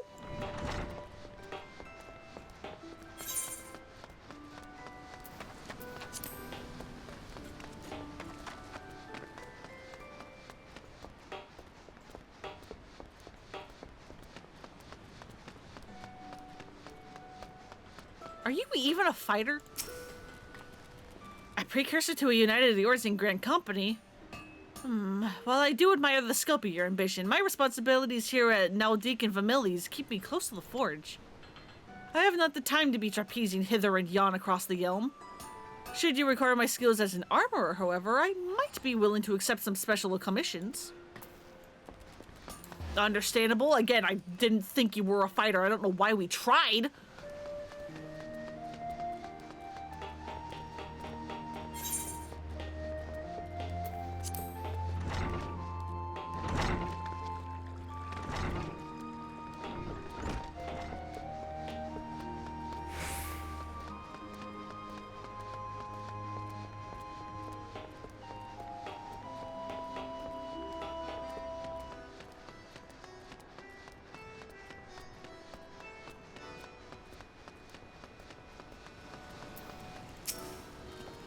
Well, if it ain't for Luna, I'd not forget an adventurer brave enough, or daft enough, to seek a shortcut to the Titan's bedchamber. You remember old Rio, don't you? Formerly of the Company of Heroes, 3 Whistles at Bronze Lake? It ain't often that I drag me arse out to Limsa for a drink, but I'm glad right I did. How fare you these days? Looking to put together a new crew? Top tier work? Sounds like a right lark, it does. Alrighty, lass, count me in. The heroes may have gone their separate ways, but I ain't ready to climb into me grave just yet. Hey, we got one.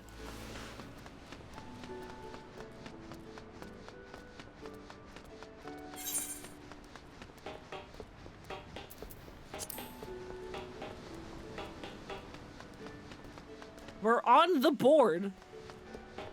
Third time's the charm.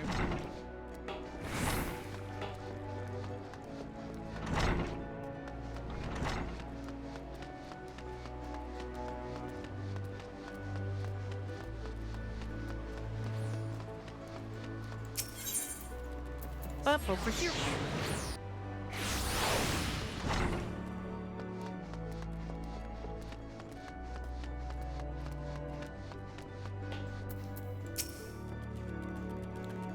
As to Alphino's new organization, yes, I'd heard of the formation of his trial company was in the offing. 'Tis with regret, however, that I must decline your invitation.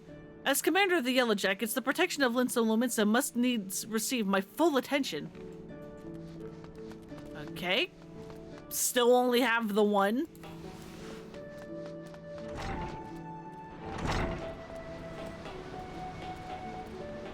Well, why don't we do what Roswin said and go ask Carvalane? An organization with the freedom to operate with territorial impunity. I must say, your proposal intrigues me. But the Krakens know that there is a time to act and a time to watch. And I am afraid this trial company of yours falls into the latter category. Okay, well, that didn't go very well. Alphino, I only got one recruit out of the 5 people I asked. Granted, a lot of the people I asked were bad choices and I shouldn't have asked them. There you are. Pelona, your recruiting went well, I trust. I am curious as to how my proposal was received by the rough and ready folk of Limsa Lominsa. Ah, a member of the legendary company of heroes indicated his interest. Astonishing. I knew enlisting your aid was the right choice. Few could boast the acquaintance of such an elusive character. I, too, was successful in my task. The Admiral consented to sign all the documents requiring her approval. I can only hope that my visit with the Elder Seedseer proceeds as smoothly. Before I continue on to Gridania at your own pace, I shall await your arrival at Navika's altar. Well, we're right here, so why not just go to Gridania, please?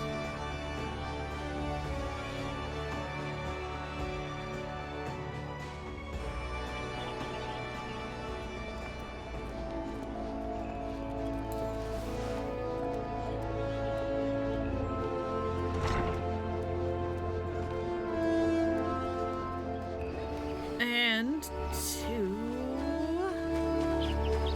the Conjurer's Guild.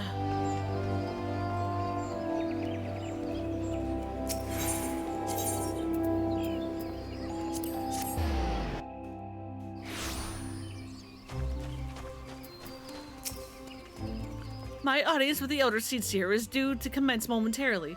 I'd be grateful if you would once more seek the task of recruitment here in Gridania. After you deem the well of potential candidates as one dry, let us rendezvous at the airship ticket counter as before. Am I the only one who's getting second thoughts of allowing a 16-year-old to have a private army? Just me? Okay.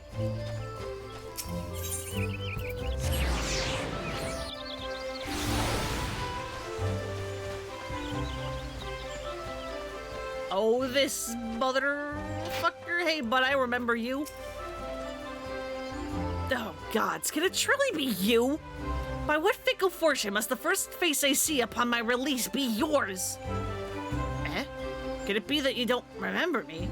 It is I, Laurentius, the man whose crimes you exposed. I was a whaler and a regular patron at Buscardon's. It's okay, they let 15-year-olds pilot Gundams. You know what? Fair point. Yeah, I remember you. Yeah, well, of course you do. I was beginning to wonder if jail had changed me more than I realized. Not that I have any particular wish to be recognized after my shameful conduct. But the less the state of my past, the better, I suppose. And what of you, adventurer? What business brings you to this part of Gridania? Recruiting, eh? And what is your policy on reformed convicts? As matters stand, the Wood Whalers will not have do more with me. This This may just be the second chance I was looking for. Revenant's toll, you say? I shall leave at once. You shall not regret this, I promise you. I'm a changed man. You fucking better be, bud. I swear to God.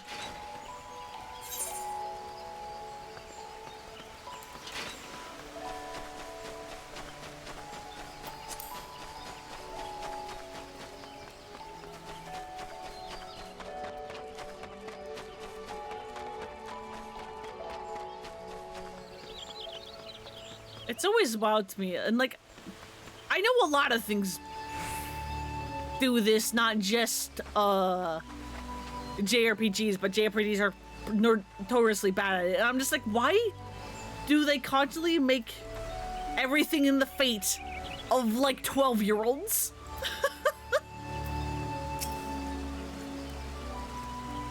My back is perfectly fine, I tell you. You have to tie me to my bed if you think to prevent me from. Oh.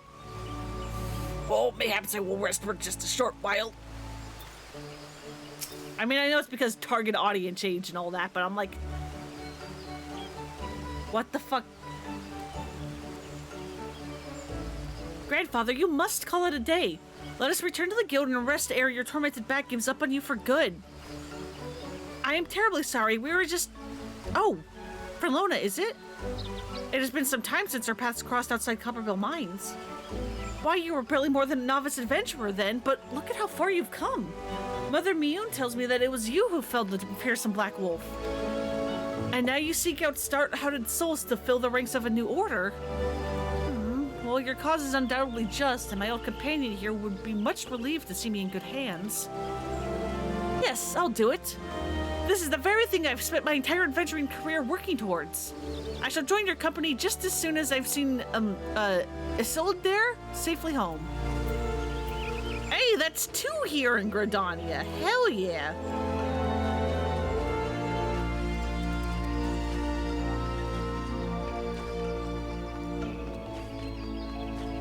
We're doing better than in Limsa. You would offer this old man a place in your company of champions. I am both puzzled and honored by your invitation. Pray forgive me, young mistress, but I cannot accept. I have sworn to abide here for whatever scant years remain to me, and bear responsibility for the evils my lady has wrought upon this world. Okay, bud. I also wasn't sure what we were thinking asking you.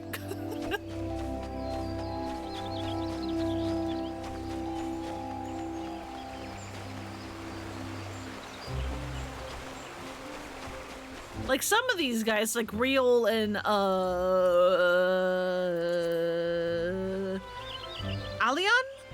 Alian? Makes sense. But I'm like, Laurentius?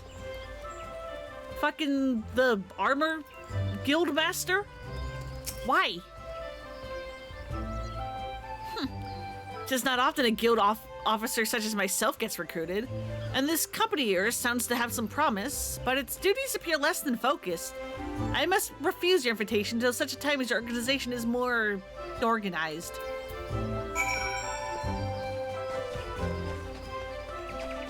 Well, that's 2. That's better than Limsa, where we only got the 1. What news, Frelona? For my part, the Elder Seaseer was most amenable to our requirements. A former wood whaler and a seasoned adventurer, our company will not lack for variety, that much is certain. An interesting harvest indeed. Shall we strike into Odal whilst the iron is hot? Let us meet at the Royal Promenade and endeavor to conclude our remaining business. Our journey draws to a close.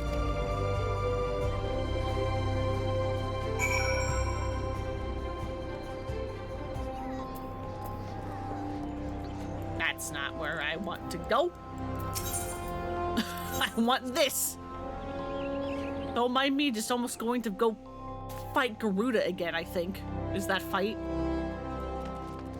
Either that or PvP. Either way.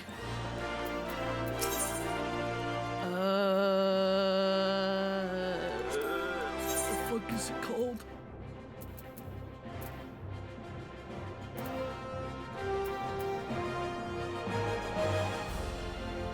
cussing strip. That's what we want.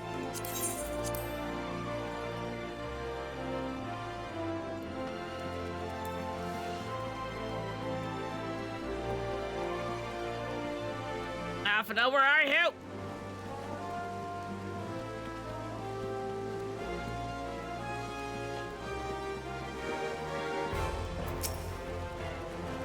Ul'dah, the Gilded City, where one's fortunes defines one's worth.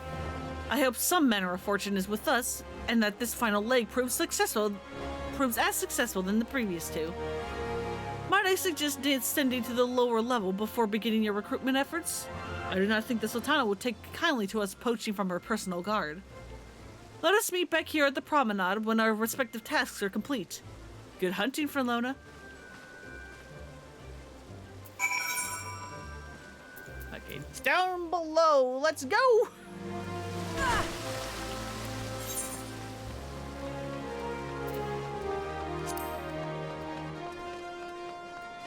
Just jump down, it's fine. Are you the guy from Little Amigo? Wait, you're the lady who came to Little Amigo looking for that masked devil. Who knows what might have happened if you hadn't? I'd probably be dead and a whole lot of more of my friends besides. You were such fools. Any road, that disaster really got me to thinking about our homeland and about the outsider who saved us from ourselves. I realized how easily I'd been manipulated and vowed to make myself more of a worldly man, so here I am. A new company of champions. And you will say it will take me to all corners of the realm. That sounds exactly like the kind of opportunity I need. And don't worry, I'm not the same stripling that you met in the Little Amigo. I prepared myself to fight the evil that I now know is out there. Alright, number 1, first attempt. Let's freaking go.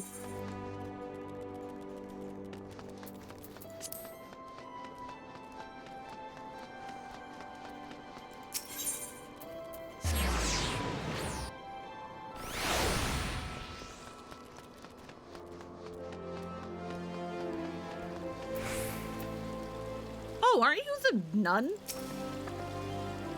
Oh, what happy coincidence. Do you remember me, perchance?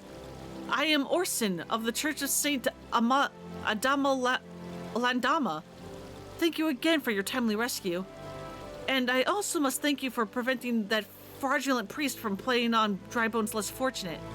A most upsetting business. Are you here with your companion, Thancred, was it? Ah, 'tis new companions you speak, then. Your proposed organization sounds a powerful force for good, but my place is at the church with the children. Nevertheless, I wish you well in this undertaking.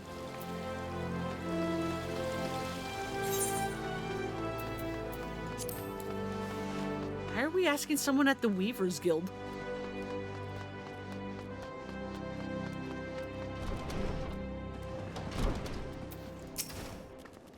I'm sorry, you wish to recruit me? Is this some new-fashioned manner of propositioning a lady? Well, I'm afraid you are wasting your time. This lady is already spoken for. Good day to you, miss. That's not what I was... Okay, bye, ma'am. I'm sorry, I wasn't trying to come off as flirting with you.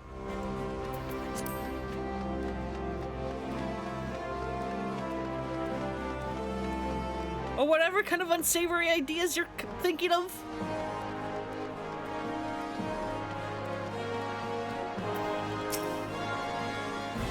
You'd be surprised what rumors drift down the Pearl Lane. I know of this glorious new company of yours and just how far I'd go to avoiding getting involved with it. Whispers on the streets say your organization is funded by corrupt coin, by syndicate money. If you think you're recruiting for a just cause, then you're a bigger fool than I took you for. Well, that's concerning. Alphino, do you know where our money is coming from?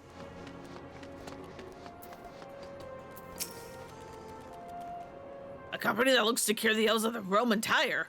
Listen, friend, I can scarce bear the complaints of the stall next over, let alone the conundrums of a neighboring nation. And Ul'dah was also only one, okay. We had the most luck in Gridania.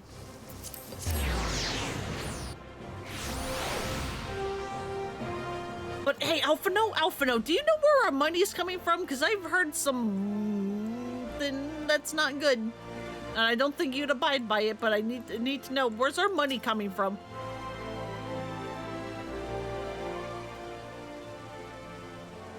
How fared you, Fernlona? What hidden gems did the streets of Ul'dah offer to your unrelenting gaze? Well, I got a recruitment, but may I ask about the money? A single Alamegan youth? Well, you've certainly given us an admirable start, even if our ranks are somewhat thin. In these troubled years following the calamity, talk of Eorzea's salvation must seem akin to grasping at clouds. But there are those who have risen to the challenge nonetheless, and the hope that inspires these people was born in no small part from the victories you yourself have won. Thank you, Fernlona. I will not squander the precious gift you have placed into my keeping. These recruits will become the foundation of a new beginning. And yes, we are free to begin. As you have no doubt surmised, the Sultana has graced my trial company with her blessings. The first wave of recruitment is over, the documents signed, and the finances secure. What finances? Where did they come from? Sir! Sir, please! There is naught to prevent me from taking the next step. Except for me asking about the money? You were concerned by the syndicate's involvement, as was I. Thus was the origin of every coin and their contribution carefully scrutinized and recorded. This organization will not be built on corruption. Yeah, the Tojo clan is paying them. Naturally, I would prefer not to rely on outside resources at all, but even my family's substantial coffers could not sustain a venture of this magnitude. As for the rumors and doubts surrounding this enterprise, well, such things shall plague us until the company has had a chance to prove its worth. It will not be an easy process, but we will earn the people's trust one success at a time. Speaking of time, we should waste no more of it. Let us return to the Rising Stones and lay the first stone for a united Eorzea. Well, as long as the money that we're getting from the Syndicate isn't 10 billion, maybe we are okay.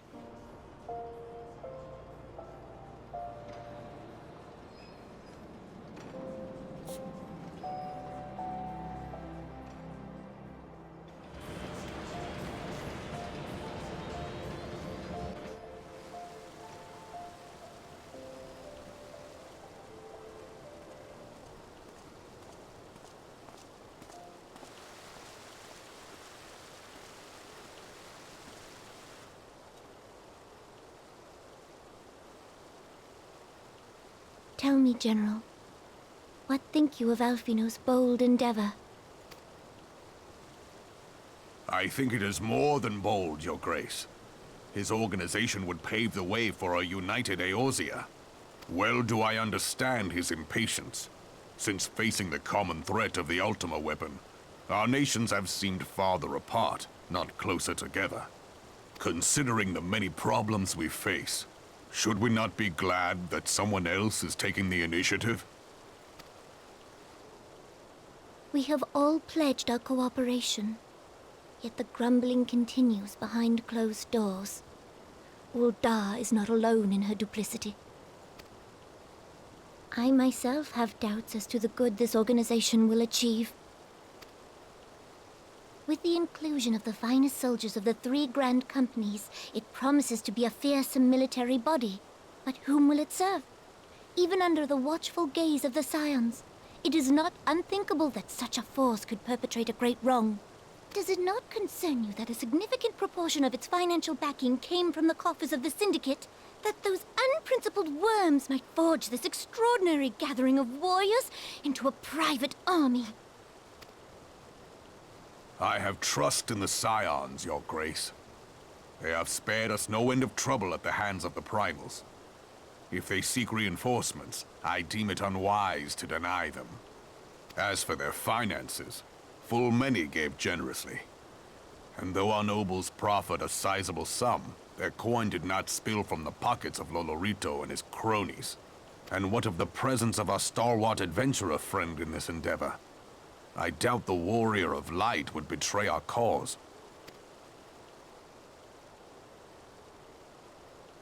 Yes, there is that, I suppose. Yet I have known people to change. Whether we will or no, the events of the age hurl us this way and that, like a dust devil skipping across the sands. Cannot be done about Telechi? I have explored all avenues available to us, Your Grace. But as Ul'Dan law now stands, we lack the evidence to convict him of any crime. To arrest him on spurious grounds would only play into his hands.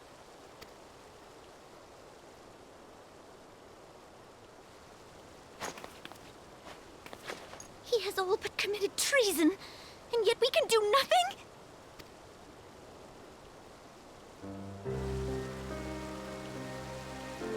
Then what good our government? What worth the royal house? How deplorable this mockery of justice!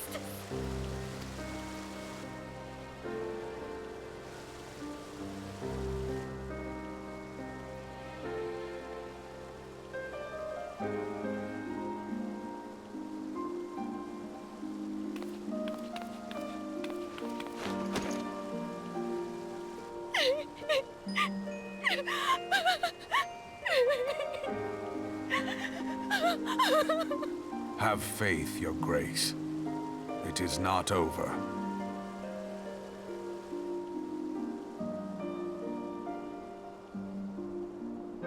I do not envy Nanamo's position.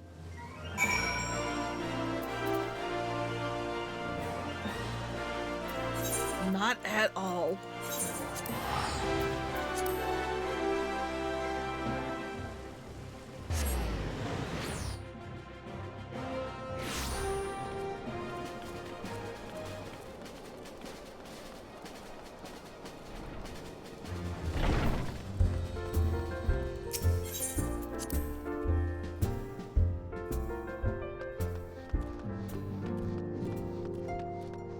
This seems to be where they all were before. Although you may have new things to say. You're the same.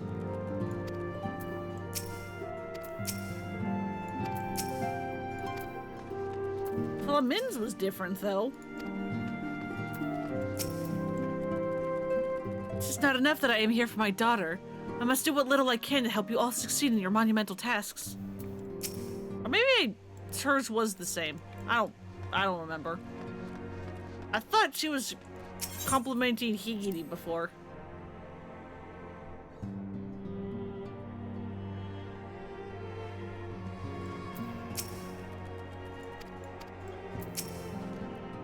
That is not the journey I soon wish to repeat. But I cannot pause to rest. The culmination of all our effort is at hand, and I must see to the preparations for the inaugural ceremony. Thank you for allowing me to monopolize your services, friend Lona. I am certain the antecedent will be relieved to see you free for other duties. My grandfather formed the Circle of Knowing in hopes that, throughout accumulation of knowledge, Eorzea might be saved from disaster foretold. A band of champions brought together by a common goal to lead our realm to a better tomorrow. Though our means may differ, I would like to believe I would do him proud in undertaking this new endeavor. Heretical harassment. Minfilia appears eager to welcome you back to Revenant's Toll. Greetings, friend Lona. Alphinaud tells me that all is in place to begin his trial company. The Scions shall certainly be grateful to have the support of such an organization. The inaugural ceremony is set to take place here at the Rising Stones. Tataru is cooperating with Alphinaud to see that all is in readiness, so I'm afraid the recruits themselves have been left to their own devices for the time being. Quite a number of new faces have arrived in Revenant's Toll of late, and I wonder if Slaftborn might not find himself overwhelmed. Would you speak with him and see if there's aught he requires? Yes, I could. Easies peasies.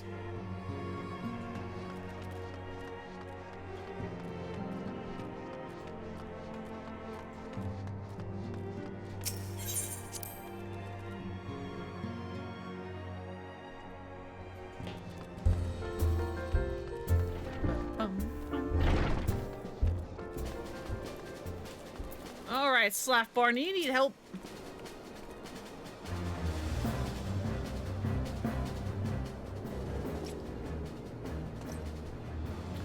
What can I do for you, Frenlona? I thought you'd have your hands full with helping out this new arm of the Scions. I do, and I'm also trying to help you in the same time. Huh, I barely noticed your recruits arrive. It was barely a trickle compared to the flood of treasure hunters we've got passing through here every day. Well, I appreciate your offer to aid. This is more your burden that concerns me. I'm told this trial company will answer directly to the antecedent, so I trust this means less work for you in the long run. Slapboard, the shipment, we couldn't...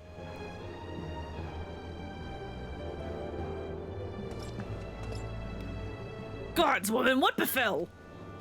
Wait, we were bringing a shipment to Revenant's Toll, provisions earmarked for the frontier effort.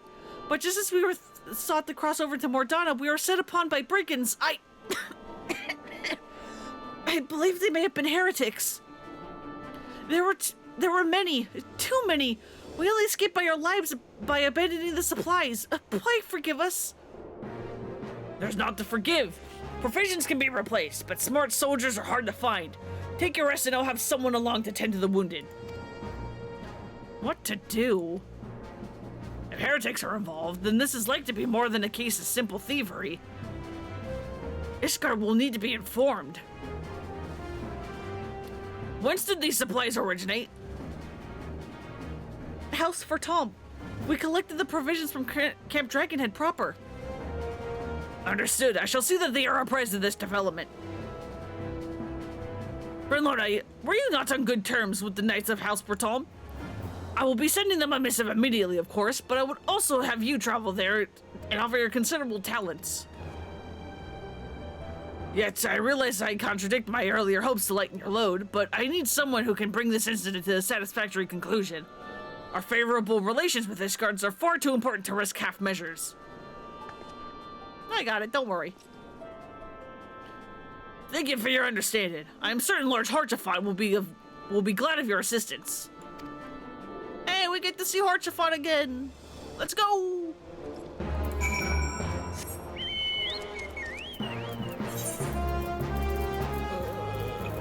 There we go.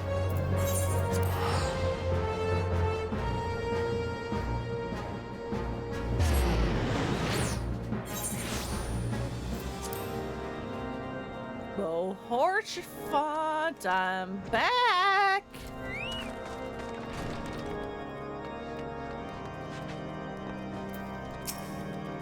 Well, if it isn't my fine friend, Frenlona Westfalquin.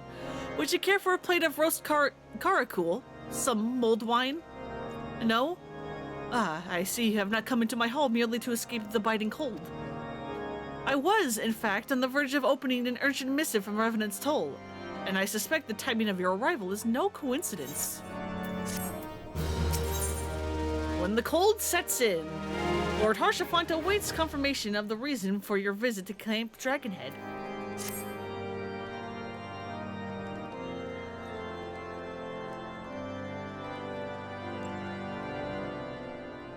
The incident with the new frontier hands? No, you need not elaborate. I have been following their progress with no small amount of interest. Oh yeah, I guess I can also say this now.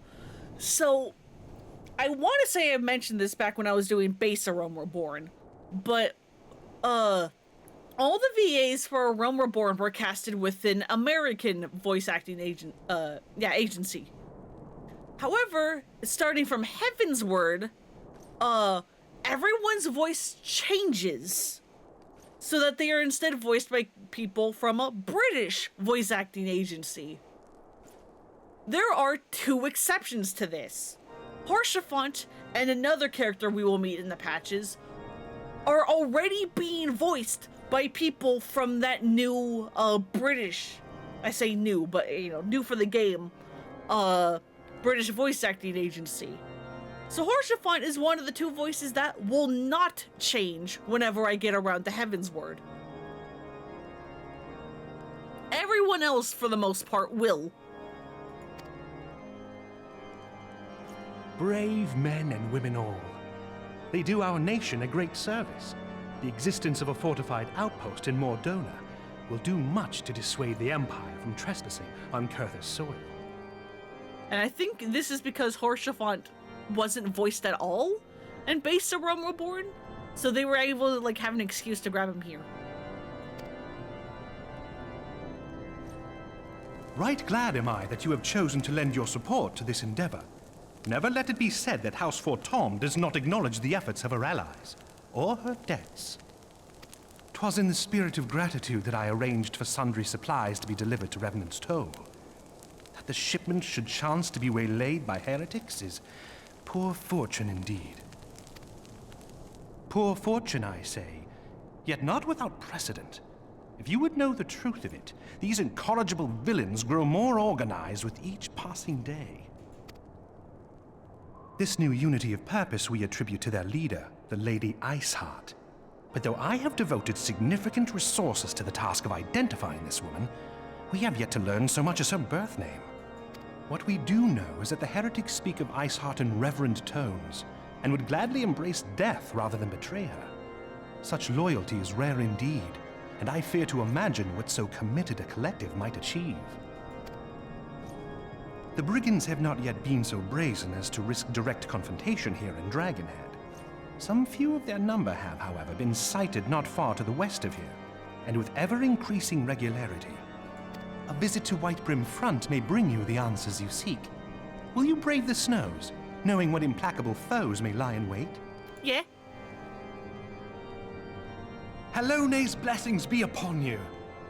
Though I take no pride in the admission, many of mine own countrymen are not so well suited as you adventurers to dealing with such foes. Were they dragons, it might be otherwise. But truly, I could not wish for a finer ally. You have done much for my house in the past, and I have no doubt but that I shall have cause to celebrate your deeds again ere long. Should you learn aught of value, pray return to me forthwith. A warm hearth and a warmer welcome shall be waiting for you. Are you flirting with me, sir? I bet you are. Especially in the Japanese script.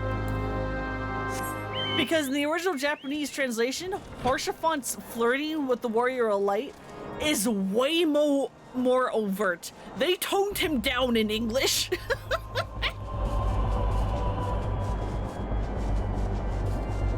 And that's not even to get started with one of the seasonal events.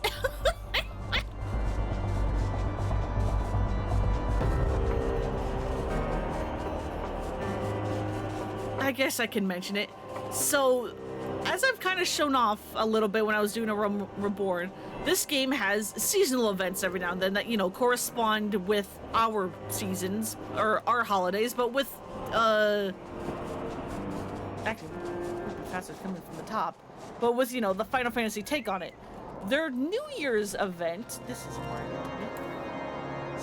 also known as Heaven's Turn, I forgot what year it is. It was whatever the year of the horse was, but the one that was closer to like a decade ago. Horsefont actually was in that seasonal event, or at least, you know, you could like talk to him optionally in that seasonal event, and his dialogue basically outright confirmed that he has a pony play fetish and that he wants the Warrior of Light to be his pony. And I'm just like, excuse me, Horsefont?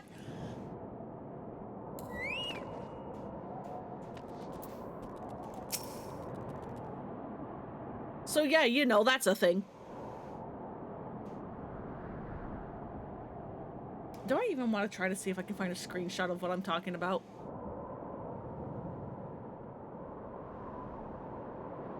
Do I even want to try?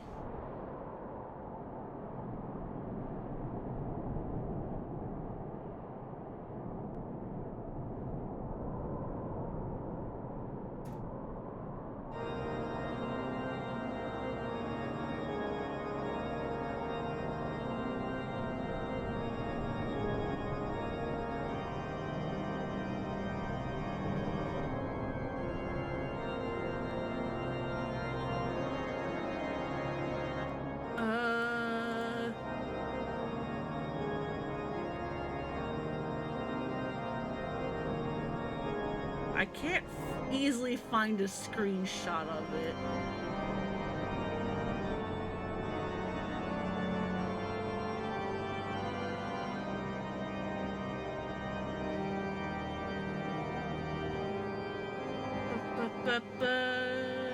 Yeah, I can't find it easily. So I guess you'll have been spared. Filono, welcome. You shall be pleased to know that the repairs of the Stone Vigil are proceed apace.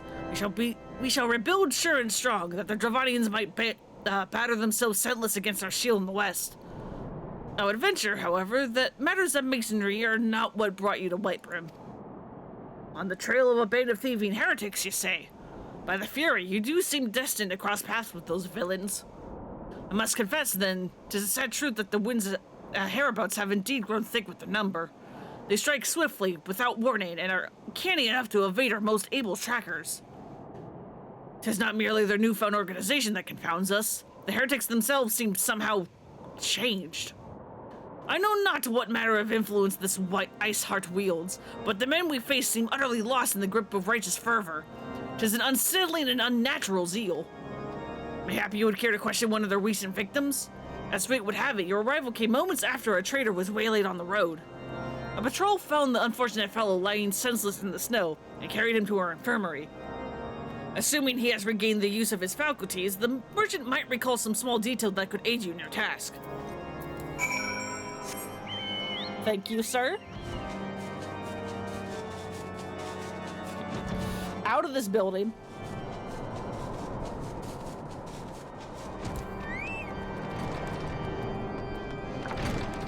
Are you upstairs? Yes, you are. Tell you what happened? Why, yes, of course. I am quite recovered enough for that.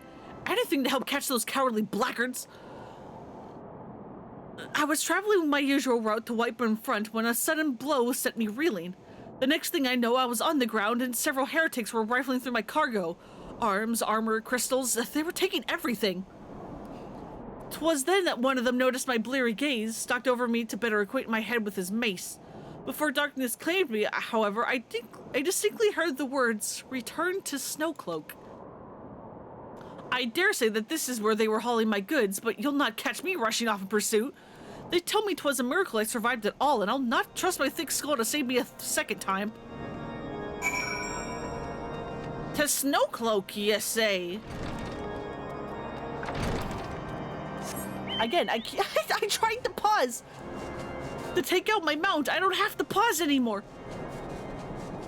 It's bedtime? Alright. Yeah, no worries.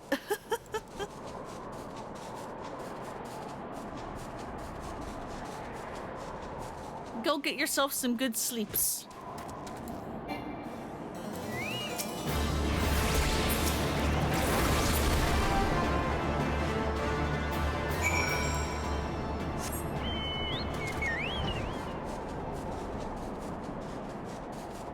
Hey, how did you get over here when there were, heretics back there? Try your weapon, foul! Wait, I recognize you, adventurer. You're come-seeking heretics. Then we share a common purpose. We were on patrol when we chanced across one of the raiding parties and pursued them here. By rights, we should have had them cornered in this ravine, and yet they are gone. Vanished like icy wraiths.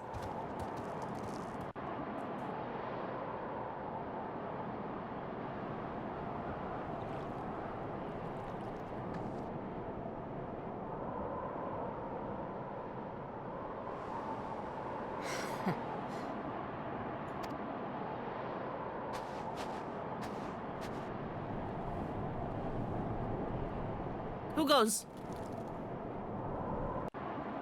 Mysterious lady. You glimpsed a woman atop the cliff. Could it be Isart herself come to sneer at our folly? And to where did she disappear?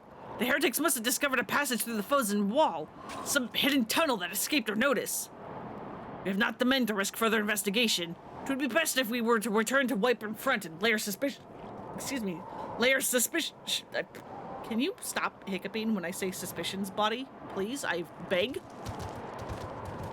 Lay our suspicions before Lord Drillmont.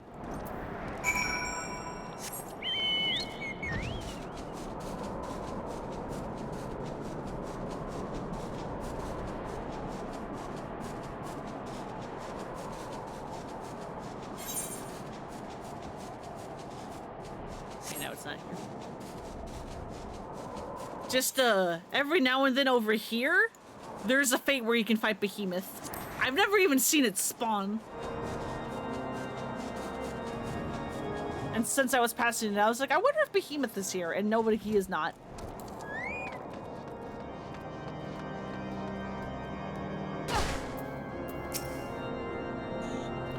Ramona, it appears I owe you my thanks once again. The surviving knights spared no detail in their report.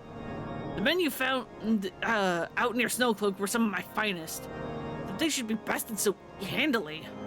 I fear I have woefully underestimated the threat these heretics pose. While I understand you might balk at the notion, I must ask that you now put aside your mission and consider the stolen provisions lost to us for now. 'Twould be ill-advised to blunder unprepared into what may well be the very lair of our enemy. Pray, return to Dragonhead and inform Lord Harshaphon of your discoveries. He will wish to plan contingencies of his own. As for Iceheart and her fanatics, the freezing heights of Snowcloak will not shield them from our justice for long. Alright, I guess I'll leave you to it. But the heretics are also stealing crystals, you say?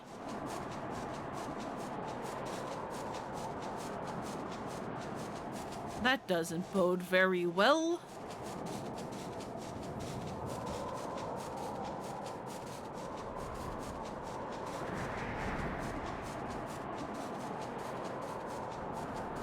Interesting.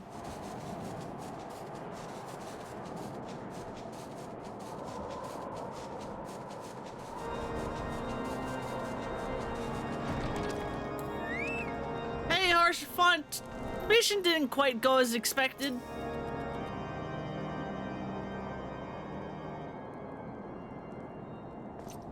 Your return is most timely.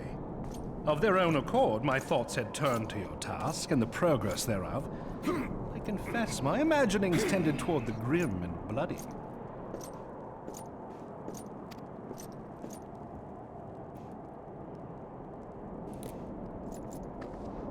But you are here now, and I suspect such frivolous wonderings do little justice to the reality of your travails.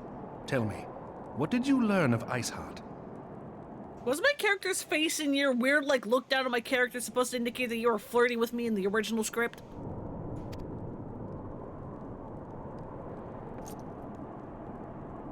Indeed. And this transpired at Snowcloak? Of all the highlands, that towering wall has borne the worst of the region's brutal shift in climate. So inhospitable has Snowcloak become that we have still to survey the area in its entirety. Could its frozen heights conceal the heretics' hideaway? Mayhap a more robust reconnaissance effort is in order. I mean, okay, I say that like I'm complaining about his flirting. In my, like, headcanon, Frenlona, my character, actually does respond to the flirting well, and they, like, flirt with each other. Nothing ever comes of it. But they do playfully flirt with each other. Putting such considerations aside for the moment, we still know far too little of this Iceheart. That she is capable of commanding such a band of fanatics bespeaks natural authority, and no small measure of charisma. As much as I would like to fathom this mystery with you, the situation has grown beyond my personal purview. I am bound by duty to inform the Temple Knights and request that they bring this matter to its conclusion. Flirting knowing it won't go anywhere just for fun? Exactly! Exactly! Given the glowing reports the new commander has garnered thus far, I am certain that they can be relied upon to take appropriate action. Though Iceheart's true identity yet eludes us, you have provided us with a point from which to begin. Sometimes it takes but a single stone to prompt an avalanche. On the matter of the stolen provisions, I have already made arrangements for a second shipment to be sent to Revenant's Toll. I could not well allow such an honorable venture to be undermined by one miserable setback. Thanks, bud.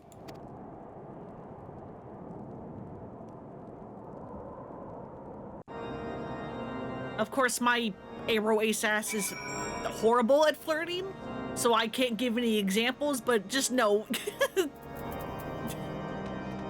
she would respond in kind.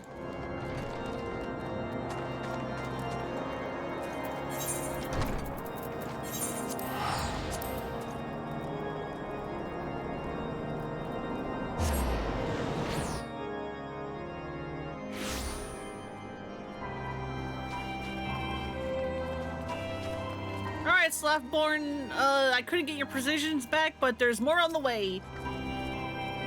Verlona, 'tis good to see you return to the toll. How fared you in the frozen wastes of Kurthis? House for Tomtas to send us a second shipment. Must then send thanks to Lord Harshaphant for his continued generosity. Yet, even as our own town grows in prosperity, I fear we will attract even greater numbers of those who would do us harm in the name of power or greed. All of us, Alphino's new recruits indeed, must remain vigilant against such threats.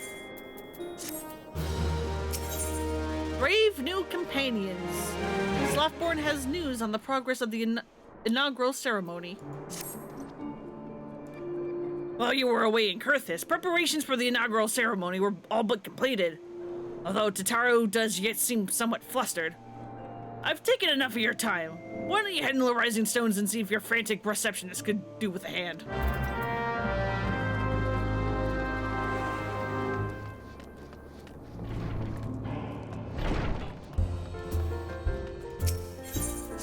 Tataru, are you okay?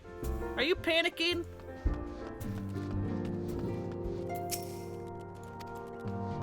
Yeah, it looks like they're also going to still say the same things. Okay, I thought you were like crying for a second. You're just looking over your papers. These parchments need to be sorted, and these documents, why are they even here? Oh, I am sorely tempted to file the lot in my wastebasket. Ah, Fernanda, you startled me. You wish to lend a hand? Oh, splendid. Would you be a dear and hand these uniforms to the new recruits? They're scattered about Revenant's Toll, and I haven't the time to track them all down. The recruits are note to don their garb immediately and assemble here in the Rising Stones. You'll want to report directly back to Alphino if you don't wish to miss the ceremony. I wonder if the Scions will ever have matching uniforms. A well-funded organization is a well-dressed organization, I suppose. You can't put me in a uniform. I won't let it. You can't do it. I refuse.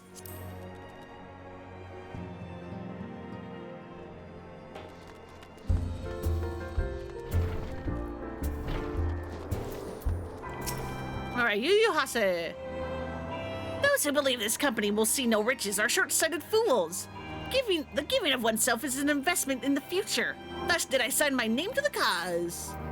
Well, here's your ultramarine uniform. A deep blue uniform crafted specifically for Alphino's new trial organization. These uniforms were a splendid idea. Once our organization has made a name for itself, there shall be wealth of plenty in selling replica costumes to the adoring masses. That's maybe not what our concern should be, but okay, bud.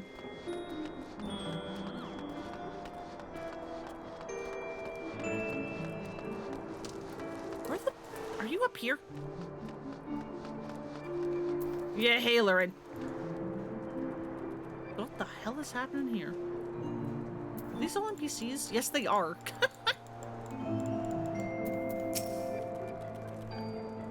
I thought it best to mimic my fellows here, but I admit I have no idea what we're supposed to be doing. Here's your uniform. Get over the Rising Stones. Ah, our new uniforms. I'm reminded of my induction to the Wood Whalers.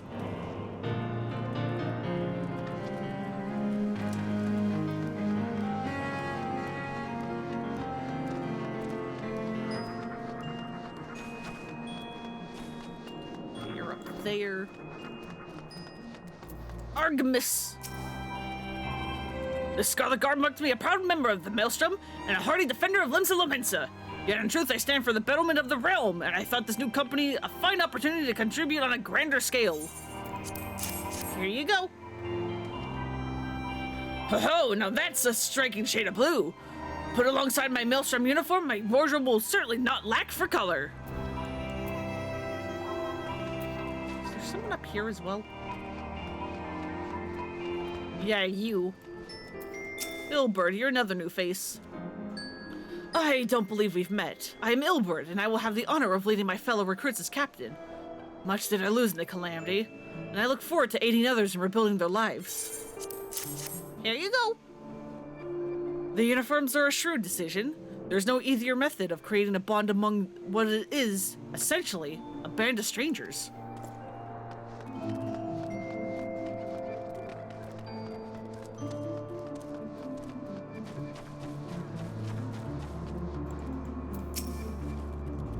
Fernando was Falcon.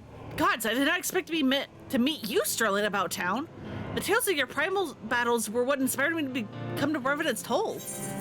And here's your uniform. 'Tis an honor to receive this uniform from your hands. I shall wear it with pride.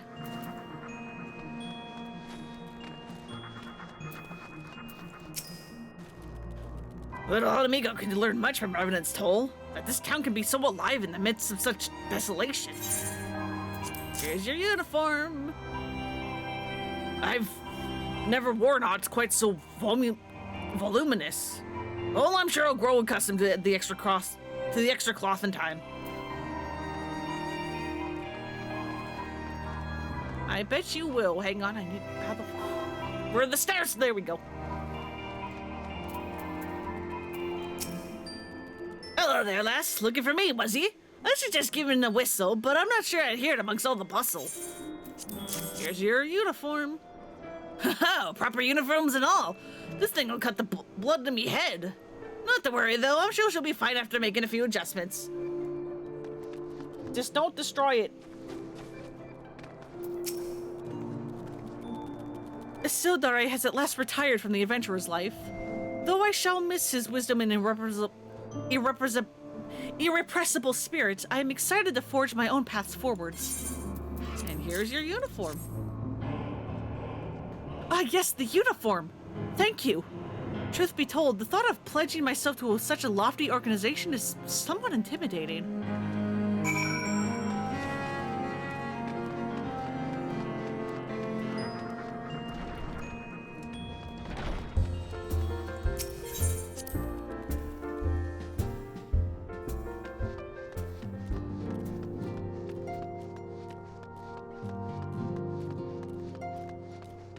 Alpha, no, all the uniforms have been provided. You can begin with your thing. And become the youngest military leader in the world. Because you're 16 and you're knee-high. Yes, Fernlona.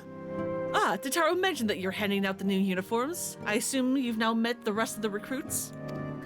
Some few answer from the call to arms I put forth through the established grand companies and such. We are not yet an army, but there is much of a small core of elite warriors can achieve.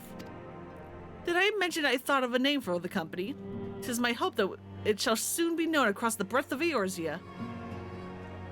The moment of truth draws near, Fernlona.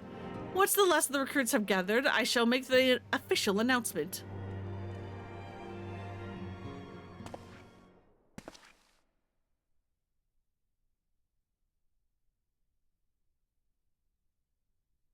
Comrades, your presence here this day signifies the momentous choice that each of you has made. With your strength now pledged to the scions of the Seventh Dawn, you are beholden to no single nation. You stand as the vanguard for a united Eorzea.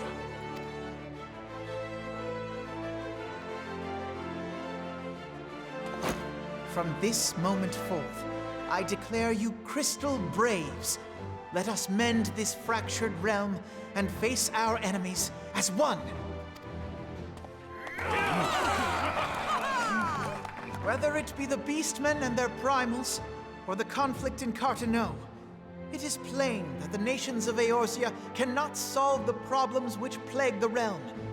Thus does it fall to some few heroic souls to succeed where they have failed. Come! Take your place at the Scion's side as guardians of Eorzea, and together we shall fight for the freedom of all! For the freedom of all!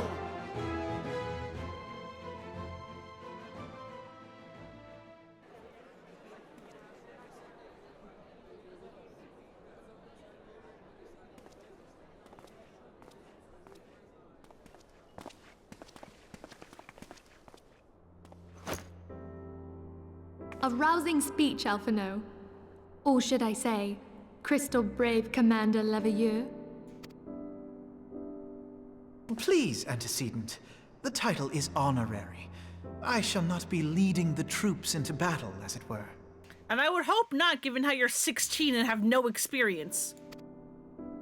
We are of the same purpose. Let us join hands and do what must be done to save this land. I'm never going to let go of the fact that Alphino and Alice are both just 16. And the devs of this game are cowards and they refuse to let time progress. This entire game takes place within a time bubble, even though there's seasonal events, and the seasonal events will acknowledge if you've done prior ones. And they're just like, oh yeah, no, the entire Final Fantasy XIV takes place in the course of a year. And I'm like, no the fuck it don't. You're just scared to make, to give Alphino and Alice adult models. The Scions stand ready. And age your characters.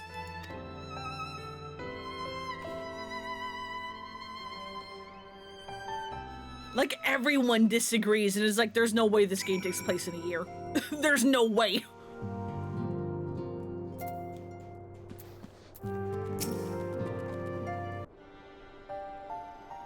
I'm eager to see what the Crystal Braves might accomplish. This shall prove an interesting time indeed for the Scions. Yes, I'm listening. So our worst fears are confirmed. The entire Isle. Such power defies comprehension. Truly? Kryl is alive? Thank the 12. I see. Pray, inform me if her condition changes. Yes, I shall pass on your words to Urianger. My thanks. I shall contact you anon. I'm just staring blankly. There's no thoughts in this head. When I learned of the loss of the Isle of Val, I dared not hope that my friend had survived. Yet, by some miracle, it would seem she has. She's still to regain consciousness, it is true, but better that than death. Yay for Kryl. But yeah, that's also weird because, again, Verlona's supposed to be really smart. Putting this happy news to one side, we must now endeavor to make sense of the readings taken by the survey party. It appears the etheric disturbance which accompanied the Isle's destruction is of a magnitude alarmingly close to that of Ultima. Could the Ascians be responsible for this devastation as well? Maybe, but why? I wonder. Have you heard aught from the Mother Crystal since the battle with the Garleans? No, but I also don't talk to her a lot since, or like even before. Then she speaks to neither one of us. Heidelin's silence portends naught but ill, I fear. Well, she did say she has not the strength to shield thee, meaning me, again, so... Louisoix, I pray you yet watch over us.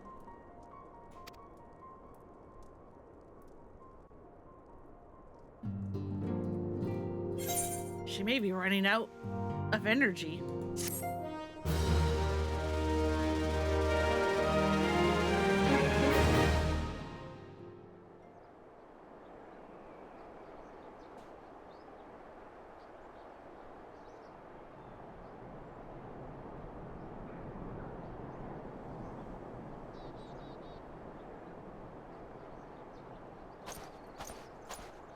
Very good. I see that the provisions are prepared for transport. Let us hope that this shipment is spared the fate of the last.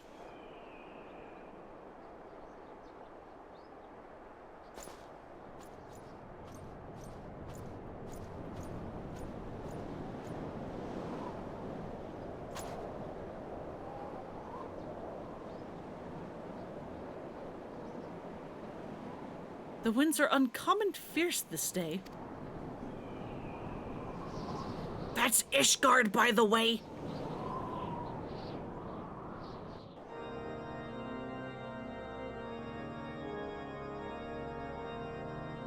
As you can see, it's Catholic, just like I said in the PowerPoint.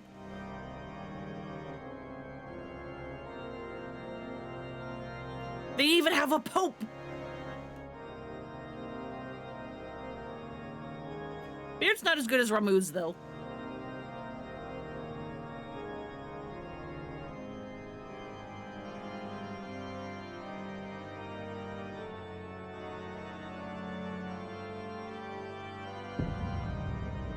Oh, hi, La Habrea. And Elidibus.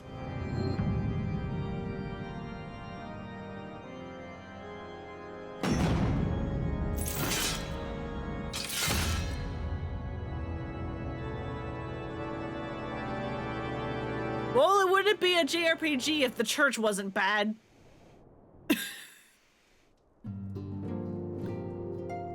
Yay, and we finished part 5!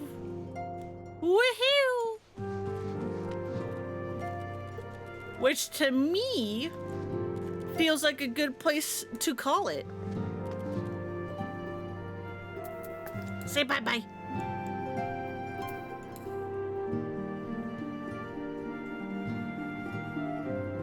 Next time, we will not quite immediately go into part 6 of A Realm Reborn. There's 2 things I want to do first. One of which you may recognize if you've ever played Final Fantasy III, I think it is.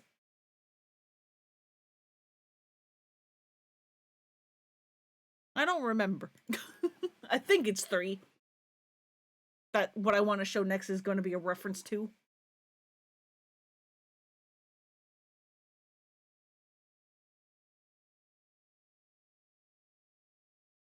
Okay. Let's see if there is anyone to raid.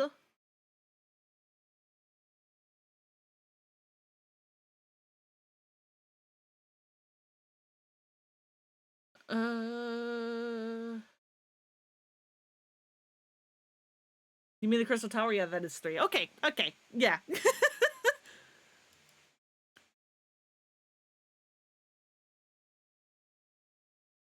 I'll send you over to Danny, because he's playing more Infinite Wealth.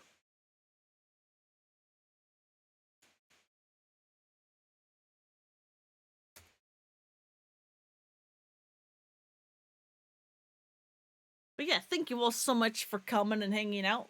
I hope you have a good night, good evening, whatever time it is for you.